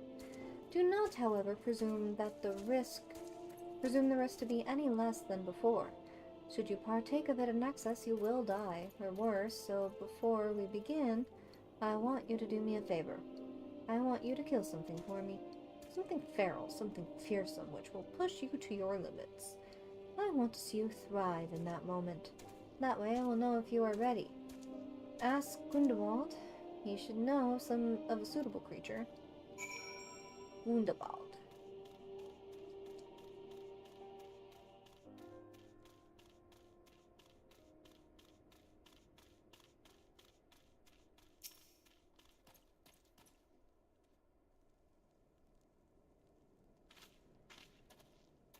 A pleasure to see you again, Sumiko. Do you require assistance?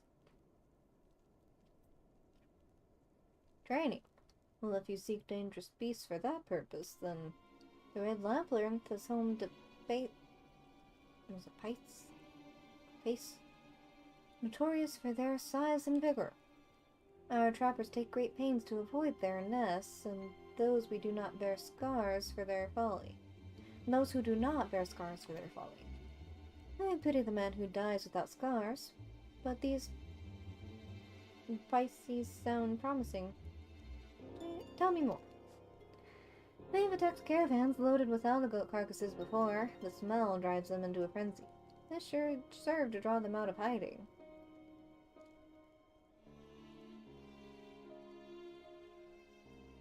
Sumiko, I'll always be grateful for what you did. Those young ones were on the verge of making a terrible mistake, so consumed with anger they were. I hesitated to act, even though I saw it burning within them, as I see it burning within you now. You seek the darkness within? I will not claim to understand your meaning, but I do wish you well in your training. Let's go.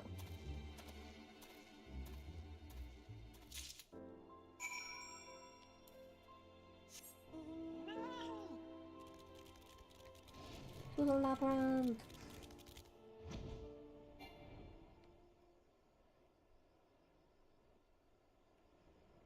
Can I go up and over? Nope.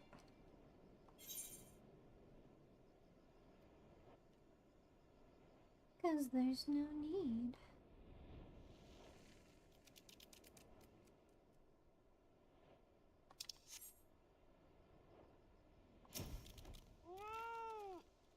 Ah, they're close.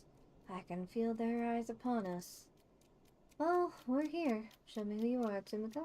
Show me what you can do. I'm waiting.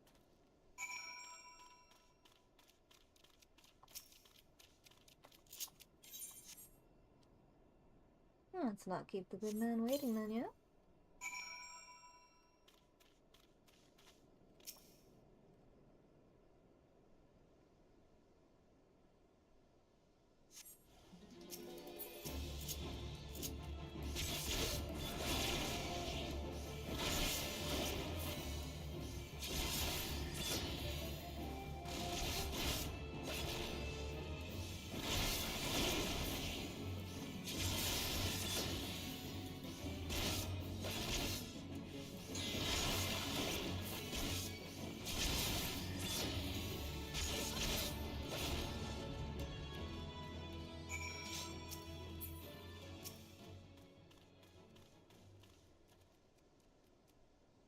wasn't so hard then, was it?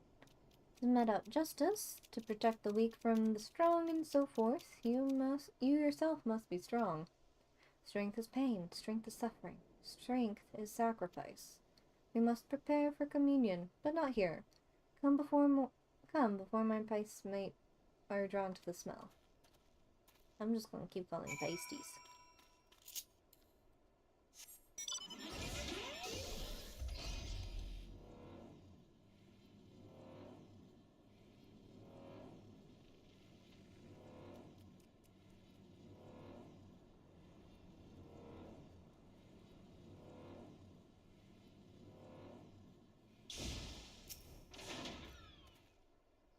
You look ready. Good. Now listen well. Close your eyes and hold out your hands towards me. Breathe deep through your nose, let the air fill your lungs, and then pass it from your lips. Slower, slower. Listen to my voice. Listen to your heartbeat. Listen for the other.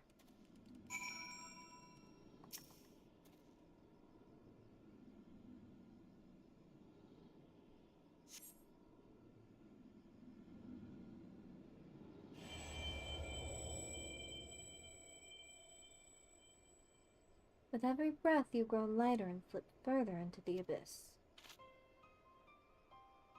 One foot in front of the other, over and over again. To the ends of the world and back again. And if time has no end, still forward and onward, over and over again.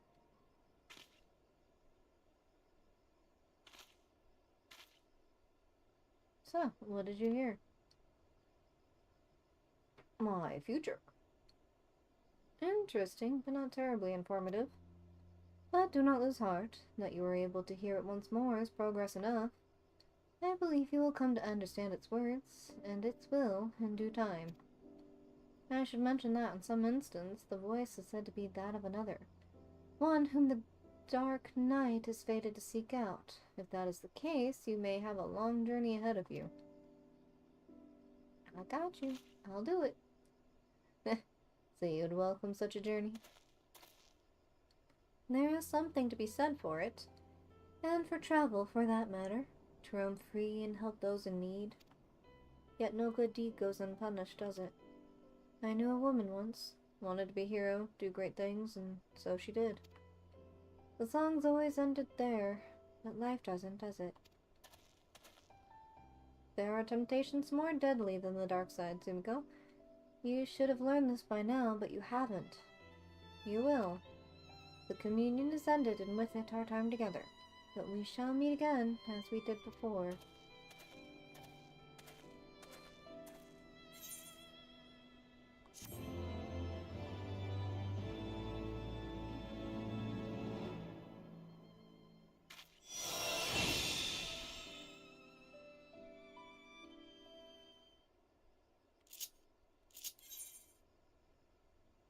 Okay. One more. Is that the right one? Yes. One more class quest. And then we're all up to date. I'll double check one more time. As we did, Scholar, Astrologian, Bard, Machinist. Dancer doesn't have one. Oops. We did. Paladin, Warrior, Dark Knight, Gunbreaker doesn't have one. Monk, Ninja, Black Mage. Oops. Why are you... Oh. I got rid of your necklaces, why? This is... just Dragoon, alright.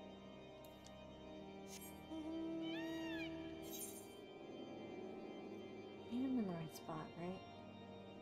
Yeah.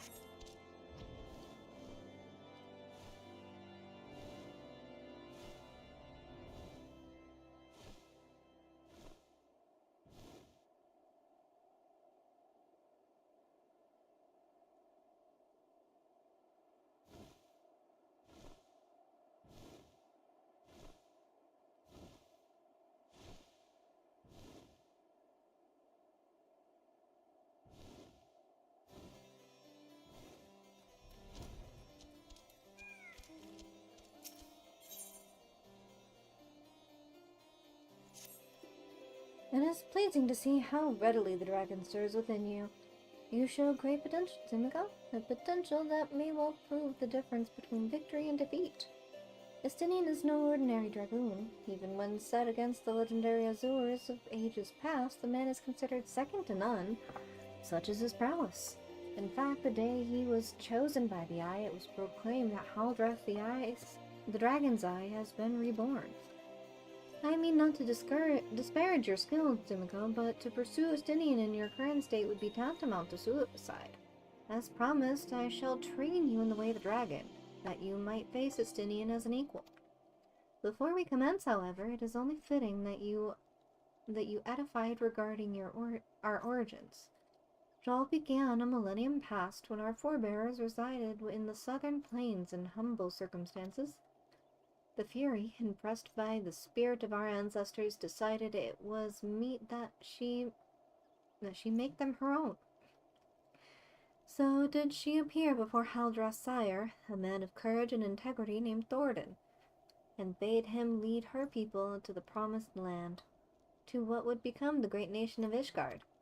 Their journey brought them up to a wide chasm, whereupon Thordan and his people set to building a bridge. It was then that a dark shadow descended upon them, the great worm Nidhogg. Heedless of his own safety, Thordan fearlessly charged at the colossal beast. Alas, he was pushed into the chasm by one of his own, a man seduced by the worm, and fell to his death. Taking up his slain sire's lance, Haldrath hurled himself at Nidhogg, even as tears streamed down his face. The confrontation ended when the young man, his hand guided by alone, landed a mighty thrust that prized out Nidhogg's eye. With a terrible roar of pain, the great worm took wing and fled, while jubilation reigned below. Ishgard's priceless relic is none other than the eye taken from Nidhogg that day. It is a veritable wellspring of dragon power. Even so, removed from its owner, it can exert control over the hearts of men.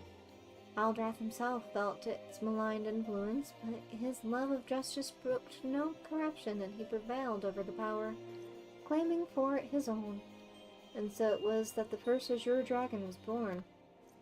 Being derived from our foe, the power of the dragon is a thing to be loathed. But as Haldrath proved to us all, so long as our hearts burn with justice, we need not fear being taken into its thrall. Ah, but what is justice precisely? Justice assumes many shapes and forms, Sumiko, and none can say that one is greater than another. As long as you hold fast to your beliefs and stay true to yourself, you leave no room for power of the dragon to master you. But enough of history. Let us return to our attention to the present. A knight by the name of Sir Brusamon will see to the next stage of your training. Seek him out at Witchdrop.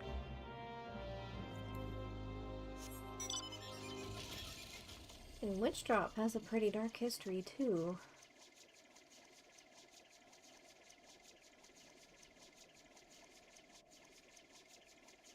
Which I think we explored a little bit in the main story.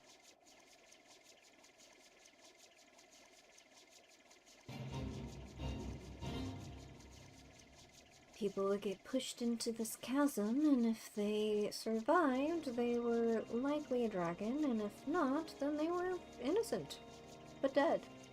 Very dead. Imagine? Oh, he is down.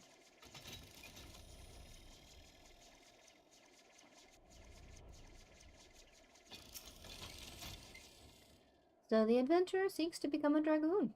Ha! Sir Alberic speaks of legends and chosen ones, but I would see you prove yourself in a more practical fashion. With your lance, defend yourself. Against whom?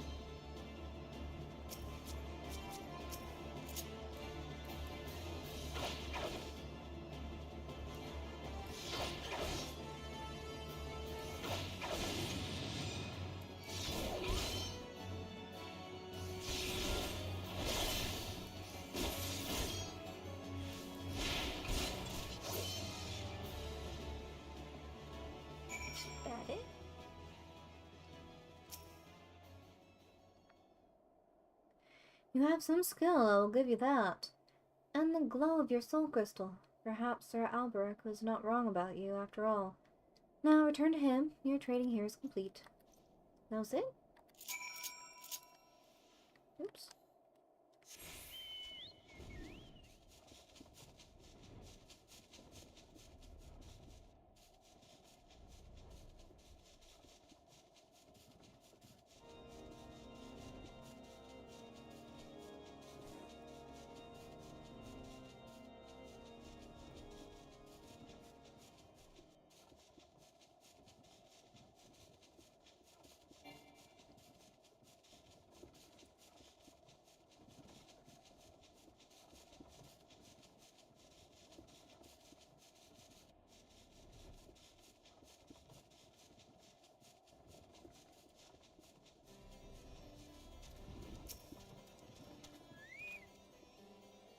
The soul of the dragon grows ever stronger within you, Simigo. Clearly, your trial was a rousing success. I need only observe your crystal to know as much. Yes, though you have only just begun to walk the path of the dragoon, it is clear that you possess the talent to become Estinian's equal. Go forth and make the powers you have obtained on your own. When the time is right, we shall proceed with your training.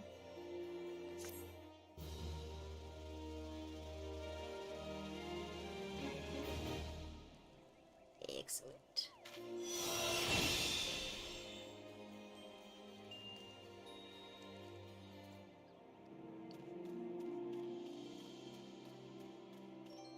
Is that a sewer? Is that a little sewer drain?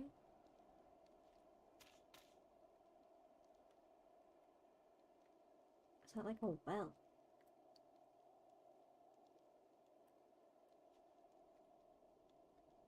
Who knows? Oh, could it be another little fire pit? It's probably a fire pit.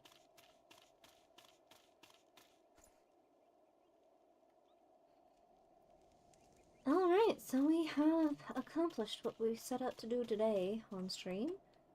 And with that, I do think we're gonna call it here for this stream. Little horse after reading so much. But thank you everybody for hanging out with me all the way up until the end. I really do appreciate it. I'll see you all next week for the next stream. Bye!